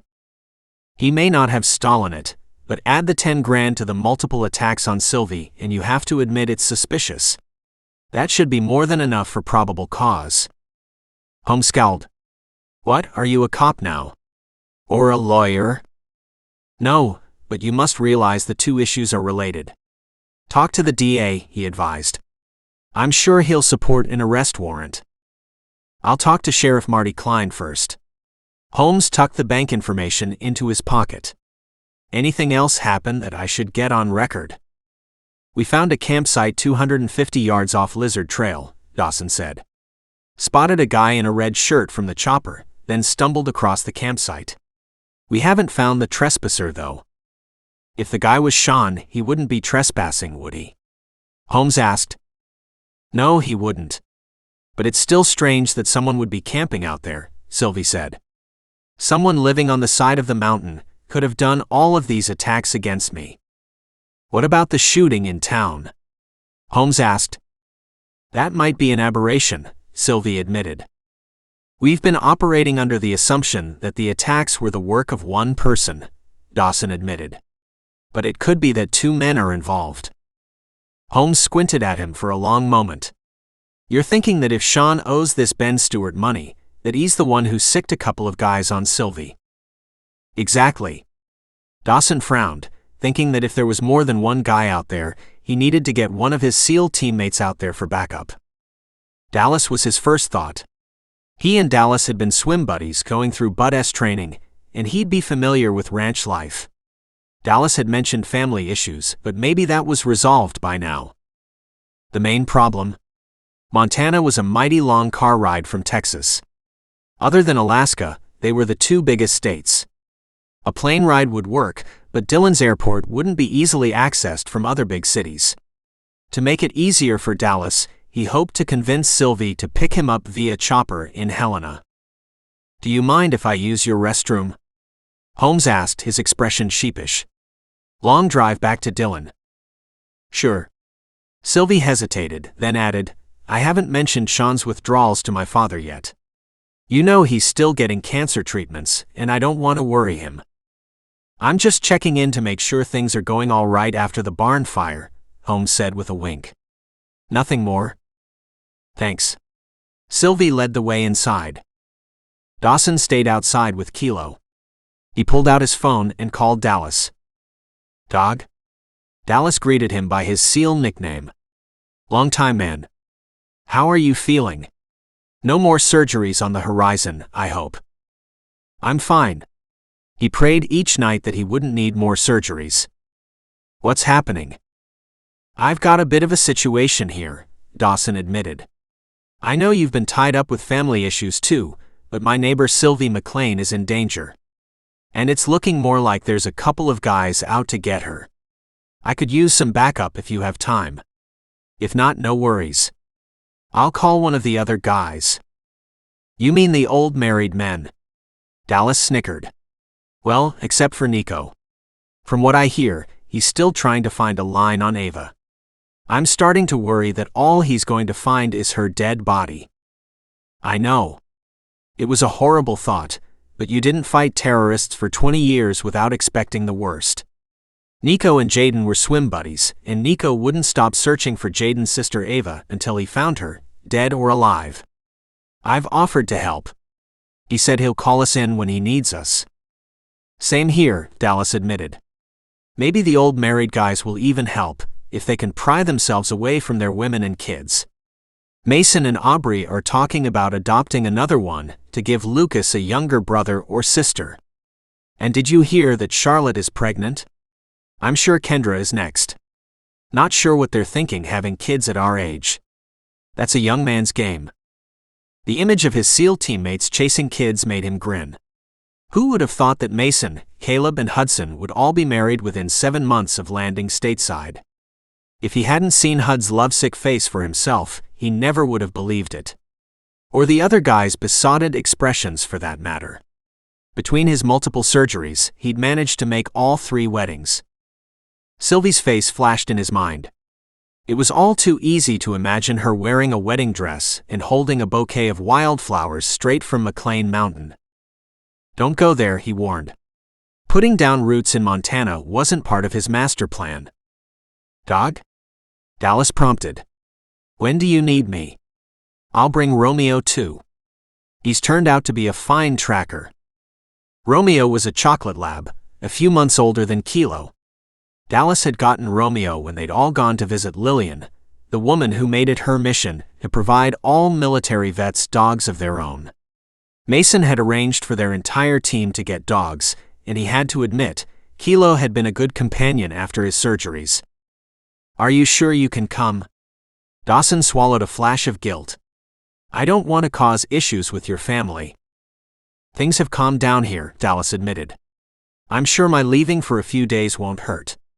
"Where are you again?" "Someplace in Montana." "Dillon is the closest town." He noticed Sylvie and Holmes coming back out of the house. Kilo wagged his tail and ran over to greet Sylvie as if she'd been gone for days instead of minutes.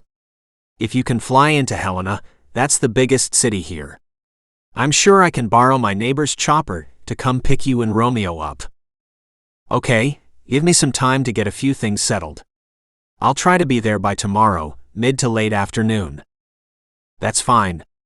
Call me when you've made your travel arrangements." "Will do. Be safe, dog. Don't do anything crazy until I get there to cover your 6," Dallas said. Roger that. He disconnected from the line and crossed over to join Sylvie and Holmes. Who was that? Sylvie asked, her green eyes curious. Then she shrugged. Sorry, I know it's not any of my business. No big secret. That was my buddy Dallas. He and his chocolate lab, Romeo, are going to head out to help. I hope it's okay that I promise to pick him up via the chopper when he arrives in Helena. That's fine, we have plenty of room. He mentally kicked himself for not asking that it was okay to have Dallas and Romeo stay at the ranch house too. We'll probably take turns using the guest room so that one of us is always awake and on guard. She gave him a strange look but simply nodded. Whatever you think is best, although things have been quiet for a while. Don't say the Q word, he warned. Every time someone did that while on a mission, things went sideways real fast. Superstitious, she teased. No. God is watching over us. Just saying, the minute you think things have settled down, something new hits. He's not wrong, Rick said wryly. His radio crackled, and he lifted the handpiece from his shoulder. This is Holmes, what's up? Boss, we got a report of a dead body. The dispatcher's voice was loud enough for them to all hear. Young male pulled out of Beaverhead River. Where exactly? Holmes asked, his expression grim as he darted a glance at Sylvie. Dawson knew he was imagining the dead body was that of Sean McLane. The report came in from the RV park. Figure you'd want to head over. I'll be there as soon as possible. Holmes clipped the radio back to his collar and turned toward the squad. Wait. We're coming with you. Sylvie shouted. This is a police matter, Holmes shot back. I'll let you know if it's anything related to your case. Seconds later, Holmes was peeling down the long winding driveway, red lights and sirens all the way. Come on, I'll drive. Dawson knew there was no point in trying to hold Sylvie back. My SUV so we can take Kilo. Thank you. She hurried toward the vehicle. He didn't have red lights or sirens, but he kept his foot to the floor, following in the deputy's wake. Considering the situation, he figured there wouldn't be any deputies on patrol to pull him over. You think it's Sean? Sylvie's soft voice broke the silence. He was very much afraid it was, but he wasn't going to say that. Try not to lose hope, Sylvie. It's summertime for all we know. Some tourist got drunk, fell in the river and drowned. Maybe. He could tell she wanted to believe that. We're only thinking the worst because of what we learned about illegal gambling going on, he added. Typically, people who are in debt to loan sharks aren't killed. Dead men don't pay. Great. That's reassuring. Her tone indicated otherwise. He decided it was best to keep his mouth shut. He pushed the speed limit all the way to Dillon, while keeping an eye on Kilo in the crate area. The dog didn't seem to mind the high speed. The Beaverhead Campground and RV Park was on the west side of town. Dawson headed that way, pulling to a stop where a series of squads were parked. In a flash, Sylvie was out of the car and pushing through the crowd of gawkers. Muttering under his breath, he took a moment to let Kilo out. He had to use the leash because of all the people. He elbowed his way into the group. Sylvie, stay back, Holmes barked. It's not Sean, okay? It's not Sean. Who is it? Sylvie demanded.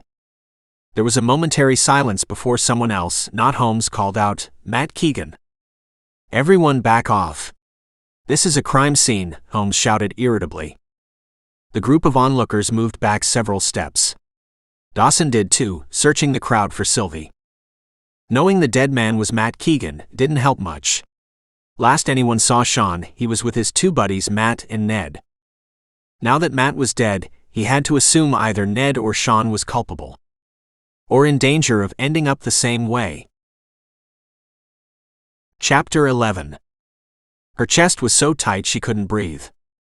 After pushing through the crowd, she still couldn't see the dead man, because of the police and EMTs surrounding the body. And maybe that was for the best. Someone claimed the dead man wasn't Sean but his friend Matt. She desperately wanted to believe that to be true. Not that anyone ending up dead was good news. Yet despite whatever bad things Sean had done, she couldn't bear the idea of him being dead. She forced herself to take a deep breath. If Sean was still alive, then where was he? Hiding. Maybe that had been him camping near Lizard Trail. Rick came over, waving them back even farther. Come on now, this is a crime scene.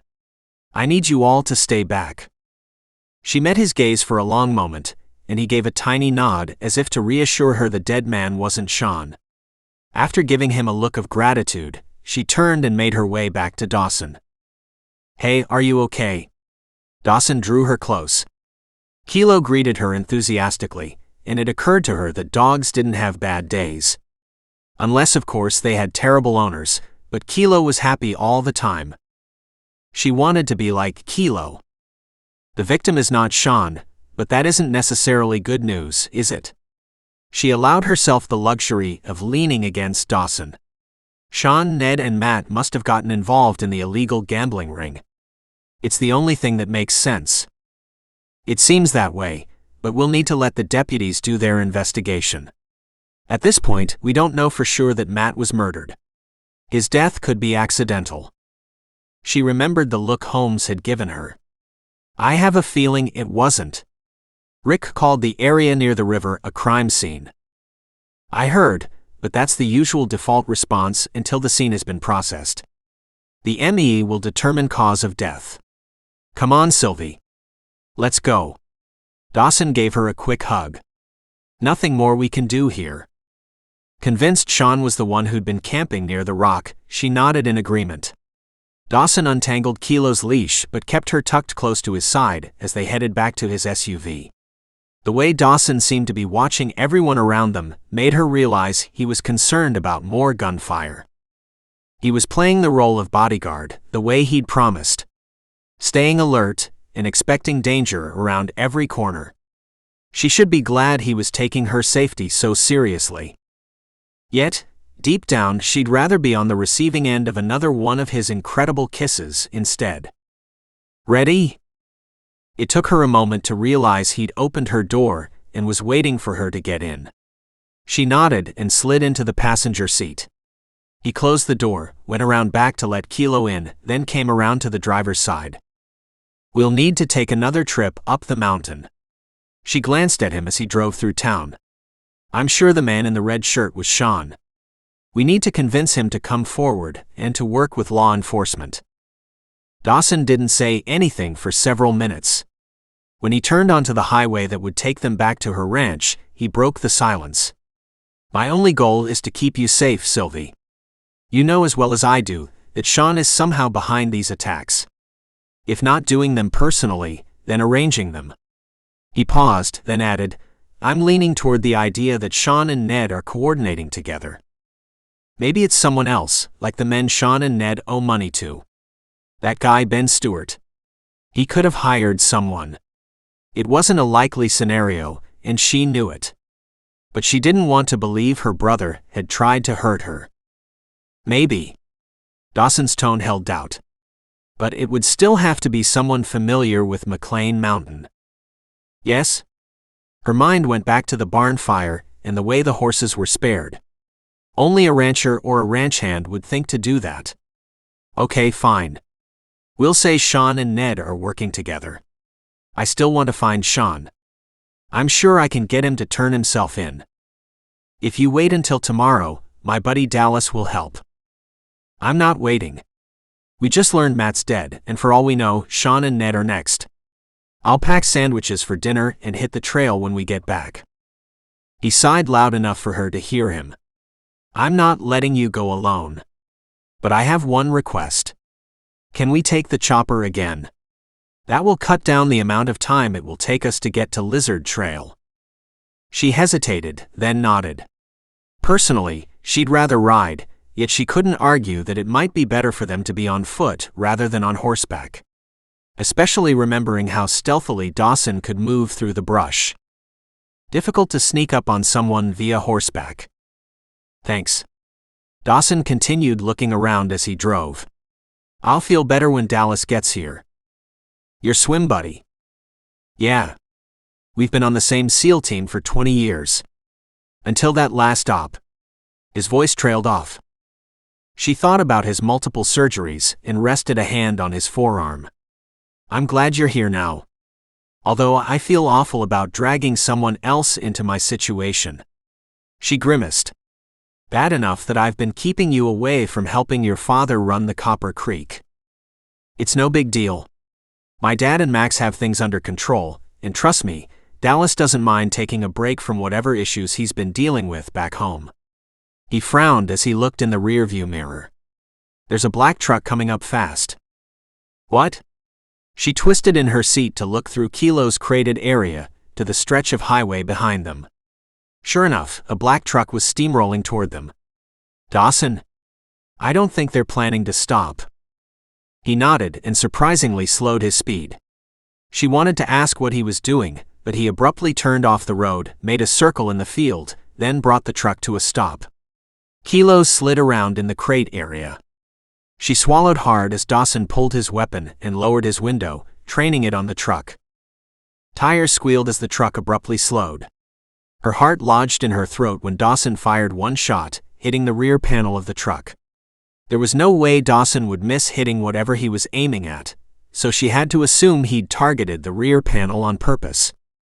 The passenger side window of the truck went down. The sun was setting in the west, making it difficult to see clearly. The strong scent of gas wafted toward them. Dawson had hit the gas tank. Stay down, Dawson warned as he put the SUV in gear and hit the accelerator. Gunfire echoed from the truck.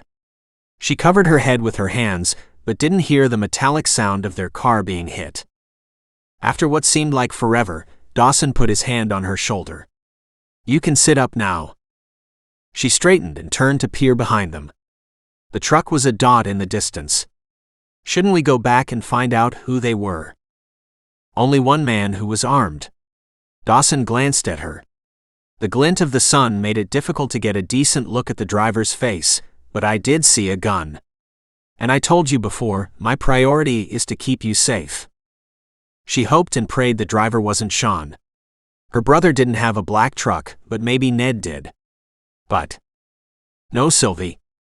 Going back isn't worth the risk. If I was alone, maybe, but not with you and Kilo along for the ride. You need to call Holmes to let him know about this, Dawson said firmly. He needs to be on the lookout for a black Ford pickup truck with a bullet hole in the gas tank. Fumbling for her phone, she nodded.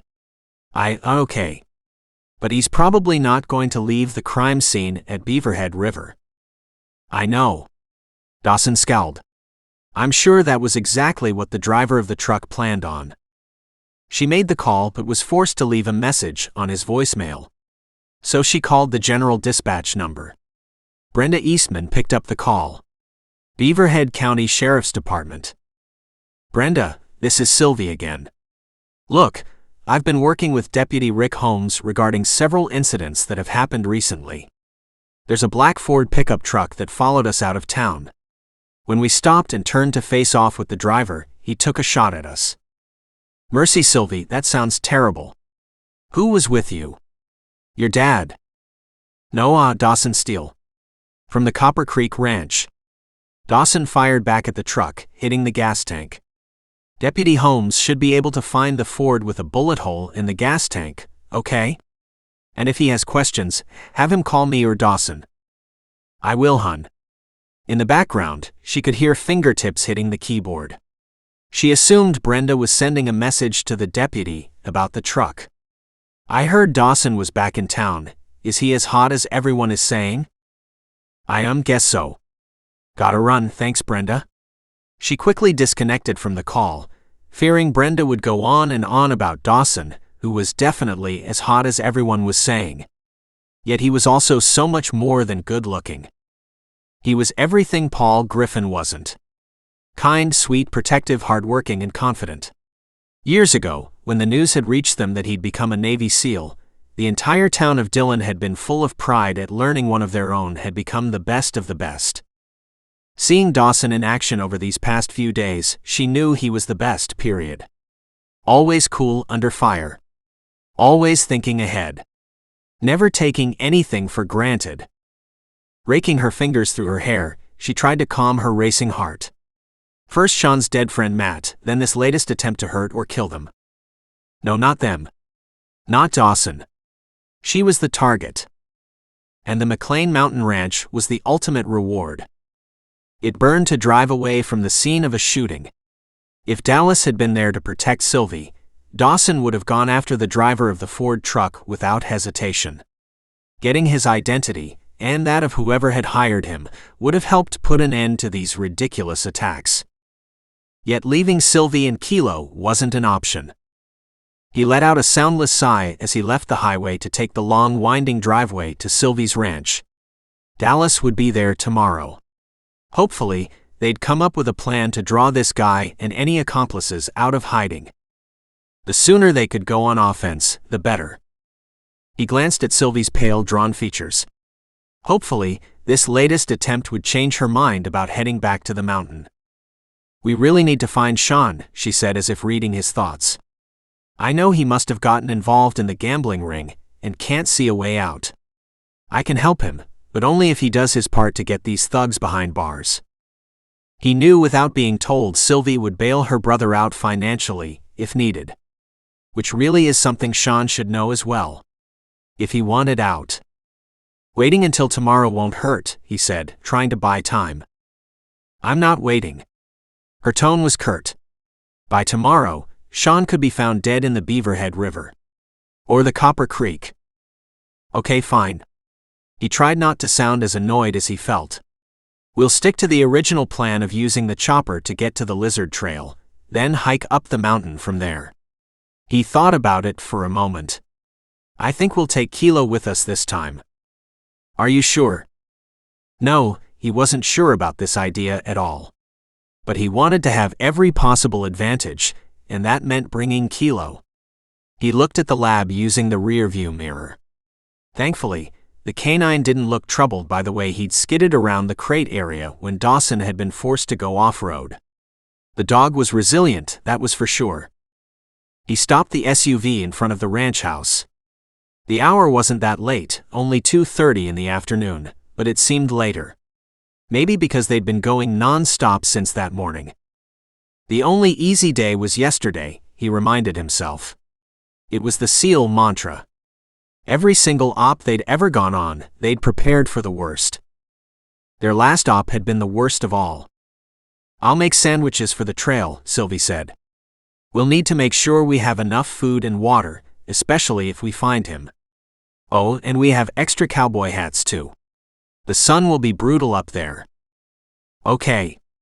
He could appreciate she was thinking positive. It was what they'd often done during deployments. Yet finding Sean on the massive ranch would not be easy. Unless, of course, he wanted to be found. Dawson packed Kilo's collapsible food and water dishes, along with at least 2 servings of food. He stuffed them into a backpack that he normally carried in the SUV. Then he went back out to the vehicle, rummaging around until he found a length of coiled rope. He holstered his weapon, added extra ammo, and double-checked his knife. Unable to think of anything else critical to take, he headed back inside. "Ready?" Sylvie asked. She handed him a brown cowboy hat, wearing a similar one on her head.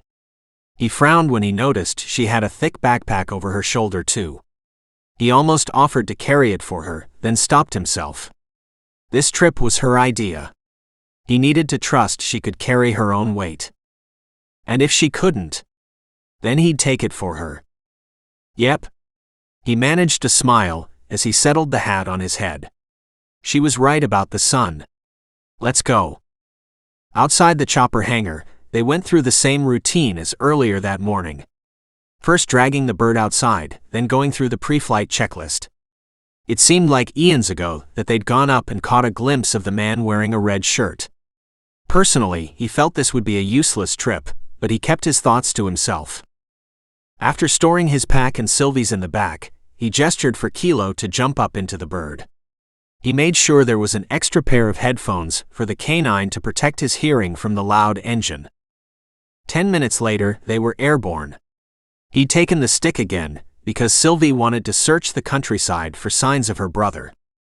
"I can't believe Kilo is wearing headphones," she said as he banked toward the North Ridge. "He's like a little human sometimes."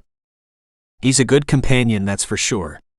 Dawson glanced at Kilo, smiling at the image the dog made sitting behind them wearing headphones. He and Sylvie had exchanged their cowboy hats for headphones too. The dog seemed at home in the chopper, and he made a mental note to start up Kilo's training sessions again. The yellow lab would be an excellent tracker if given the chance. He repeated the same route they'd taken that morning, passing the mountain ridge one way, then banking around to do another sweep. Sylvie had her face pressed against the window, but didn't indicate she saw anything. "Let me know when you're ready for me to set her down," he said. "One more pass," she responded. "Then we'll land." Worked for him. He repeated the curve and went past both the west and north mountains. Then he slowly lowered the bird to the ground, in the same location they'd used earlier. After shutting down the engine, he reached over to remove Kilo's headphones. The dog shook his head back and forth as if glad to be rid of them. He jumped down, smiling when the dog followed his lead. Grabbing both backpacks, he handed the lighter one to Sylvie. After donning their hats, they took a moment to add a couple of water bottles to each pack, then turned toward the mountain. "You want to go back up the lizard trail?" he asked. She took a moment to look around. "Yes, for now. This time though, let's go to the east side of the trail toward the small cave Sean and I found as kids." "Okay, lead the way." He shouldered the pack and gave Kilo the hand signal to come.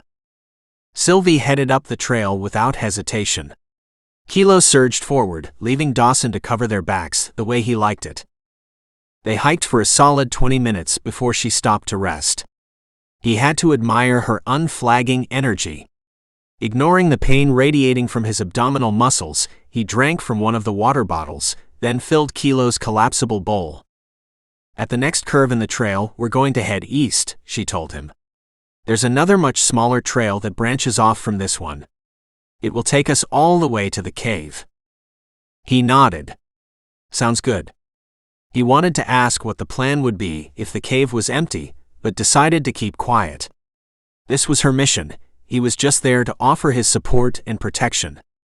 After storing Kilo's bowl in his pack, they continued winding their way up the trail. The mountainside was beautiful, but he only gave it a passing thought. His gaze lingered on any hidden spot an assailant might be lying in wait. There were far too many possibilities for his peace of mind. Kilo didn't notice anything amiss, which helped. Once they left the lizard trail, the terrain became more difficult. Too many rocks, trees, debris, and thick brush to make moving silently an option. So different from the desert of Afghanistan.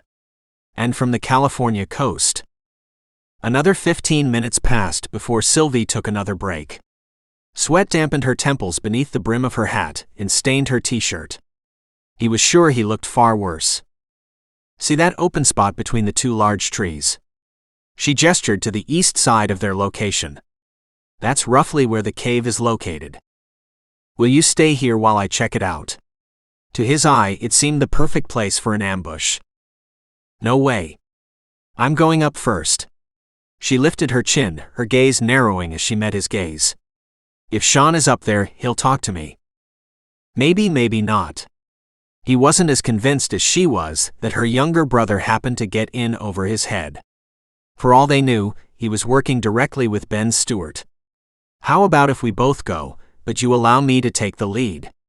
It's better to be safe if someone else is hiding up there." She hesitated, then finally nodded. "That's fine." "Good." He shrugged into his pack and stepped around her on the mostly invisible trail.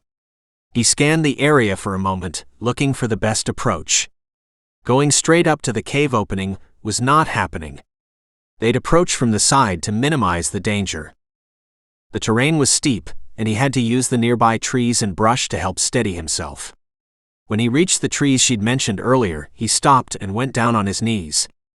Partially to catch his breath, but more so to check the area for signs that a human had been there. Kilo sat beside him. He panted in the way dogs did to cool themselves down. "See anything?" Sylvie whispered. He shook his head. "We'll stay to the west side, understand?" "Got it." He was glad she didn't argue. After a brief rest, he set out again, taking a wide arc to approach the cave. He was surprised when they reached the spot without incident. "Sean?" Sylvie called loudly. "Are you in there?" There was no response. "Sean, this is serious. You have to come out. Matt is dead. Do you hear me?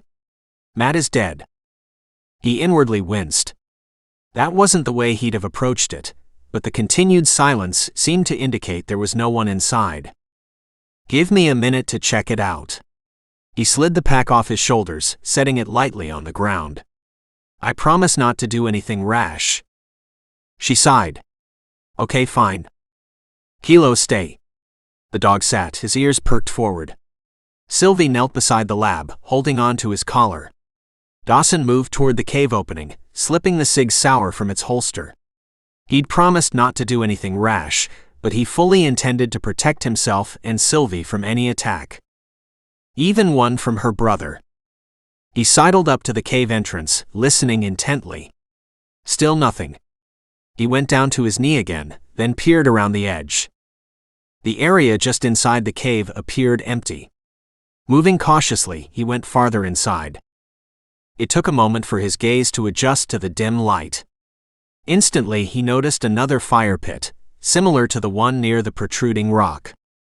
He quickly crossed over and put his hand over the darkened remains. They were cold to the touch, but that didn't mean someone hadn't recently spent the night. Maybe this had been the original location used by the guy in the red shirt. "Dawson?" Sylvie whispered. He stood and went all the way to the back of the cave. It wasn't very deep, but a large rocky wall indicated it may have been a former copper mine with a tunnel that had collapsed. Finding nothing, he returned to the cave opening. "No one is here now." He gestured for her to come inside. She swept past him, her gaze landing on the fire pit. "I'm sure Sean was here." "Yeah, but when?" "The embers are cold. Could have been left yesterday, a week ago, or a year ago." He holstered his weapon. "We'll rest here for a bit before heading back down to the chopper." She dropped to sit with her back propped against the wall and reached into the pack. "We can rest, but there's still plenty of daylight. We can keep looking a while longer." He idly rubbed his abdominal muscles. "You have another possible location in mind? Because if not, there's no point in trudging through the wilderness." She didn't answer right away. Kilo stretched out near his feet, his nose pointed toward the cave opening. "No, I don't have another idea on where to look," she finally admitted. "But I don't want to head back to the ranch yet." He tried not to groan out loud. He didn't want to hold her back, but he didn't like the idea of wandering around the mountain either. He figured he'd give her another hour, then call it quits. "Should we eat now or later?" Sylvie asked. "Later." He moved toward the cave opening. "The sun will be behind the mountains soon. Best to make use of the full daylight while we can." "Okay." She stuffed the water bottle back inside her pack and stood. She joined him at the cave opening. "Let's head farther east." "Fine with me."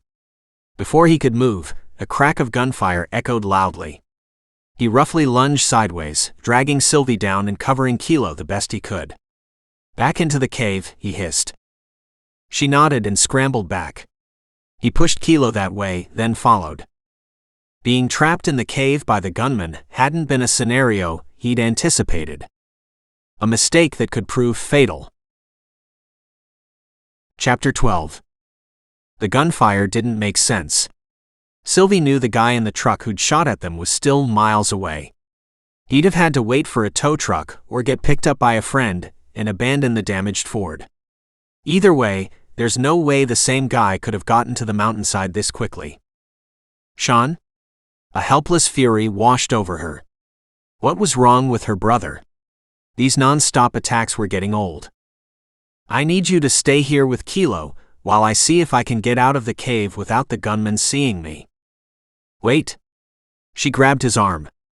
"I don't think that's a good idea. If he has a rifle, he likely has a scope." His blue eyes bored into hers. "I'm not going to sit here doing nothing." She held his gaze, knowing it was her fault that they were in this predicament. "I'm sorry, Dawson. I guess this was a bad idea. It's my fault for not anticipating this possibility. He sighed and turned to look through the cave opening. The good news is the sun is going down. At some point, it will be too dark for the gunman to see us clearly. Trying to get down the mountain in the dark would be difficult at best. Between the hazardous trail and the wildlife, their chances of getting safely down to the chopper were not good. Okay, if we have to move at dark, there's no reason for you to head out now. She didn't release his arm. Please, Dawson. Don't do this. He lightly covered her hand with his. It's a simple recon mission. I won't go far. But consider this, which direction did the shot come from? We're halfway up the North Ridge. The only possibility is that he's stationed along the western mountainside. She stared down at their joined hands for a long moment. You're right. It would be difficult to shoot at a target standing just outside the cave entrance, from higher up on the North Ridge. The angle doesn't work. Same thing for being down below. He must be sitting somewhere west of here. She frowned, thinking about possible locations, which were too many to count. That's a long-distance shot. Might be why he missed. Dawson gently squeezed her hand, then pulled out of her grasp. I won't go far. Just give me a few minutes, okay? She knew he would go, no matter what she said. Okay. He rubbed Kilo's fur, then stood. He made his way to the cave entrance, staying toward the side closest to where they estimated the shooter to be. It also happened to be where a large tree could be used as cover. 1 second he was standing there, the next he was gone. She swallowed hard, reminding herself that Dawson knew more about moving stealthily through the brush than anyone she'd ever known. His training would serve him well. Looping her arm around Kilo's neck, she cuddled the lab, for her sake more than his. He'll be back soon, Kilo. The lab licked her ear, making her smile. Amazing, really, considering she was stuck in a cave while Dawson risked his life to find the gunman. Guilt plagued her. She felt so certain she'd find Sean, convincing him to go with her to the police. Instead, she'd put Dawson's life on the line. Again. She lifted her heart in prayer and whispered, Lord, please keep Dawson safe. On some level, she was surprised at how she turned to prayer. Dawson's influence for sure. She strained to listen but heard nothing. No additional gunfire after that initial shot. That had to be good news, right? Maybe the gunman had taken off. Her stomach rumbled with hunger, but she didn't open her pack for the sandwiches she'd packed. She wouldn't eat until Dawson returned. Kilo kept going toward the cave opening, no doubt searching for his owner. She brought him back several times. Finally, she hauled the 60-plus-pound canine onto her lap and stroked his fur until he fell asleep. One problem solved. If only the rest of her tenuous situation could be fixed so easily. After 20 minutes had passed, Dawson stepped back into the cave. Kilo awoke from his nap, leapt off her lap, and ran over to greet him. He missed you, she murmured. I see that. He bent to lavish attention on the dog, then came over to sit beside her. The bad news is that I didn't find anything. The good news is that there haven't been any more shots fired. You think the gunman is gone? I think it's possible he's on the move. Dawson offered a tired smile. We'll stay hidden for a while yet. When the sun goes down, we'll head back down the mountain. I'm on board with sitting here for a while.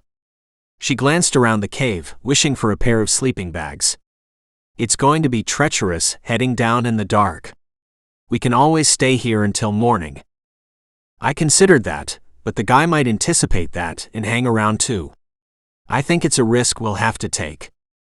If anyone could accomplish such a feat, it was Dawson. She nodded, then pulled her backpack over. Time to eat. He put a hand over his abdomen. You can hear my stomach growling? No, that's my stomach, she teased, lightly bumping her shoulder against his. Dawson wasn't just an amazing protector, but he was fun to be with. This camaraderie between them was something she'd never had before. Certainly not with Paul. She pulled 2 thick turkey sandwiches from her pack and handed him the larger one. Then she took out 2 water bottles too. Here you go. Thanks. He set the sandwich down, giving Kilo a narrow look when the dog sniffed at it, then reached for her hand. "Dear Lord, we thank you for keeping us safe in your care. We ask for your blessing and guidance as we seek those responsible for hurting others. Amen." Amen. She clung to his hand for a moment before letting go. "I'm really sorry about dragging you here. We should have just stayed at the ranch." "Don't worry about it." He leaned over to kiss her cheek. Despite the seriousness of the situation, she wished he'd kiss her properly, the way he had before. "I don't have a brother, but if one of my SEAL teammates was suspected of doing something wrong, I'd still risk my life to protect them." His sentiment was sweet, but she was beginning to believe Sean didn't deserve it. Whatever her brother had gotten himself involved with, he'd done of his own free will. No one forced him to gamble or to come after her. If Sean had just continued working the ranch the way they had growing up, none of this would be happening. Depressed by the thought, her appetite vanished. Still, she forced herself to eat. She'd need all the strength and smarts she had to get them down the side of the mountain to reach the chopper. When they finished eating, Dawson filled the 2 collapsible bowls with kibble and water for Kilo. The dog eagerly chowed his food. When the sun had dipped low enough behind the western mountain ridge, Dawson stood and shrugged into his pack. "Time to go." She nodded and looped her arms through her backpack. It was lighter now that they'd consumed the water and sandwiches. She'd kept a few power bars hidden inside just in case they were forced to spend the night. Strange, but the idea of staying here all night with Dawson didn't bother her. In fact, she might be just a bit disappointed that his goal was to head down the mountain. "I'll go first," Dawson said. "You stay behind me as much as possible. If you hear gunfire, hit the ground." "I will." Arguing with him would be fruitless. Besides, by now he was becoming familiar with the trails. She trusted his sense of direction would get them down to the helicopter. They walked in silence as the last rays of sunshine slid behind the mountain peak. There was still some ambient light, but that would fade fast. Several times her foot slipped on a rock or fallen debris, but she managed to stay upright. Watching Kilo helped, his yellow fur visible against the dark ground. She learned to lift her feet higher when he did, avoiding some of the debris. They were not moving very fast, and she estimated it would take them almost as long to get down as it had to climb up. Dawson lifted a hand. She froze as he scanned the area around them. Was it possible the gunman had tracked their movements through the scope, despite the encroaching darkness? If the gunman was Sean, he may have assumed she'd go to the cave, and could attempt to intercept them on the most logical path down the mountain. Her brother wasn't the tracker Dawson was, though, so she felt certain Dawson must have heard him approach. They stood in the darkness for several long moments before Dawson made a gesture with his hand, indicating they could keep going. Kilo sniffed along the trail as they went. No doubt the canine would alert them if any wild animals approached. Hopefully they didn't cross paths with a bear, bobcat, moose, or wolf. All animals she'd glimpsed in the woods while riding over the years. Scary to imagine Kilo trying to defend them against something that dangerous. And she knew the dog would attempt to do just that. They hiked for another 15 minutes. She stepped on a rock, twisting her ankle. A soft cry escaped her lips, and Dawson quickly whirled around. "What happened?" he whispered. "Twisted my ankle." She bent down to massage it. "I'll be okay, just give me a minute." Dawson came back up the trail to kneel beside her. He gently palpated the joint, then grimaced.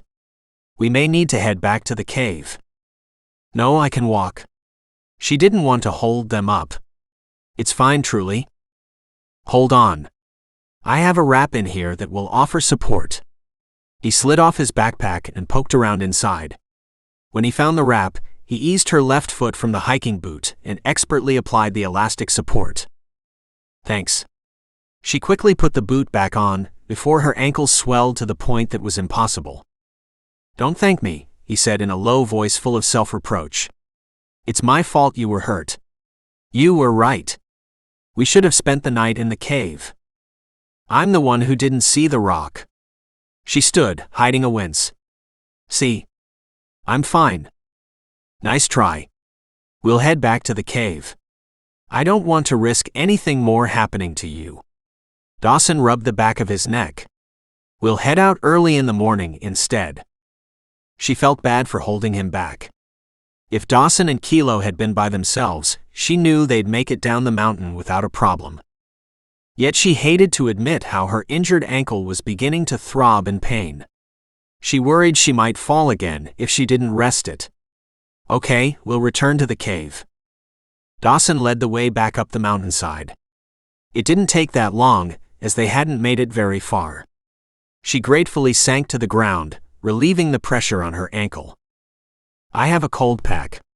Once again he rummaged in his backpack. Soon he cracked the cold compress seal, then wrapped it around her ankle. Thanks. She took off her cowboy hat and rested her head against the cave wall. After a few minutes, she knew she couldn't ignore the pressure in her bladder for much longer.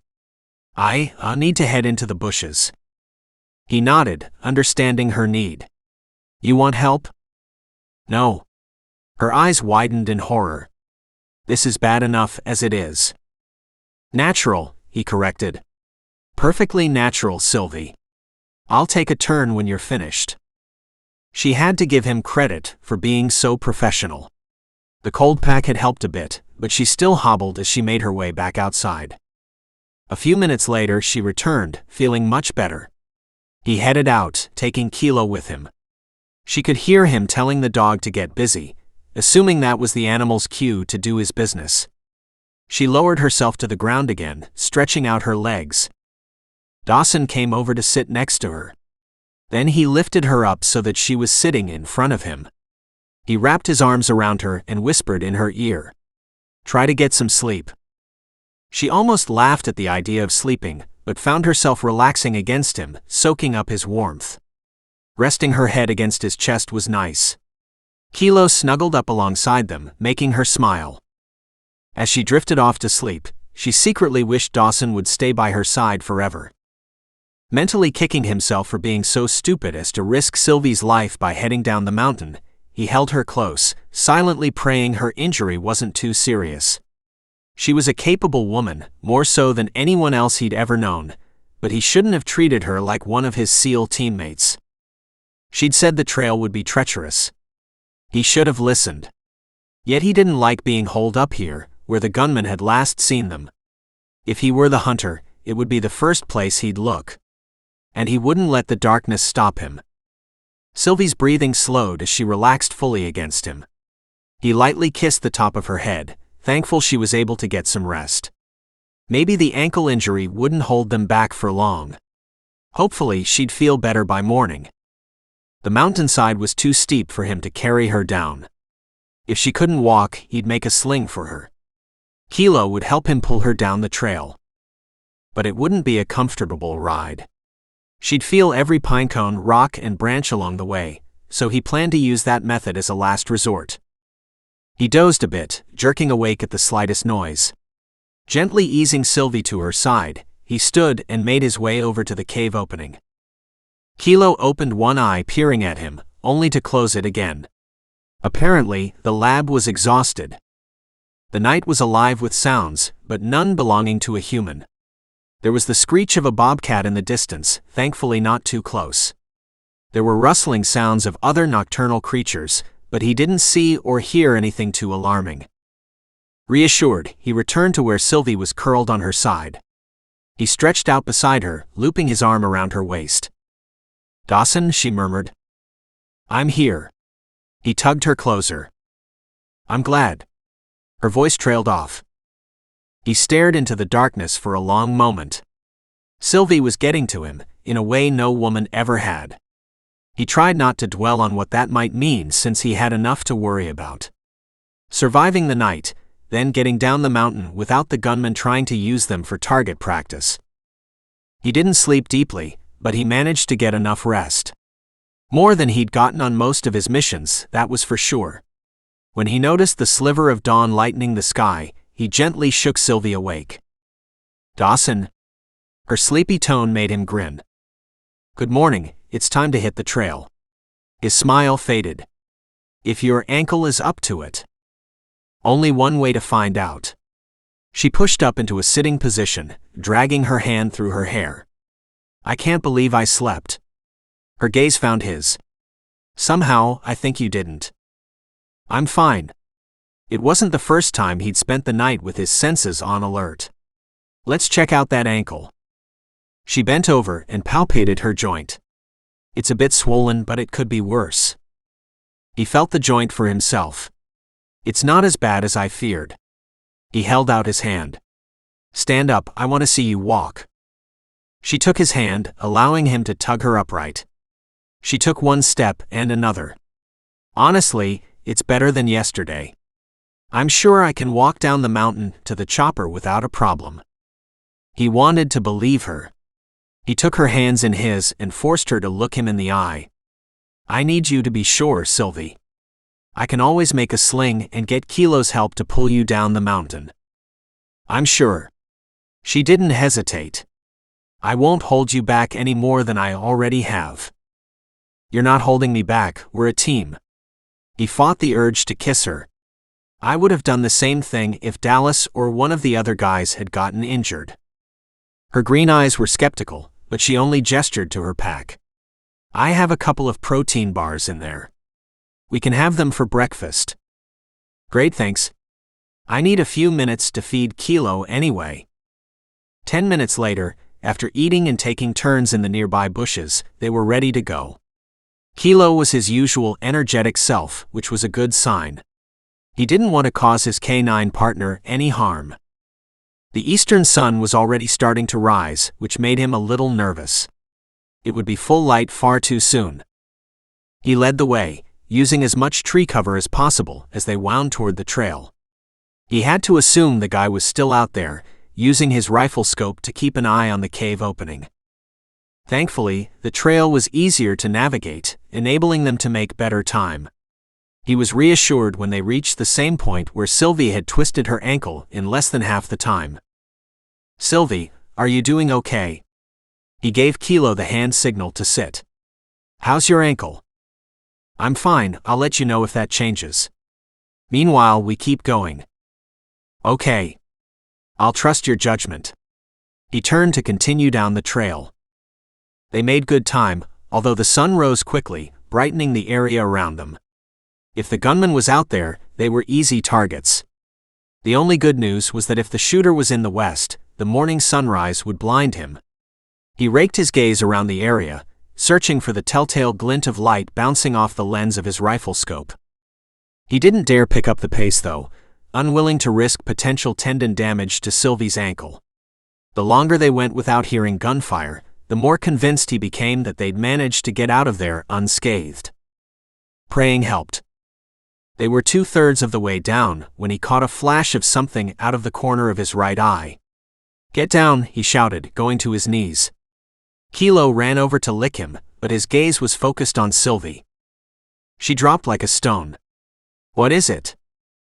I don't know. He stared toward the western ridge. Had he caught a glimpse of the shooter? Or had the flash been nothing more than light filtering through some trees? He took a long time scouring the landscape, trying to find whatever had caught his attention. But found nothing. Dawson? He shrugged and slowly stood. Let's keep pushing forward. We're getting close, she said encouragingly. I can see the chopper sitting exactly where we left it. I know. He hoped and prayed the bird hadn't been tampered with. He resumed his progress down the path, keeping Kilo and Sylvie behind him. Finally, the chopper loomed before them. He glanced back at Sylvie, frowning when he noticed she was limping. You told me you were okay, he chided, sliding an arm around her waist. I am, look, we made it. Relief tinged her voice. He supported her weight as they closed the 50-yard gap between their location and the helicopter. Sylvie gripped him tightly until they reached the helicopter. Then she gratefully rested against the bird. We need to do an in-depth pre-flight check, Dawson said. He bent and gave Kilo some water in his collapsible bowl. I know. I thought of the possibility of it being tampered with while we were holed up in the cave. Sylvie rested another moment before pushing away. Let's do it. They didn't rush but painstakingly checked everything on the chopper, nose to tail, whirlybirds to the undercarriage. He even took a sample of fuel from the tank to make sure sand, sugar, or salt hadn't been added. "What do you think?" Sylvie asked. "I don't see anything out of the ordinary, do you?" "No, it looks good." He looked again toward the west, searching for the glint he'd caught earlier. Still nothing. "Okay, let's get inside." He opened the door, then put both hands around Sylvie's waist to lift her inside. "I'm going to pilot us out of here, okay?" "Don't get used to this," she teased. "The chopper still belongs to McLane Mountain, not Copper Creek." "We don't need one." He flashed a cheeky grin. "Our neighbors are nice enough to let us borrow theirs." "Ha, very funny." She smiled while donning her headset. "Get up," he told Kilo. The yellow lab leapt into the chopper, sitting calmly while he put headphones over the dog's ears. "I still can't believe he tolerates them," Sylvie said wryly. "Me either. He's a good boy." Dawson settled into the pilot's seat and fired up the engine. The blades overhead began to rotate slowly at first, then building up speed. He swept his gaze over the instrument panel, then lifted the bird off the ground. He banked the chopper, heading toward Sylvie's ranch. The bird shuddered beneath his fingers. He hadn't heard gunfire, the sound of the engine was too loud, but the way the chopper listed to the side made him realize they were hit. On some level, he realized the gunman had bided his time, waiting for them to get airborne before taking his shot. "Dawson, we're hit," Sylvie cried. "I know, hang on." He fought to keep the bird in the air long enough to put some distance between them and the shooter. He scoured the ground below them, searching for a good spot to land. He didn't want to cause the cattle to stampede, but he also didn't want to be too close to the mountainside. The engine began to misfire. The bird was leaning so far to one side, he feared he wouldn't be able to make an emergency landing. Silently praying for God to protect them, he lowered the helicopter down. Sylvie's side of the chopper hit the ground first. He quickly shut down the engine, causing the bird to bounce off the ground, settling back down with a jarring thump. He ripped off his headset, then reached back to do the same with Kilo. "Get out and take cover."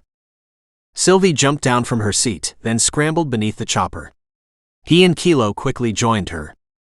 They were safe for the moment, but not for long. He needed to get Sylvie out of there. Too bad, he was fast running out of ideas on how to accomplish his mission. Chapter 13. Ignoring her throbbing ankle, Sylvie took stock of their situation. They were in the west pasture, one of the farthest from the ranch house. "Do you have binocs in the bird?" Dawson asked. "Yes." "Do you want me to grab them?"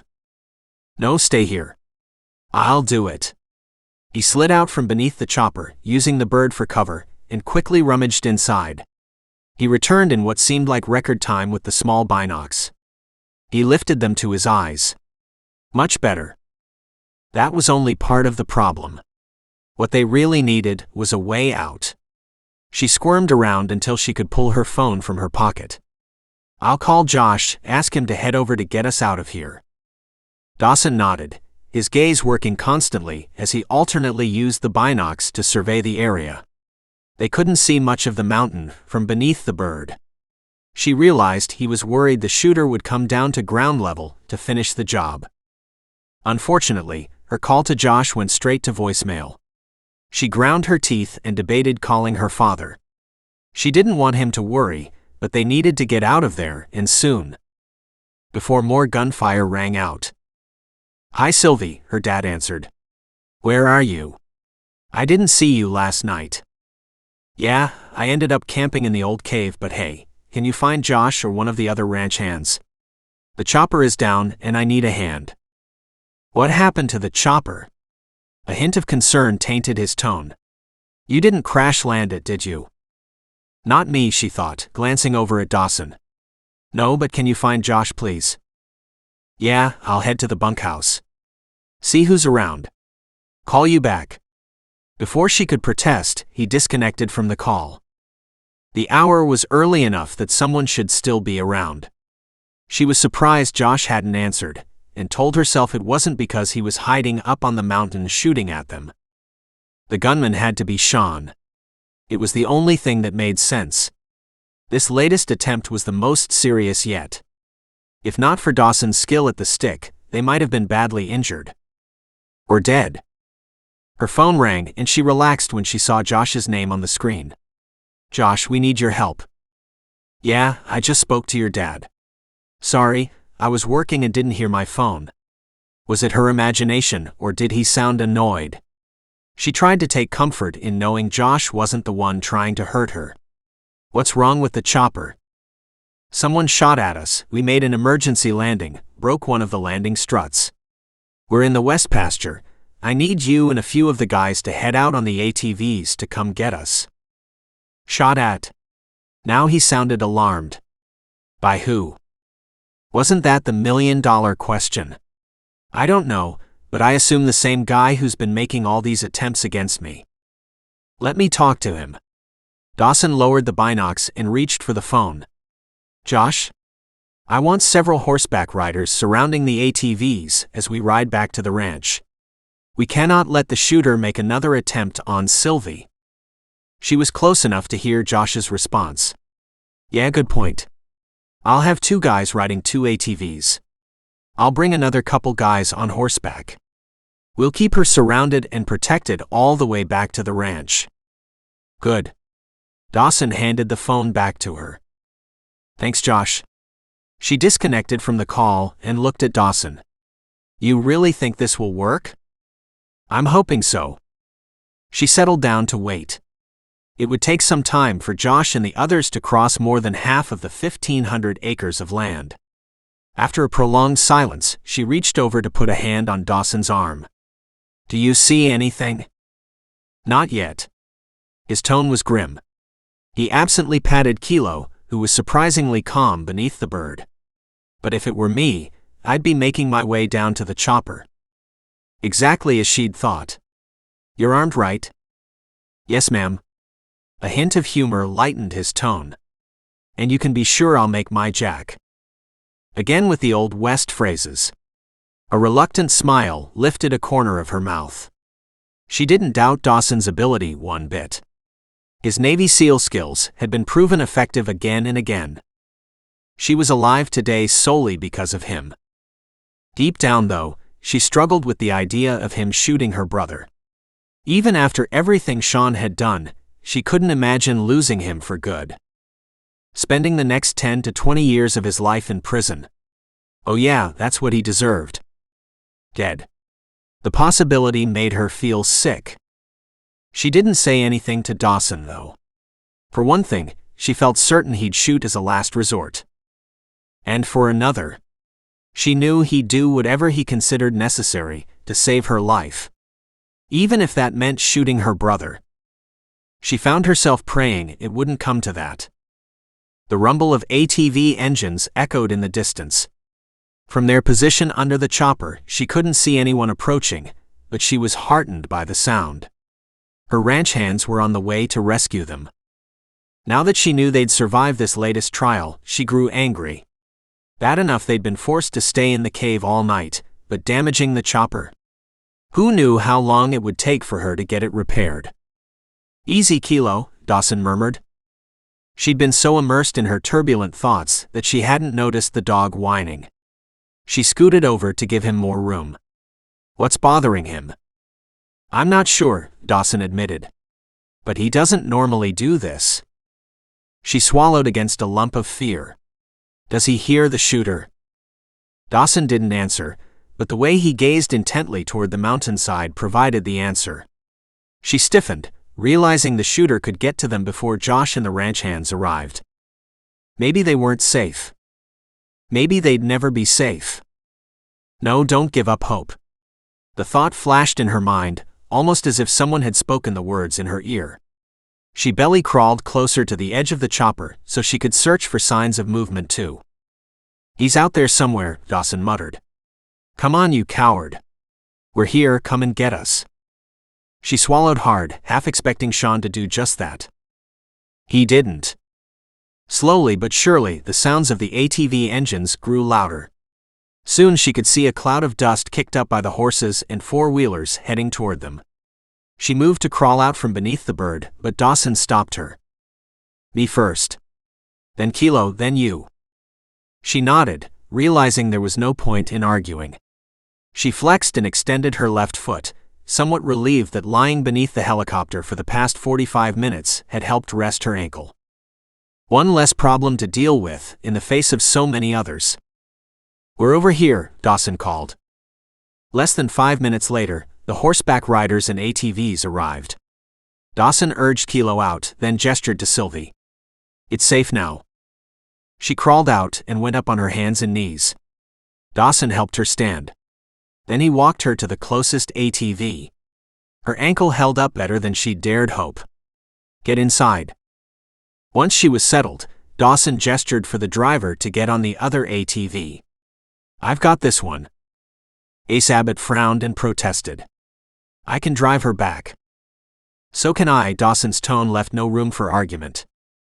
Ace glanced at Josh, who gave a slight nod, then sullenly moved over to ride with the other ATV driver. Josh and Storm took the lead, the other ranch hands sandwiched them on either side. The second ATV followed behind, eating their dust. Sylvie didn't breathe normally until they were back at the ranch. She climbed out of the four-wheeler and hobbled into the house. Dawson and Kilo followed. For a moment she simply stood there, grateful to be home. "Are you calling Deputy Holmes?" Dawson asked.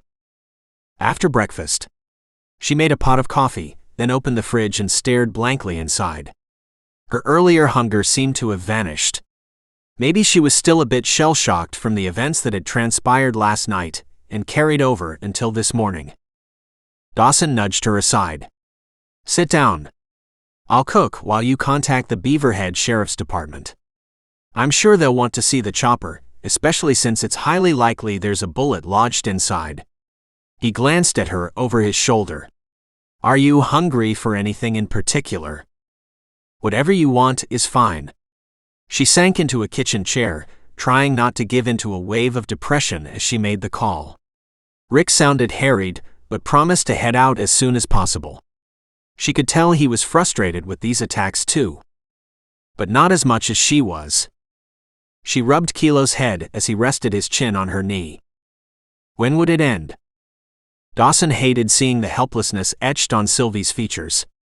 It was only through God's grace that they were still alive, but the danger was far from over. He reminded himself that Dallas would be there later that day. Maybe then they could find a way to go on the offensive. Maybe even set a trap.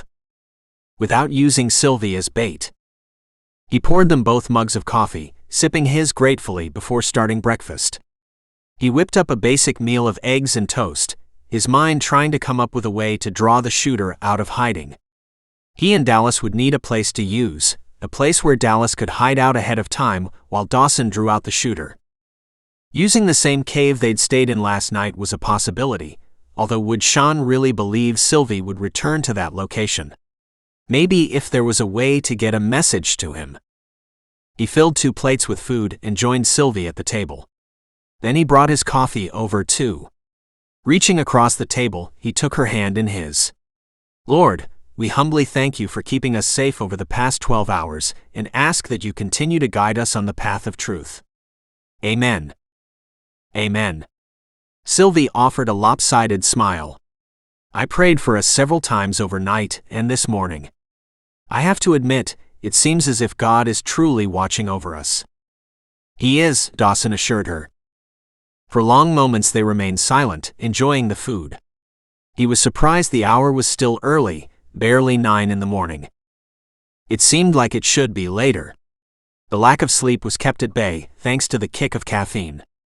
He scrubbed at his stubbled jaw, wishing for a shave and a shower. "We'll clean up after breakfast," Sylvie said, taking note of his action. "We probably should have done that first." "Nah, I was hungry." He eagerly took another bite of his eggs. "I'm surprised your father isn't here." Her brow furrowed. "Yeah, I would have thought he'd be here asking questions about the chopper too."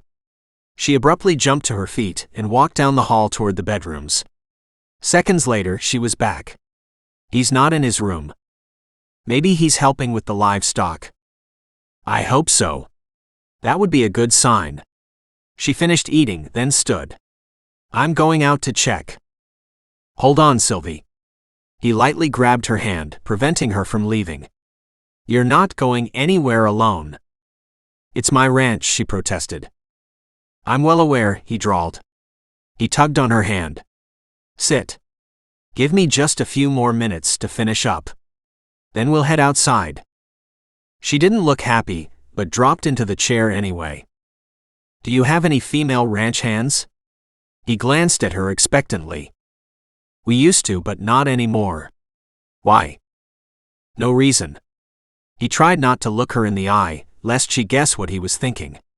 Sylvie could read him pretty well, and might suspect he was looking for someone to act as her double. He downed the last of his toast and coffee, then stood. I'm ready. Let's go.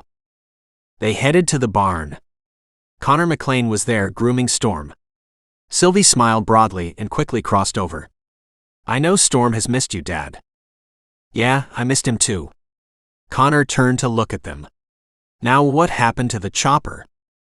It's my fault. I landed her too hard. Dawson stepped forward, ready and willing to take the blame. I'll pay for the repairs. No need. Sylvie frowned at him. It's my fault, not yours. Connor arched a brow, his gaze bouncing between the two of them. Why do I get the sense there's more to the story than either of you are telling me? Dawson hesitated, waiting for Sylvie to spill the truth, but she didn't. Hey, thanks for helping with the horses, Dad. HRMPH. Her father turned back to his job of grooming Storm. I'm sick of sitting around watching TV. Figured this was the least I could do. Sylvie impulsively hugged her dad. I'm so glad. There's plenty of work here for you to help with. Yeah, cleaning stalls is top-notch work, Connor said dryly. Remember what you told me and Sean when we were young? No job on a ranch is beneath a McLane. A grin tugged at the corner of the older man's mouth. Yeah, I remember. You used to give me the same grief I'm giving you. Exactly. She hugged him again. I'll be back to help, just need to change my clothes and clean up a bit. No point since you're only going to smell like horse, Connor protested. I know. Just give me a few minutes, okay? Sylvie left the barn, gesturing for Dawson to follow. He and Kilo fell into step beside her. Maybe it's time to let him in on what's been going on, he suggested. I know you haven't wanted to worry him because he's dealing with his cancer treatments, but he should know the danger you're facing every time you leave the house. Not yet. Sylvie glanced at him and grimaced. It's only a matter of time, right? Once Sean is caught, he'll have to know. I like how you're thinking positive about Sean getting caught, he said. But minimizing the danger doesn't make it go away. I'm aware of the danger, she snapped. Then sighed and added, sorry, I'm just so frustrated by all of this. He completely understood where she was coming from. Sylvie was one of the strongest women he'd ever met, yet everyone had a limit to what they could tolerate. Dallas will be here later this afternoon. We'll find your brother. You have a plan? Not yet, but hopefully soon. He paused, letting Kilo do his business. Let's meet back in the kitchen after we clean up. Yeah, sure. She sounded less than enthusiastic. He took Kilo to the guest room with him and made use of the facilities. He felt better after a shower and shave. After donning clean clothes, he headed into the kitchen. Somehow he beat Sylvie there, so he drank another cup of coffee while he waited. Kilo stretched out at his feet, content to relax. There had been a female deputy in town yesterday, roughly the same age and the same dark hair as Sylvie. Maybe he could convince Deputy Holmes to ask her to help him set a trap for Sean. If Sean knew anything about the murder of Matt Keegan, then the setup would be worth the deputy's time and energy. In fact, finding Sean may just be the key to busting up the entire gambling ring and solving the murder. Warming to the idea, he glanced outside. Maybe a second call to Deputy Holmes would get the guy to respond faster. He made the call, but was sent to the deputy's voicemail. Hearing Sylvie coming down the hall, he shortened his message to simply stating he had a plan, and for Holmes to call him back. Then he pocketed his phone and took a sip of his coffee. "Is there any more coffee left?" Sylvie asked. Kilo stood and went over to greet her. She managed to smile as she bent to rub the soft spot behind the lab's ears. To his critical eye, she still looked pale and wan, as if she was barely hanging on by a thread. "Sure. Have this one." He handed her his cup, then turned to make another pot. "Maybe you should call Holmes again. The sooner we get the bullet removed from the chopper, the better." She frowned. "You think the shooter will try to retrieve it?" He shrugged. "At this point, I think anything is possible. It's what I would do if I was the shooter. Don't forget, I was trained to always expect the worst." "Great," she muttered.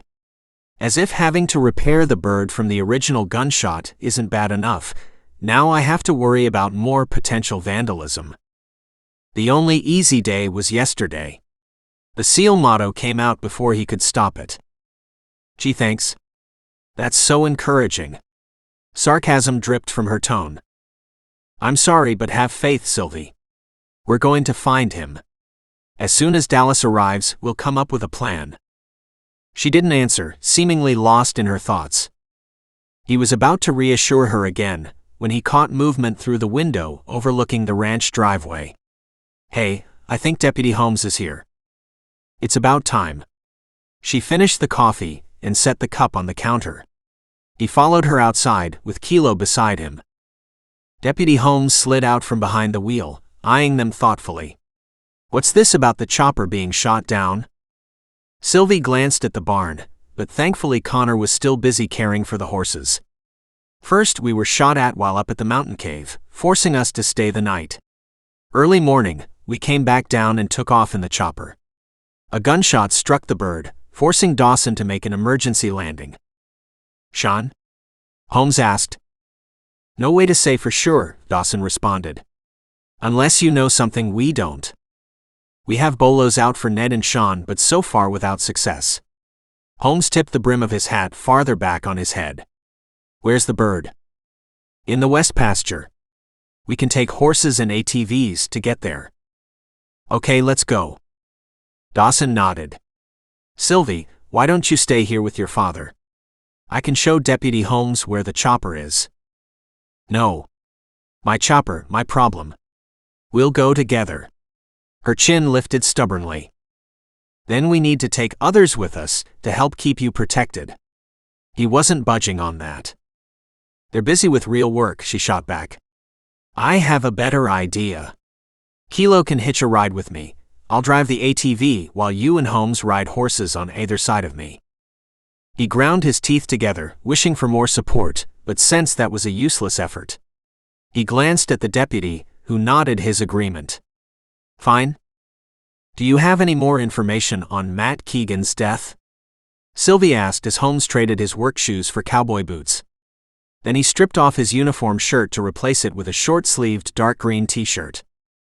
"The ME has ruled his death a homicide," Holmes said grimly as they headed toward the corral. "Drowned on purpose?"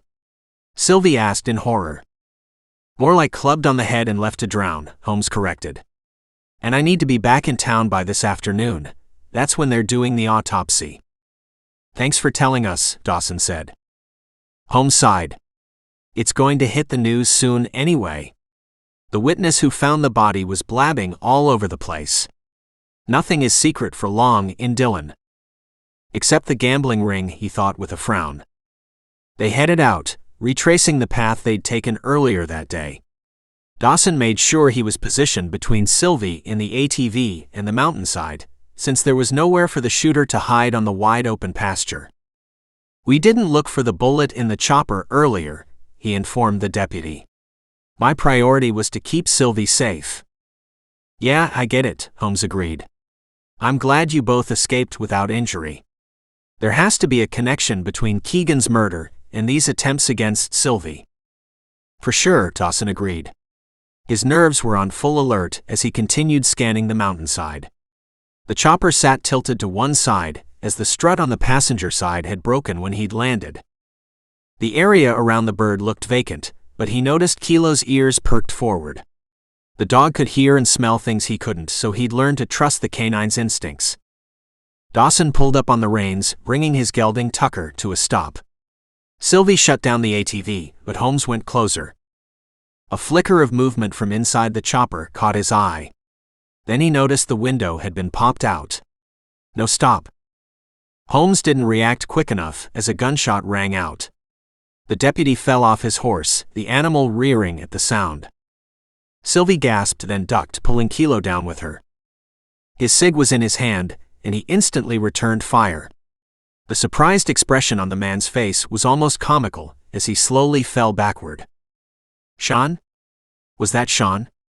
Sylvie shot off the ATV and rushed up to peer inside. Not Sean, he assured her, sliding down from Tucker. If I'm not mistaken, that's Sean's buddy, Ned Burns. Sylvie's mouth opened, then closed again, relief flooding her features. Then she turned her attention to Deputy Holmes. The man groaned and clutched his abdomen. Dawson knew firsthand the belly was a bad place to be hit. Ned Burns was dead, but they needed to figure out a way to get Holmes out of there before he died too. Chapter 14. Not Sean. Not Sean. Not Sean. The phrase echoed over and over in her head as she crouched over Rick Holmes. Blood seeped from a wound off to one side of his abdomen. Call for a medical chopper. Dawson pulled off his shirt, scrunching it into a ball and pressing it against the wound to stop the bleeding. She nodded, but then grimaced. My battery is dead. I meant to charge it while we were up at the house. Use mine. He pulled it from his pocket, used the facial recognition to unlock it, then tossed it to her. I have 20% battery left, hopefully that's enough. She called 911, getting a different dispatcher this time rather than Brenda. Deputy Holmes has been shot. We need a medical chopper ASAP in the west pasture of the McLane Mountain Ranch. Are you in danger? The male dispatcher asked. Sylvie could hear him typing on keys in the background. No, Dawson Steele returned fire, the shooter is dead. But you may want to send a deputy for that issue too. We believe the shooter was Ned Burns. He's in my helicopter. Please hold. She stared out across the ranch, wondering how it had come to this. The assailant hiding in the chopper, shooting Deputy Holmes seconds before Dawson took him out. Was this it then? Was the danger over? If so, where was her brother? We'll have a deputy respond to the scene. We request you and Dawson Steele don't touch anything at the crime scene. I understand. She didn't want to touch anything. Even the thought of repairing and cleaning the helicopter made her feel sick. Please hurry on the medical chopper though. Deputy Holmes is hurt bad. ETA 15 minutes, the guy responded. 15 minutes would seem like a lifetime, especially to the deputy. Thank you. She ended the call and went over to kneel on the ground near Dawson and Deputy Holmes. Kilo was there too, seeming to understand there was something wrong. They're flying a crew out ASAP. She forced a smile for the deputy's sake. Hang in there, Rick. You're going to be just fine. Who did this? There was confusion in Rick's eyes. Pretty sure it was Ned Burns. Dawson's gaze turned solemn. It's my fault. I should have anticipated he'd be hiding inside the bird. How could you expect something like that? Sylvie asked. Dawson grimaced. My job is to expect the unexpected. Rick didn't say anything. He went limp as if he may have lost consciousness. She felt terrible Dawson had been forced to shoot Ned Burns, but she also knew it wasn't the first time he'd had to kill someone. Yet that didn't mean he could shrug the deed off so easily. She glanced at Rick, who was lying still with his eyes closed. You saved us, Dawson. She kept her voice low. Thank you for that. Kilo licked Rick's hand as if to offer comfort. Dawson glanced at the lab, then turned to her. Thank you for protecting Kilo. It was sheer instinct. She hadn't thought it through, and truthfully, the entire scene seemed to take place in slow motion. I should call the house, make sure Josh knows more deputies will be arriving soon. Use my phone. Dawson didn't let up on the pressure he was holding against Rick's wound. She did, grimacing when she realized it was down to 12% battery left. She made the call, hoping Josh would answer. Thankfully he did. Now what? She had to bite back the urge to snap at him. Deputy Holmes has been shot, and Dawson killed the shooter. A medical chopper is on the way, but you need to escort the deputies who respond out to the West Range where you picked us up earlier. What? Josh sounded shocked. Who's the shooter? We believe it's Ned Burns. I'm not supposed to touch the crime scene, so I can't get close to double-check. Just have someone escort the deputies out here and make sure my dad is safe, okay? You think your dad is in danger? I hope not. She wasn't sure what to think, but Dawson's motto of expecting the unexpected made her worry. Keep Dad with you at all times, okay? Yeah, sure. I can do that. Josh sounded subdued now. Thanks. She disconnected from the call, hoping to preserve the last bit of battery life. Good idea to protect your dad, Dawson said. He hasn't been the target yet, but that could change at any moment. You don't think this is over? It was a statement, not a question. No. Dawson looked up toward the sky, as if wishing the chopper would get there soon. We need to find your brother. Both of his friends are dead. Either he's setting this all up, or he's in danger. Neither option was good, but she nodded. I wish I knew where to find him. I would haul him to the sheriff's department headquarters in a hot second if I could. I hate the idea of him being involved in this. He's involved, Sylvie. You need to resign yourself to that fact. She knew he was right.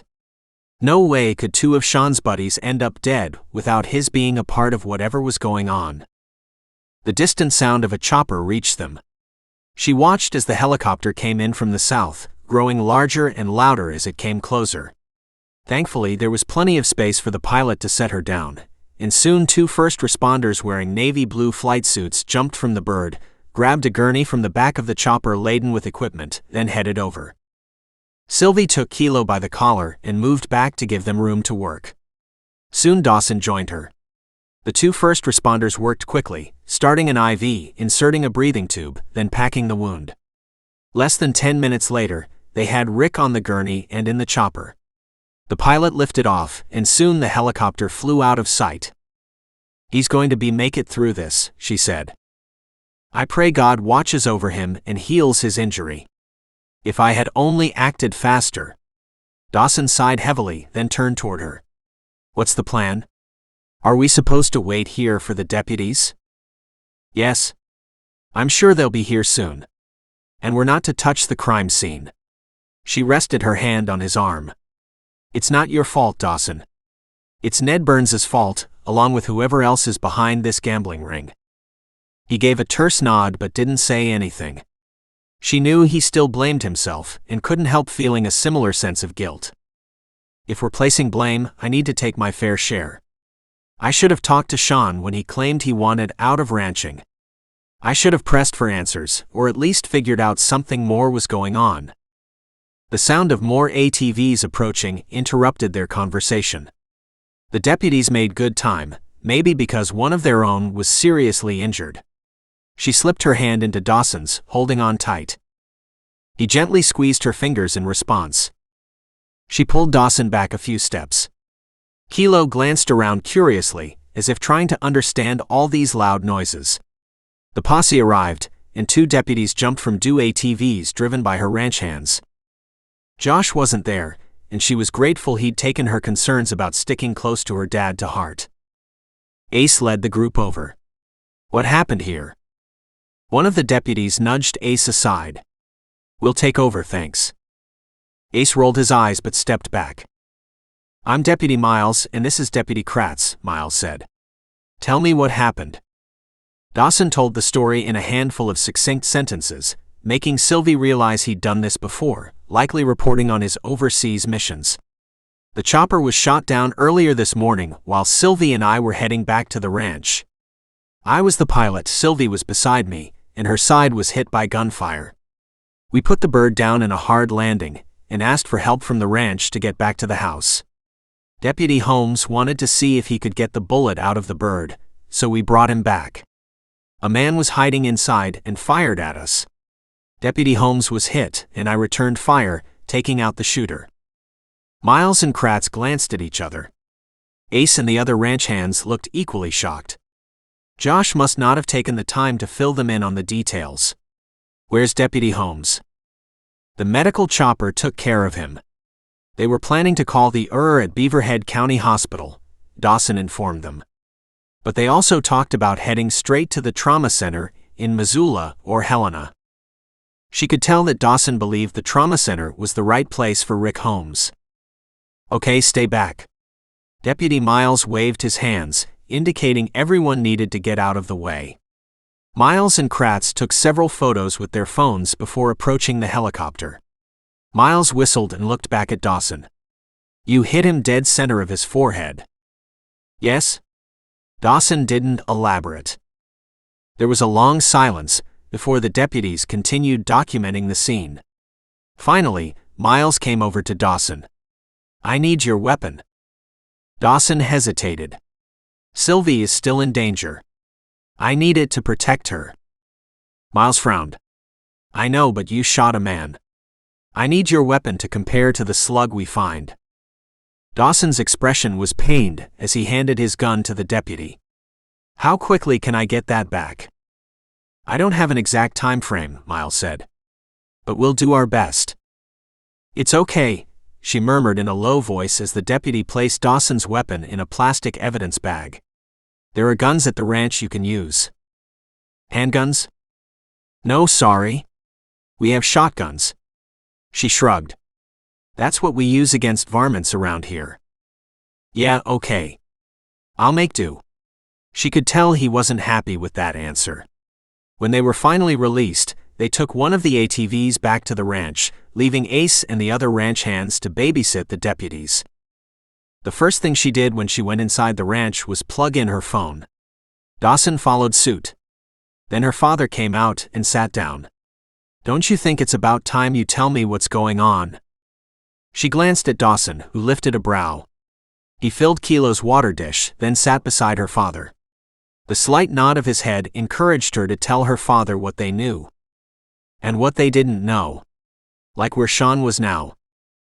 Okay. But a lot of this is conjecture, she warned, dropping down beside him. She took a deep breath, let it out, and started telling the sequence of events from the beginning. Dawson watched the disbelief cross Connor McLane's features as Sylvie filled him in on each attack, ending the story with the recent shooting of Deputy Holmes by Ned Burns and his killing him. You were shot at multiple times, the barn was set on fire, and then you were almost killed while landing the chopper. How long has this been going on? Connor demanded. A few days. Sylvie reached over to take her father's hand. I didn't want to worry you, Dad. Especially with the cancer treatments you've been dealing with. But now that things have escalated, my biggest fear is that you may be in danger too. I'm fine, Connor protested gruffly. You have to find Sean. Dawson would like nothing better than to get his hands on Sean McLane. Do you have any idea where he is? Or who he would go to if he needed a place to stay? There must be someone else, considering both his rodeo buddies are dead. No. Connor dragged his hands over his face. The guy looked as if he'd aged 10 years in the past 10 minutes. Gambling, he muttered. I never would have thought Sean would get involved in something like that. And now both his friends are dead. I know. Sylvie looked at her father with sympathy. But I think Sean is alive, Dad. I think he's hiding out from whoever is behind this. Dawson had to admire her loyalty, misplaced though it was. He wasn't at all convinced in Sean's innocence. Maybe Sean hadn't been the one to do most of the shooting, based on Ned Burns being the one hiding in the chopper, but there was no doubt in his mind that Sean was involved in the gambling scheme all the way up to his eyeballs. He rubbed the back of his neck, trying to think of what they were missing. He didn't know Sylvie's brother very well, but somehow he didn't believe Sean was the mastermind of this plan. Someone else was pulling the strings. This Ben Stewart guy for sure, and likely someone else. Someone local. Considering how much time he'd spent at the McLane Mountain Ranch, he was finding it more difficult to believe one of the ranch hands were involved. Josh had proven to have an alibi for several of the incidents, so he didn't think the foreman was part of it either. Someone in town then. But who? We need to go through Sean's room, he said abruptly. Sylvie didn't hesitate. Let's do that now. Connor made no move to follow them down the hall to Sean's room. Sylvie's father was obviously reeling from all the information they dumped in his lap. I'll check the dresser. Sylvie crossed over to the highboy dresser. You check the bedside table. He did as she asked but didn't find anything helpful. He even went so far as to slide his hands between the mattress and box spring in case Sean had hidden something there. I've got nothing. Same. Sylvie turned from the dresser, scanning the room. There must be a way to figure out where he is. You're sure he didn't have a girlfriend? She shrugged and spread her hands. If he did, he didn't tell me. I haven't seen a picture of a girl hidden anywhere, have you? No. He thought about the office. Does he have a favorite book? Sean wasn't much of a reader. She eyed him thoughtfully. Although, now that you mention it, I do remember him grabbing a book one night about a week or two before he left. Said something about needing a boring story to put him to sleep. Interesting that it's not here. He must have returned the book to the office.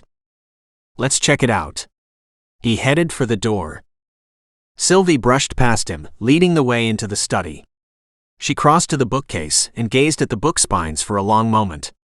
I think he pulled something out of this section. He peered over Sylvie's shoulder, resisting the urge to pull her into his arms. They look like murder mysteries. I like murder mysteries, she said defensively. Pulling a book at random, she fanned the pages. Then another, and another. At this rate, they'd end up going through the entire bookshelf, searching for a clue that may not even be in there. Dawson?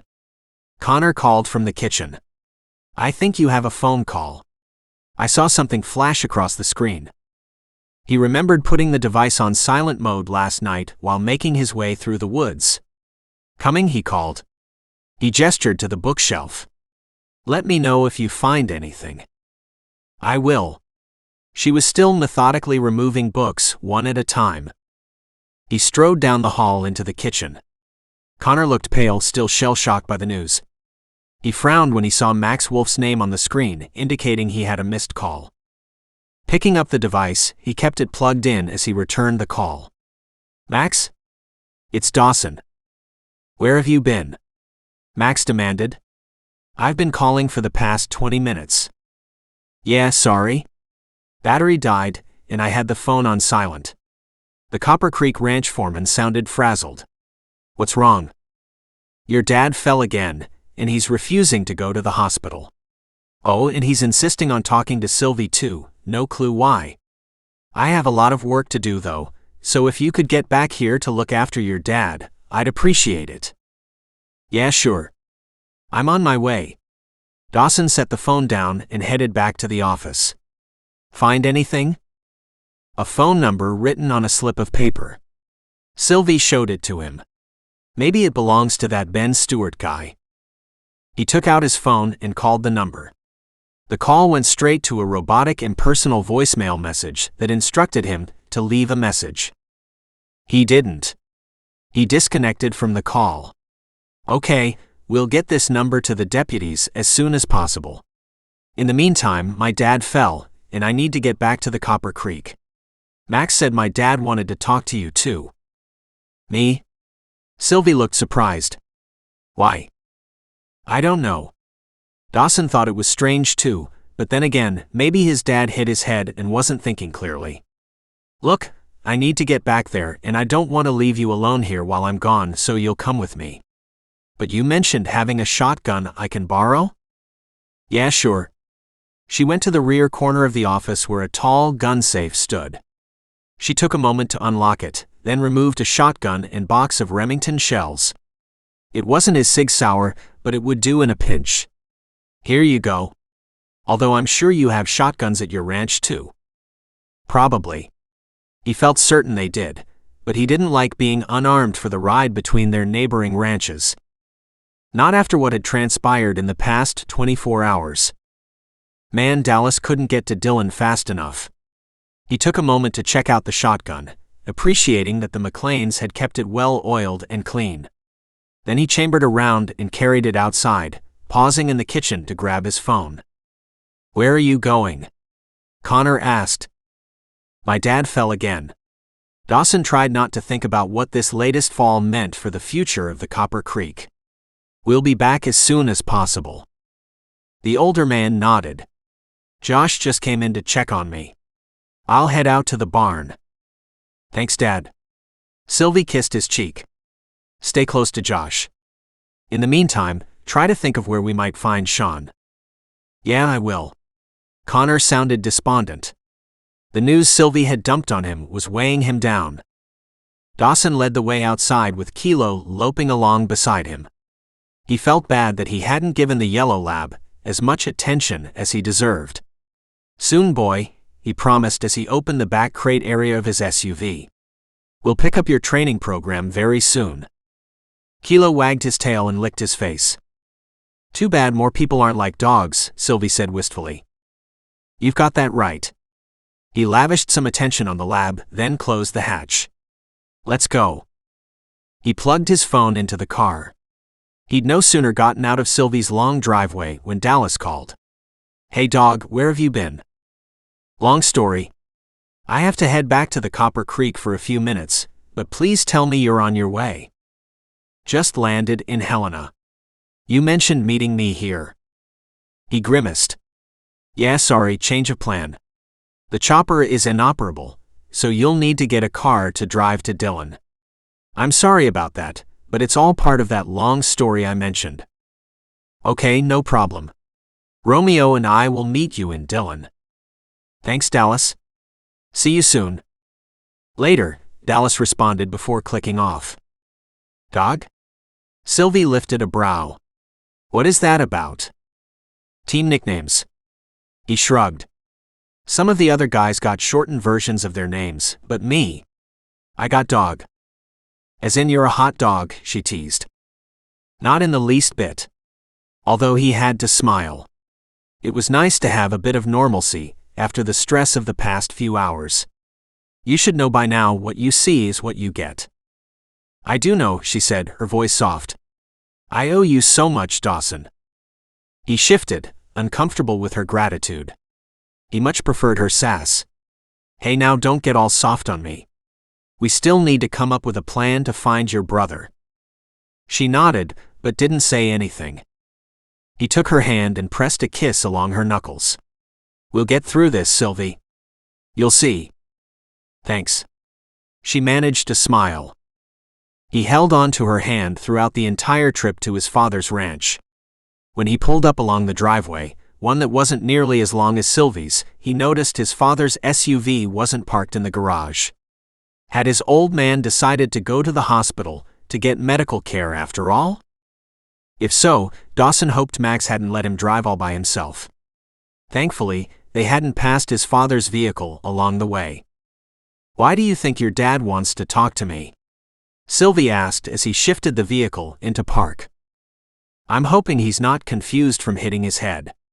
He pushed out of the driver's side, then went around back to free Kilo.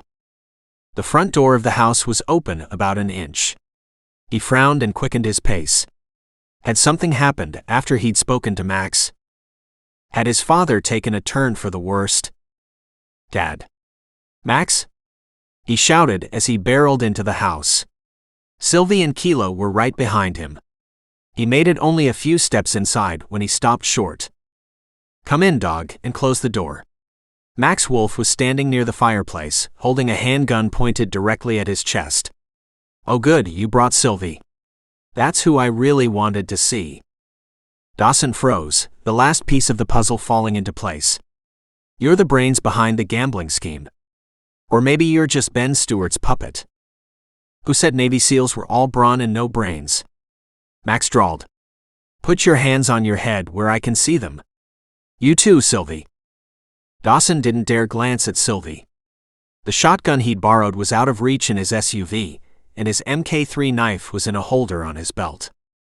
He stared at his father's ranch foreman, knowing he had only one option: sacrificing himself to save Sylvie. Chapter 15. Max Wolf. She'd had him on her list of suspects early on, but then dismissed the idea. After talking things through with Dawson, his involvement hadn't made sense. Especially since she'd assumed Max would get the Copper Creek after Dawson moved back to California. Only now it did make sense. Max must have been a part of the gambling ring, maybe funded originally by Stewart. Only the guys got in debt. Sean must have been paying him off a little at a time until he couldn't come up with any more cash. Because she'd cut him off.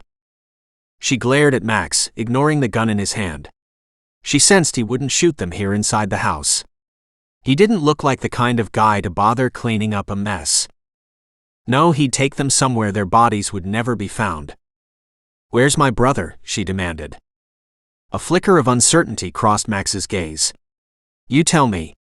Your baby brother owes me and my boss a lot of money. That idiot promised me he'd find a way to sell the ranch to pay off his debt." No surprise there, she and Dawson had already figured that much out for themselves. The missing piece was standing in front of them. "You had Ned Burns working for you, is that it?" Dawson asked. "You made sure he followed Sylvie, took shots at her, started the barn fire, and instigated all those other attempts, right? Although you must have been the guy driving the black Ford truck that I took out on the road." Max's expression hardened. "I wasn't happy about you shooting the gas tank. But Ned? Yeah, he was paying off his debt. It was Sean's idea to scare Sylvie into selling the ranch, but then he got chicken. I was the one who had to take things a little farther." Max narrowed his gaze. "You know too much, dog. Good thing I'd already planned to get rid of you." Dawson moved a step closer, his hands still on his head. Sylvie could tell he was trying to put himself between her and Max. Kilo sensed something was amiss and began to growl. She found herself wondering if the dog knew how to attack on command. Dawson continued talking. "Do you know Ned Burns is dead? I killed him." Another flicker of unease darkened Max's gaze. But it quickly disappeared. "Take one more step, dog, and I'll shoot. When you're out of the way, Sylvie and I can come to some sort of agreement." Over my dead body, Sylvie thought. Then she swallowed hard, because that was a very real possibility. "I don't know where Sean is," Sylvie said, trying to draw Max's attention from Dawson. "I've been looking for days now, checking his usual haunts, without success." Max shrugged. "I'll deal with him later. It doesn't much matter where he is, once I get the deed to the McLane Mountain Ranch." "Where's my dad?" Dawson asked. "What have you done to him?" "He has a follow-up doctor's appointment today, so he'll be gone for hours." Max smirked. "Something you might have known if you'd been here recently. By the time your old man returns, it will be too late." Sylvie winced, sensing Dawson's guilt. But he didn't move or react in any way to Max's statement. "You know, Max, you didn't think this little plan through very well." Dawson slid the barest of an inch closer. "My dad is going to have a lot of questions about how you managed to obtain the McLane Mountain Ranch. And since your buddy Ned shot Deputy Holmes, the entire police force in Dillon will do everything in their power to get to the bottom of the attempted murder of a fellow cop. It won't take them long to figure out you're the link to Ben Stewart and the illegal gambling ring. They already suspect Stewart, by the way." Dawson shook his head, making a tisk-tisk sound. "You'll never get away with this." "Oh, Sylvie here is going to make sure I do. Won't you, darlin'?" The way Max leered at her caused nausea to churn in her belly. "I admit this wasn't the original plan, but I can adapt. Sylvie is a looker, I won't mind having her as my wife." It was all she could do not to vomit. "I wouldn't marry you if you were the last man on the planet." "Oh, I think you will." Max flashed an evil smile. "You wouldn't want any harm to come to your daddy now, would you?" The implication was clear. Sylvie stared at him in horror. There had to be a way to get out of this mess. "Blah blah blah," Dawson drawled. "The sheriff's department will figure it all out, and the marriage will either never happen or be annulled. Honestly, Max, I expected better from you. I give you credit for working with Stewart on the gambling scheme, but since then, you've failed in so many ways." There was emphasis on the word failed. "Shut up," Max shouted, his face reddening with anger. "I'll kill you here and make Sylvie clean up the mess." Kilo growled louder now, baring his teeth in a way Sylvie had never seen the lab do. Kilo had always been sweet and happy, but not now. "Get that dog out of here," Max said. He moved the gun enough to point the barrel at her, then moved it back to Dawson. "Now." She swallowed hard, trying to think of what to do. Leaving Dawson wasn't an option. But she wasn't armed either. She wanted to protect Kilo too, but knew getting the dog away from his owner wouldn't be easy. The muscles in Dawson's body tensed, and she instantly knew he was planning to launch himself at Max in a last-ditch effort to protect her. The only possible weapon nearby was a ceramic lamp on the table, but it was more than an arm's length away. "Now," Max repeated, his voice louder than ever. "Attack!" She shouted the command at the top of her lungs as she lunged for the lamp. The lab rushed forward, clamping his jaw around Max's ankle at the exact same time Dawson surged forward, his long fingers grabbing at the gun in Max's hand. A gunshot rang out as the two men struggled. She picked up the lamp and moved around Kilo, who was hanging on tightly to Max's leg. Then she brought the lamp down on Max's head with as much strength as she could muster. Max slumped to the floor beneath the blow. Dawson wrenched the gun from his hand, then glanced down at Kilo, who still had his jaw locked around Max's ankle. "It's okay, boy. Let go." He gently removed the dog. Then he glanced at her. "Nice work, Sylvie. Although I was hoping you would have gotten out of here. You wouldn't have left me either, and you know it." She raked her gaze over him, frowning when she saw blood staining his t-shirt. "You're hit." Dawson stepped back, looking down at the unconscious Max Wolf. Then he put a hand to his side. "Bullet grazed my side, nothing too serious." "Are you sure?" She moved closer, raking the hem of his t-shirt up so she could examine the wound. There was a bloody furrow along his left side, which was bleeding but didn't look too deep. The series of scars crisscrossing his abdomen, though, gave her pause. He'd mentioned several surgeries, but the angry-looking raised ridges marring his skin stole her breath. "Oh, Dawson," she murmured. "Hey, I told you it was just a graze." He gently pushed her hand aside. "Find me some rope so we can tie him up. I'll call the sheriff's department. At least this time the perp isn't dead. Hopefully, Max will tell what he knows about Ben Stewart." She forced herself to nod. "I'm sure there's some in the tack room." She made the trip outside, startled to see the sun shining brightly overhead. It seemed wrong after being held at gunpoint. The barn was empty, the stalls were too. She wondered where Max had sent all the ranch hands, then decided it didn't matter. Better, really, that they weren't in danger. She found the rope. As she headed back out to the house, a man stepped out from the shadows holding a shotgun. "Sean." She froze, unsure whether she could trust her own flesh and blood. The shotgun could have been the one Dawson had left in the SUV, or it could have been one that Sean had taken 2 weeks ago. "Where's Max?" Sean asked, his gaze shifting back and forth nervously. He looked terrible. His face and clothes were dirty and torn, his chin covered with a shaggy beard. "I hit him on the head with a lamp while Dawson wrestled the gun from him. We'll use this," she lifted the rope, "to tie him up." Then a flash of anger hit hard. "Where have you been? Do you have any idea what I've been through these past few days? I'm lucky to be alive, Sean, no thanks to you." "I know, I'm sorry. I've been hiding in the mountains, trying to find a way to get to Max." He pointed the barrel of the shotgun down at the ground. "I saw Landon leave in his SUV, and thought maybe I could confront Max once and for all. But then you and Dawson showed up, and I figured I'd better wait." "Wait? For what?" "For us to be killed."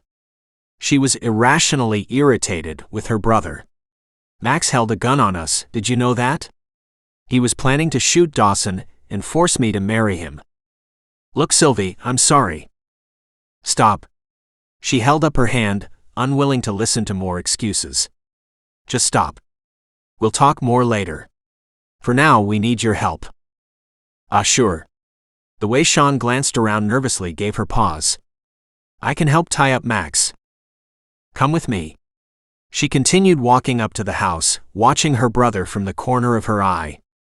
She still didn't trust him. Slowing her pace, she moved the rope to her left hand, waited until Sean was next to her, then made a grab for the shotgun. Catching him by surprise worked. Ripping the shotgun away, she took a step back, brought the weapon up to her shoulder, and pointed it at him. What are you doing? Sean stuttered. You think I'm buying this act of yours? Think again. She stared at him without flinching. Don't make me shoot you. Sylvie. Dawson came to the doorway. The corner of his mouth quirked up in a smile as he roughly grabbed Sean's shoulders. Well, looky here. Nice job, Sylvie. We've got both of them now. I swear I was coming to help, Sean insisted, stumbling as Dawson wrenched both of his arms behind his back.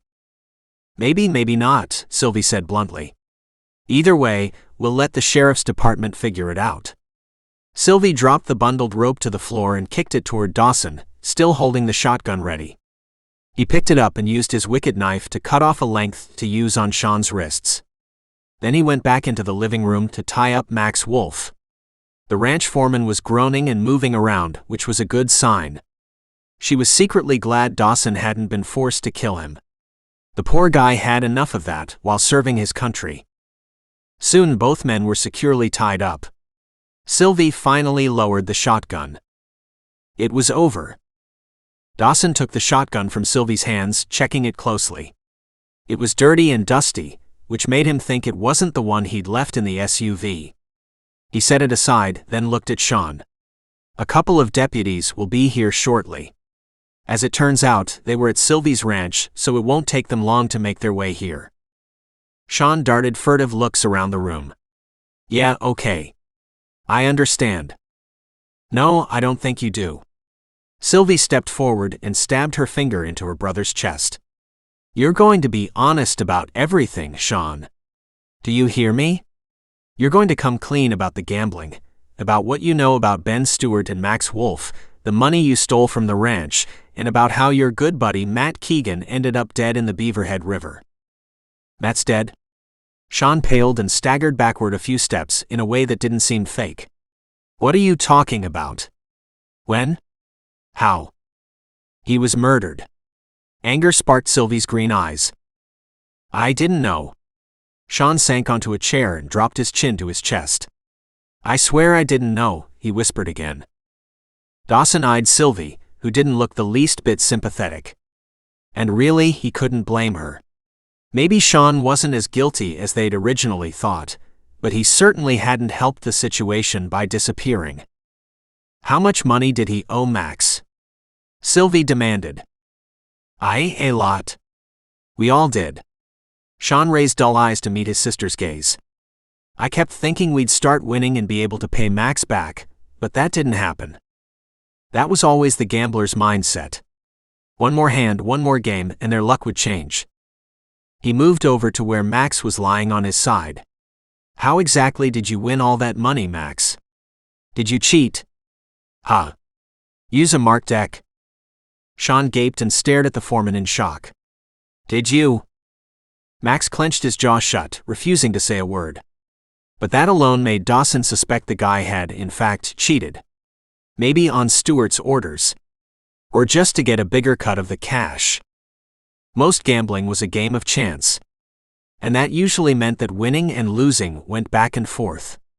Some of the guys deployed overseas would play cards, but that hadn't interested him. But he had noticed that one guy would win big one day, then lose the next. He nodded to himself. The cops will figure out if you used a marked deck, Max. Although the whole gambling scheme isn't your biggest problem.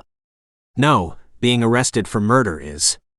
That will get you life behind bars without any possibility of parole. I didn't kill anyone, Max blurted. That was all Ned Burns. Dawson shrugged. That's for the cops to figure out. And since Burns is dead and you're still here. He spread his hands wide. I think they'll try to pin it all on you. Besides, Conspiracy to commit murder carries the same sentence. Unless you decide to talk about Stewart's involvement to save yourself some prison time. Max stared at him in hatred but remained silent. A squad pulled up near the house, and the same 2 deputies who'd been down at the chopper murder scene emerged from the vehicle, hands resting on their weapons.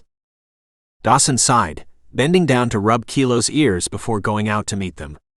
This would be another long day. Yet knowing the danger to Sylvie was finally over helped. "Did you kill another guy?" Deputy Miles demanded. "No, sir." Sylvie hit him on the head with a lamp. He gestured to the broken ceramic scattered across the floor, while I disarmed him. HRMPH. The 2 deputies looked around the room, taking in the 2 men who were tied up. "Okay, start at the beginning," Miles said wearily. He and Sylvie spent the next hour explaining what happened. Sean remained silent at first, but then admitted to his role in gambling to the point he owed Max $100,000. Sylvie's jaw dropped, but Dawson had figured as much. Still, Sylvie's ranch was worth millions, so Max was being a greedy son of a gun to expect the entire property in exchange for that debt. Sean also admitted to firing the first shot towards Sylvie while she was at the North Ridge. When she'd almost died, he'd backed out of the deal, leaving Matt and Ned to deal with Max. As he'd hidden in the mountains, he'd thought about going after Max himself, and had started watching the Copper Creek for Max's movements. The deputies finally left, taking both Max and Sean with them.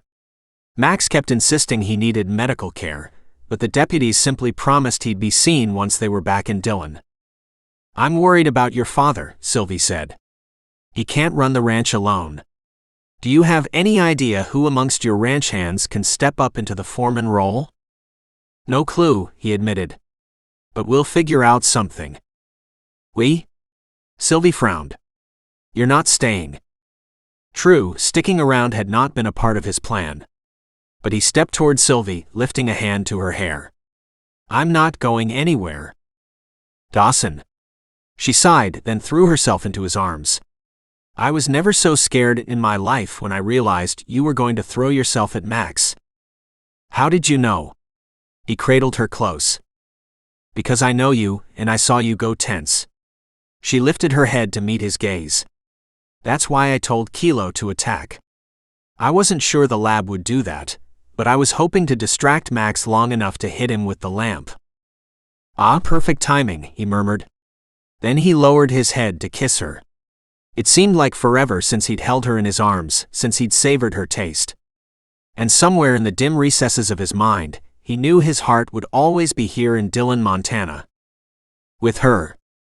And for the first time since returning home, he didn't feel the least bit suffocated. Instead, his heart swelled with hope and love. They could always take vacations, right? Visit places he'd always wanted to see. Showing Sylvie parts of the world. They could do whatever they wanted, as long as they returned home.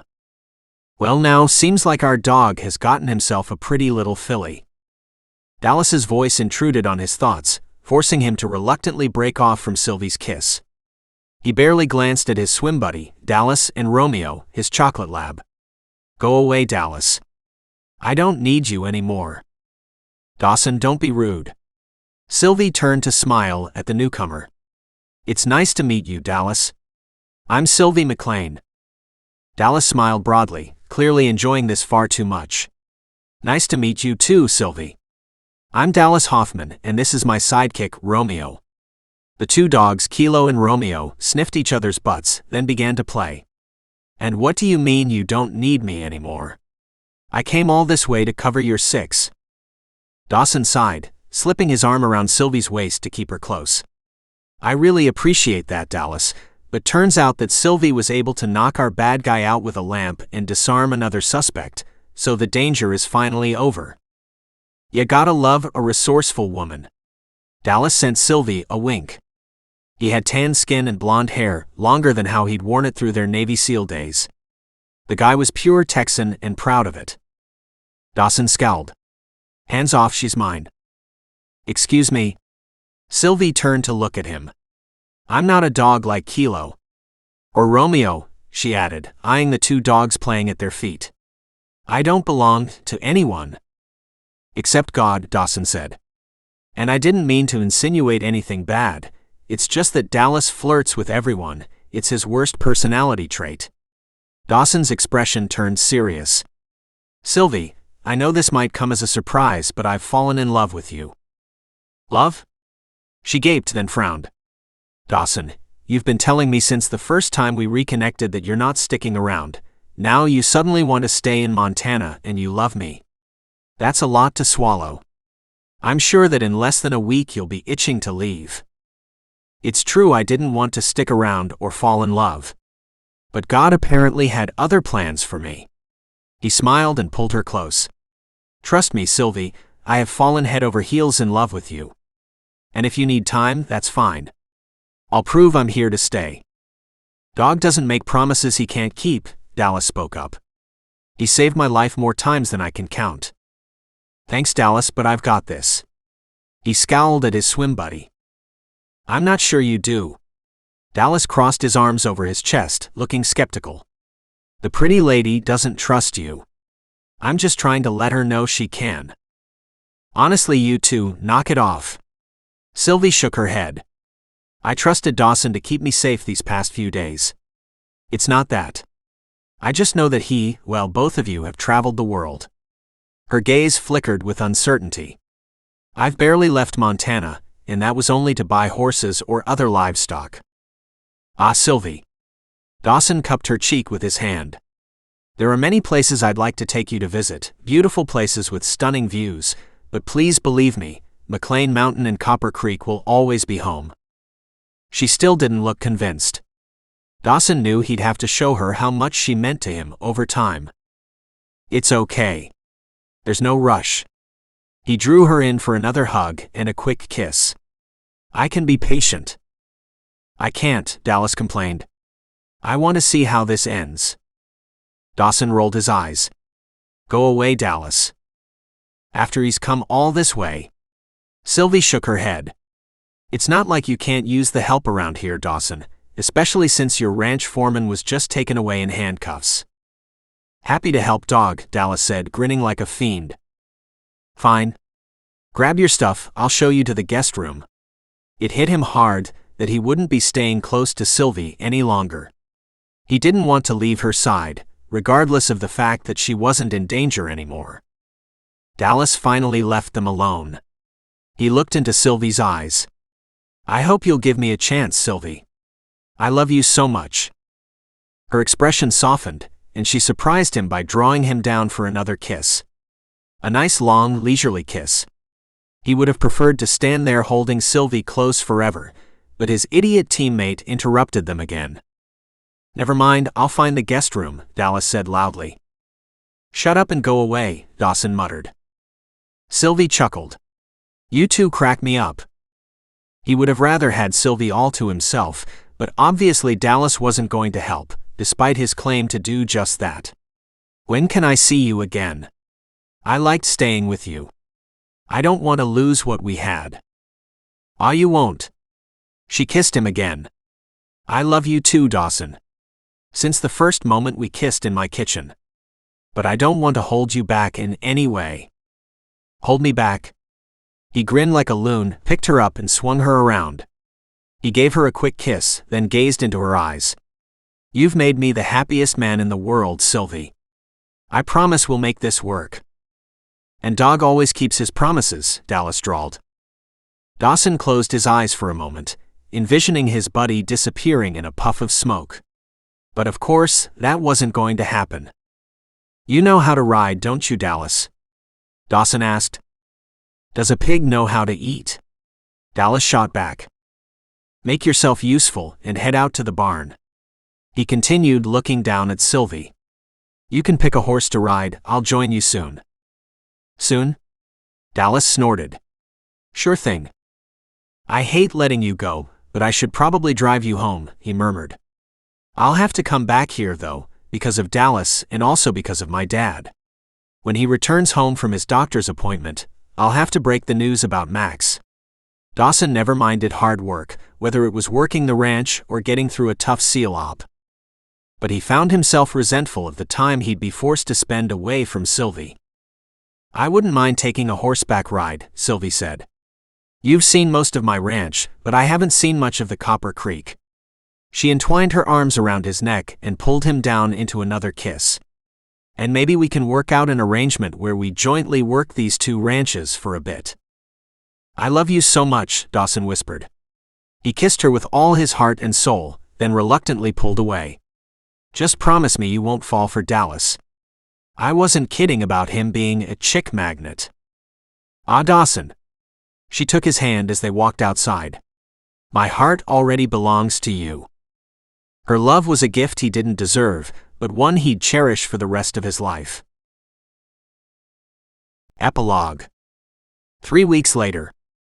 Sylvie sat on Fanny's back in the same spot on the North Ridge as she had almost a month ago. Dawson was on Storm beside her. Dallas had stayed for a full week before heading back home, muttering something about his sister needing help again.